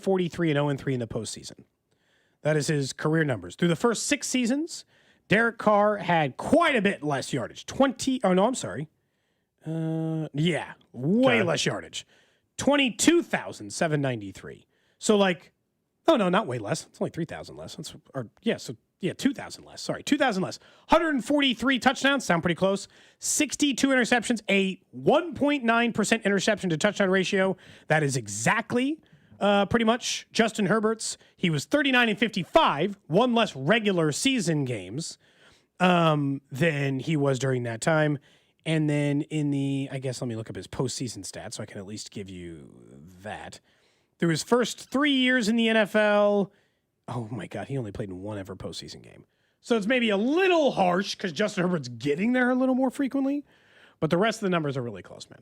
Something else The mentions passing Matt yards, Ryan. passing touchdowns, interceptions. Matt Ryan got to a Super Bowl. He also competed for MVPs more regularly, didn't he? That's what I was thinking. Is he was more in the MVP race? I could be thought. wrong, but it just felt like Matt Ryan put up bigger numbers. But His numbers were really good Matt Ryan's probably a good on a coach. consistent basis. Obviously, he was more I'll stick physically with Derek gifted Carr. I'll just say he's Derek Carr with better physical traits, I guess, is Justin Herbert. Cody, you said Justin Herbert had 150 touchdowns to 50 picks. Yeah, pretty much the exact same as Derek Carr. He takes care of the ball really well, actually, from a he does. From a ratio standpoint. He throws touchdowns. He doesn't, but Derek Carr did too. Derek Carr's touchdown to interception ratio was 1.9%. Justin Herbert's to this point in his career is 1.8%. They both had 0 playoff wins in their first 6 years. They were 2,000 yards total apart in 6 full seasons. As NFL quarterbacks, they were 13 touchdowns apart in 6 full seasons. There's not like, Gold's not wrong. It's a pretty decent comp in the sense that, like, if you're a Chiefs fan, I guess here's the shift on where we are with Derek Carr. Oh, we should take a break, actually. I'm sorry, it's way late. And then I'll give you a comp on the other side. All right, we'll do that. And what's trending coming up right here on Cody and Gold. Cody and Gold, brought to you by Heartland Men's Health, the leader in men's sexual health. Thousands of men have been successfully treated for low T, ED, and more, all with discretion and compassion. Make your appointment at heartlandmenshealth.com. Follow the station on Instagram for ticket giveaways and behind-the-scenes content from the show at The Fan 965. Men, the new year is here, and if you're like many of us, you're ready to improve your health. But if you're feeling low energy, not sleeping well, or not seeing results in the gym, keeping that resolution can be tough. This is Jeff for Heartland Men's Health, and if those symptoms sound familiar, we can likely help. They often point to low testosterone, and treating low T is what we do. But this year, we're also helping men go further with 4 targeted body composition plans featuring growth hormone peptides, NAD+, GLP-1s, PDA, and more, designed to boost energy, support metabolism, enhance recovery, and accelerate fat loss. With our low T treatments combined with our body composition programs, most men notice real improvements. More energy, better focus, improved sleep, stronger workouts, and often a renewed sex drive as well. So call us. Your initial visit is just $99 and includes blood work and a medical consult. And if you start on treatment the same day, your visit is free. Call 844-447-6600 or visit heartlandmenshealth.com. Featured therapies are compounded and have not been evaluated nor approved by the FDA. Provider prescription required. See website for details. Hey, football fans, picture this. You bet on your favorite player to score the first touchdown in the game, but his teammate scores instead. If this happens, BetMGM wants to give you another chance at the end zone. With BetMGM's second chance promotion, you'll get your stake back if your first touchdown scorer scores second instead. That's right. Bet on any pro football player to score the first touchdown of the game. If you're right, you win. If your player scores second, you get your stake back in cash. With BetMGM's second chance offer, you have a chance to keep the fun going after the first player crosses the goal line. Try a first TD score wager with confidence today. BetMGM. Make it legendary. BetMGM and GameSense remind you to play responsibly.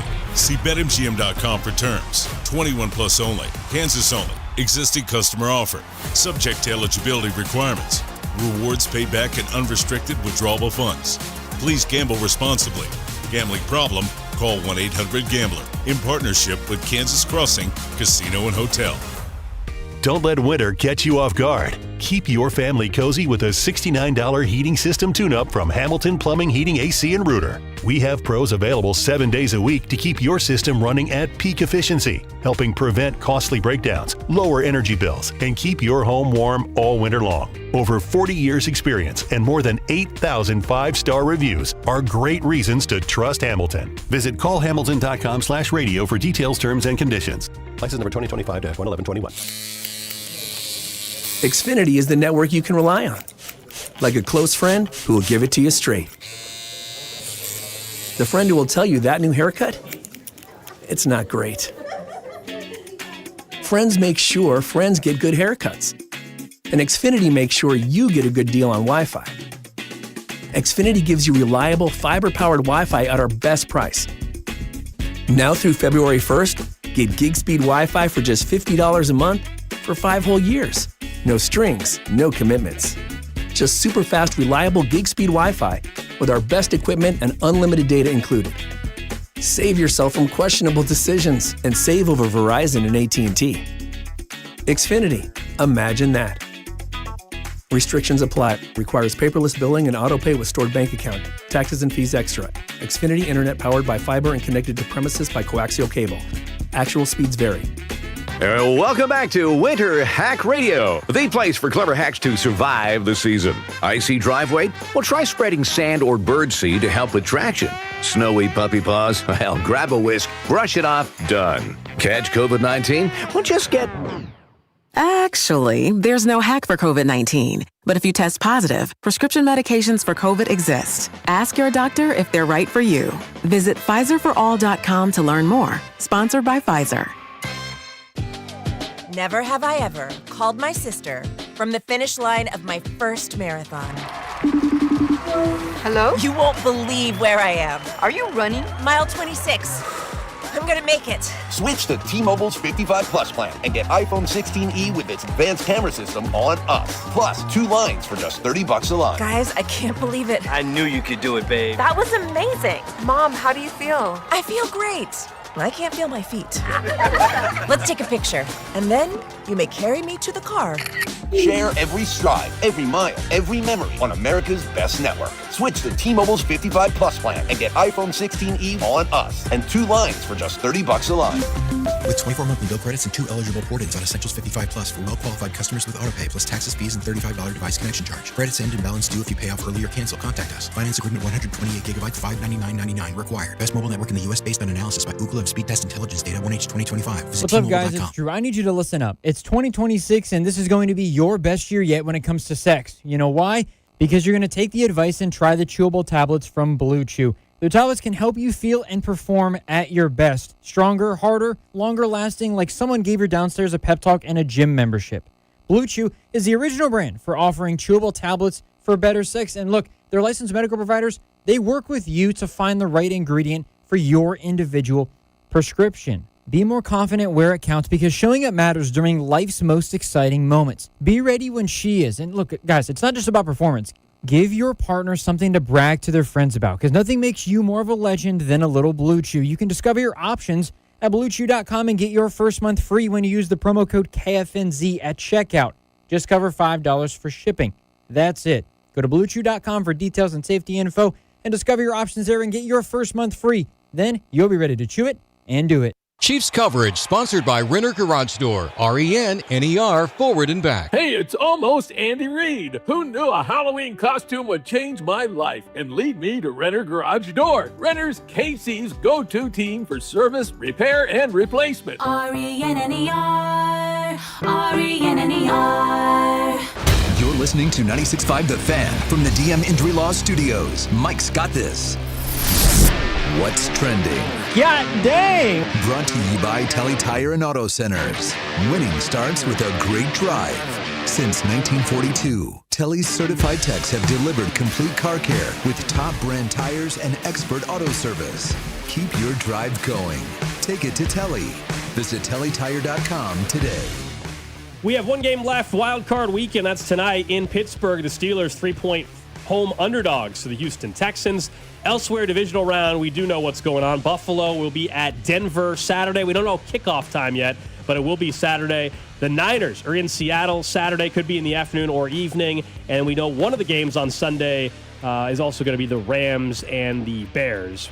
What we're waiting for is to find out who the Patriots will host on Sunday. I will say that scheduling NFL gods did not do a couple of these teams a favor. So Steelers in particular. The Steelers are playing tonight. And Texans, I guess. Sorry.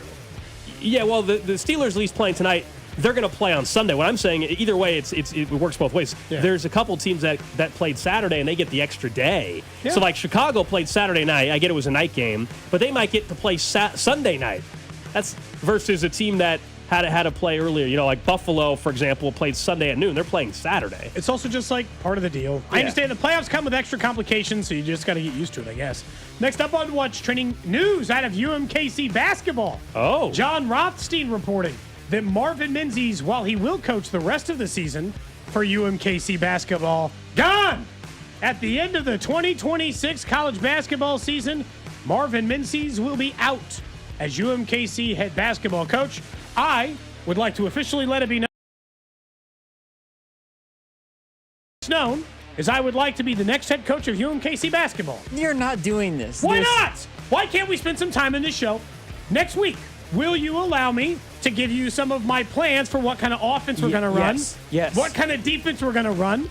what my plan for recruiting and NIL is. As a matter of fact, you know what we should do, Gold? We should try to find a way to get a telestrator, and Cody can actually write the plays. He can actually write them out for us. I'll say at this point, they've been rock bottom forever anyway. They are 4-14 this year. Oh, it's They have bottom. one win against a D1 opponent, guys. Yeah, one bad. win. Oh, man. Off. He has 44-71 in 3.5 seasons as the head coach at Kansas City. They were 4-14 as I said this year. They were 13-20 last year. They were 16-16, finished tied for second in the Summit League in year 2, and it's been downhill. I want the ever gig. since. I want the gig, UMKC. If you're listening, I'm already an employee I will say, I of the think it's- University of Missouri, Kansas City. Let's go the rest of the way. Let's Question give me the one, basketball I think program. people don't understand as much how terrible of a job it is. It is Not- I'm probably like it the is one of worst the toughest Division places. I job Yeah, toughest places to win. as it sits right now. They need an arena, like not a gym. They need an actual arena. Why do you think their prior coach left to be an assistant at Clemson? Just telling you right now, I'm up for the gig. More money to be I'm an assistant. up for the challenge. First question from the athletic department at UMKC. Cody, do you have any previous basketball experience with coaching? I have coaching. What a Do you have any playing experience? By the way, what a weird I play basketball. Yes. what a weird scenario when they still have another 10+ games to play. They're already saying, by the way, these final 2 months, you're gone in 2 months. Like, when does that ever happen? Sometimes you'll hear like, oh, they'll let them coach the final bowl game in college football. Maybe it's a buyout thing. I don't know. So They just know the cheap. season's done, and whoever they're watching the They high might school be gold, recruiting game actually. now, they're like, it's the reverse of the ones who are eventually like, do you want to go play for Menzies? They're trying to tell any high school basketball player right now, trust me, it won't be this dude, so please take us at least someone serious. They can't out-recruit Park or Northwest Missouri State. They can't out-recruit other local schools right now. And so, like, they've got to find, I don't know. I mean, I would maybe get the best high school basketball coach. I would maybe get the best High school coach in the area. That actually, I think that might be a good move. That might be a decent move, Cody. JUCO Actually, coach, fine. High school though. Or I'd go the we've seen guys go from high school to college. D1. Or I'd go the Deion Sanders Immediately? route. I'd hire Sharon Collins if he'd take the job. He's coaching Oak Park High School.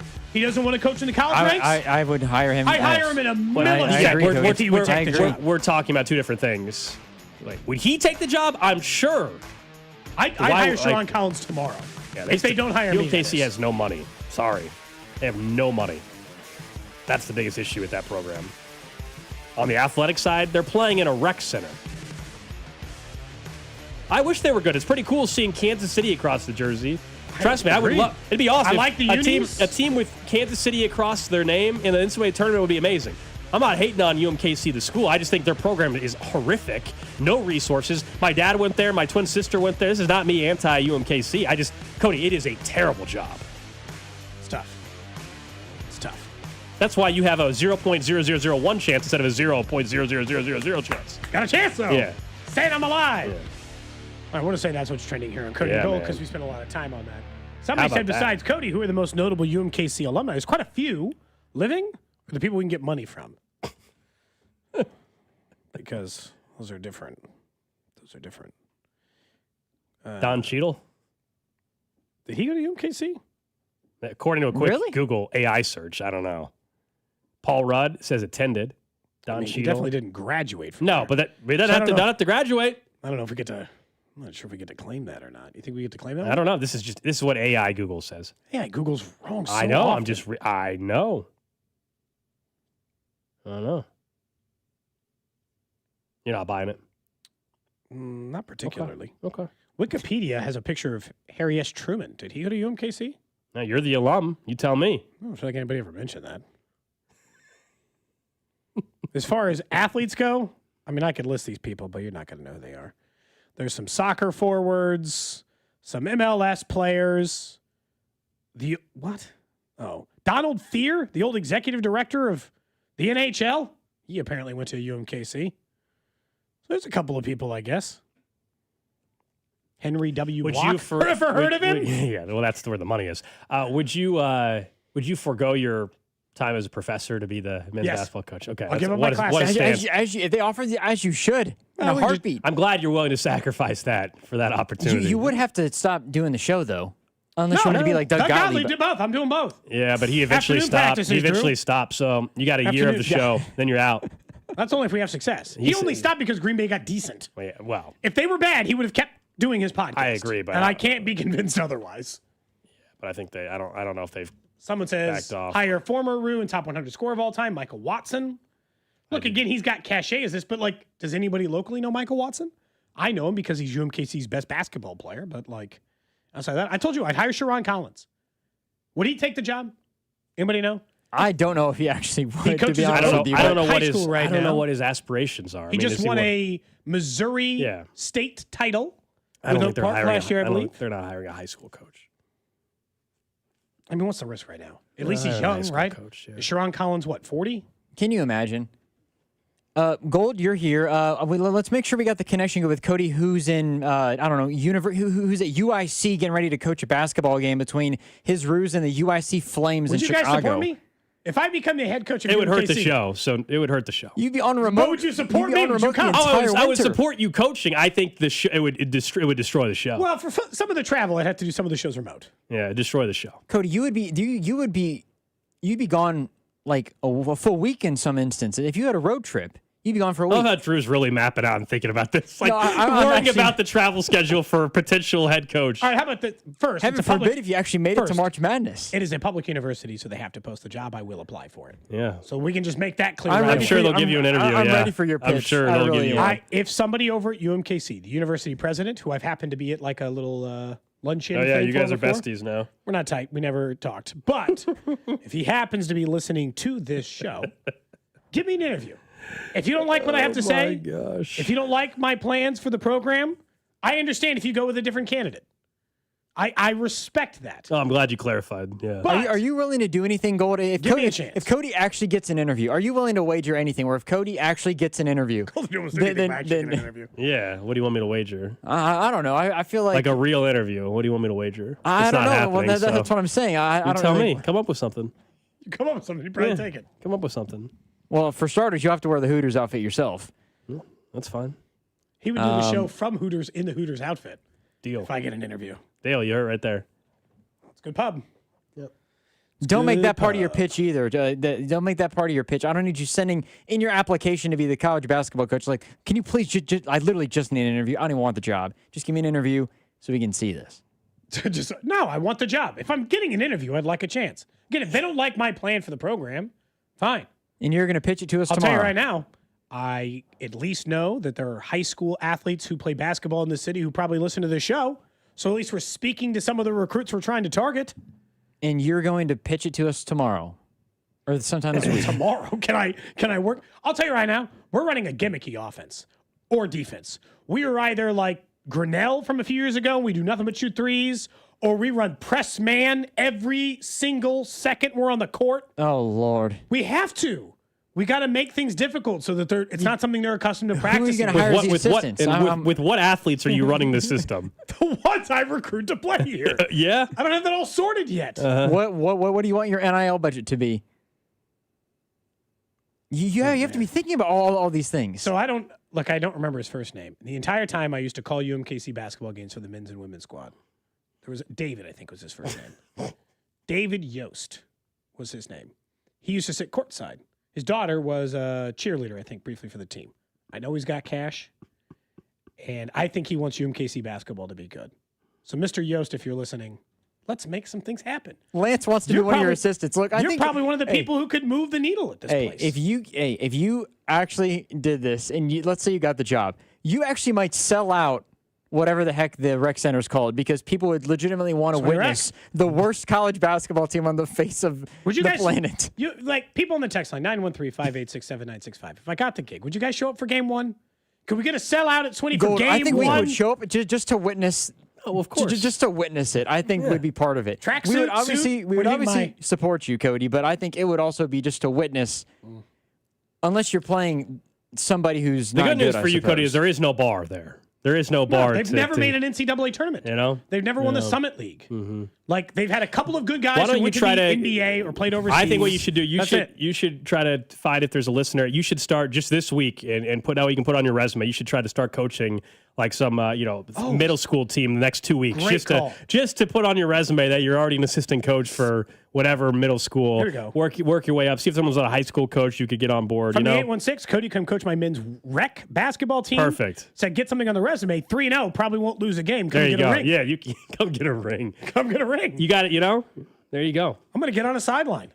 I think maybe I could be an assistant coach for my nephew's basketball team this weekend. Yeah. Someone says I think good fundraising is more important. Yeah, honestly, that program just needs money. Maybe it's Program like needs money. a Ted Lasso situation. Oh, I don't know soccer, so I can't coach it? No, hire good assistants that you're not paying them anything. Good luck. These things don't equate. Hire good assistants that you can't pay, and then just get the money part of it and Just fundraise. because they love just have UMKC. talent, and that's it. Scariest part is if I became the coach and actually got UMKC to a tournament, I'd have to take a better job. What choice do you have?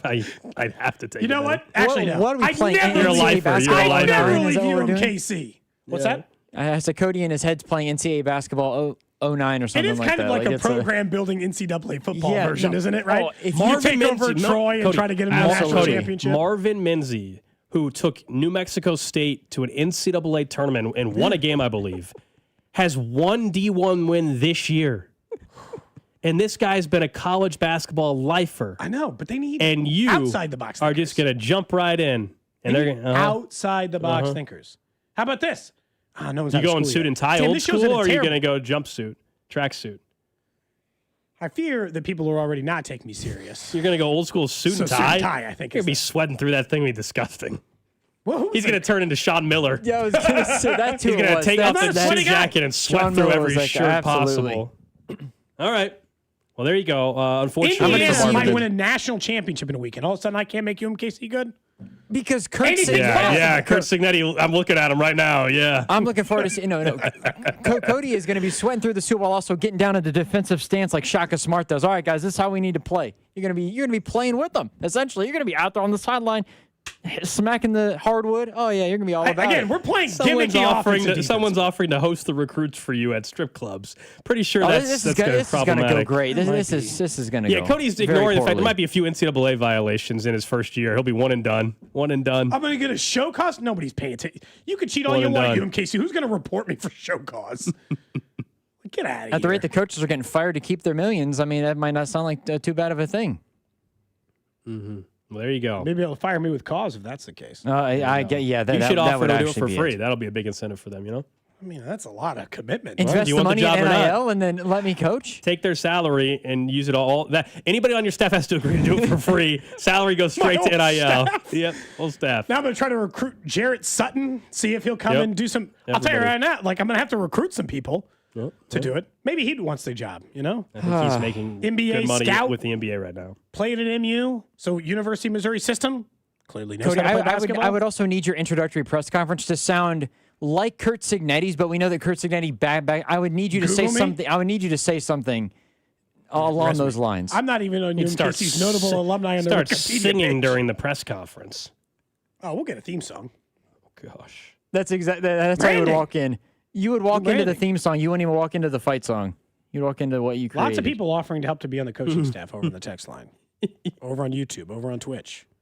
There's people who want this. A lot of UMKC grads in the area. You're like you said, your sister and you said your brother-in-law. No, my dad. Oh, your dad. Mm-hmm. Man, Papa Gold could finally return to UMKC. Watch a basketball game.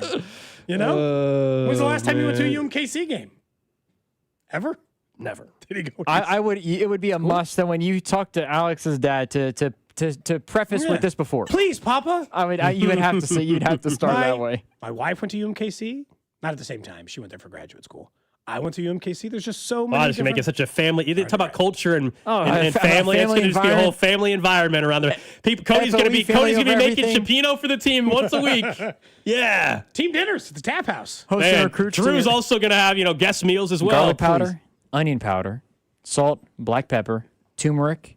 Yeah, we'll have that, and Cody will bring the cheese. Cheddar, mozzarella, Havarti. I just think there's something here. And UMKC should give me a All chance, right. and I plan on applying for that. So we'll job. see. Do you think it's open yet? They've begun a national search already. A national search. Yeah, not a 20-mile radius search. Well, I can be part of a national search. And I got to look for head coaching job. Someone says Cody would have to have a fake Kansas City accent. What are they going to unveil you at halftime of the soccer game? I'm already employed by the university. This could be a very easy transition for everybody. Sorry, I'm. Yep.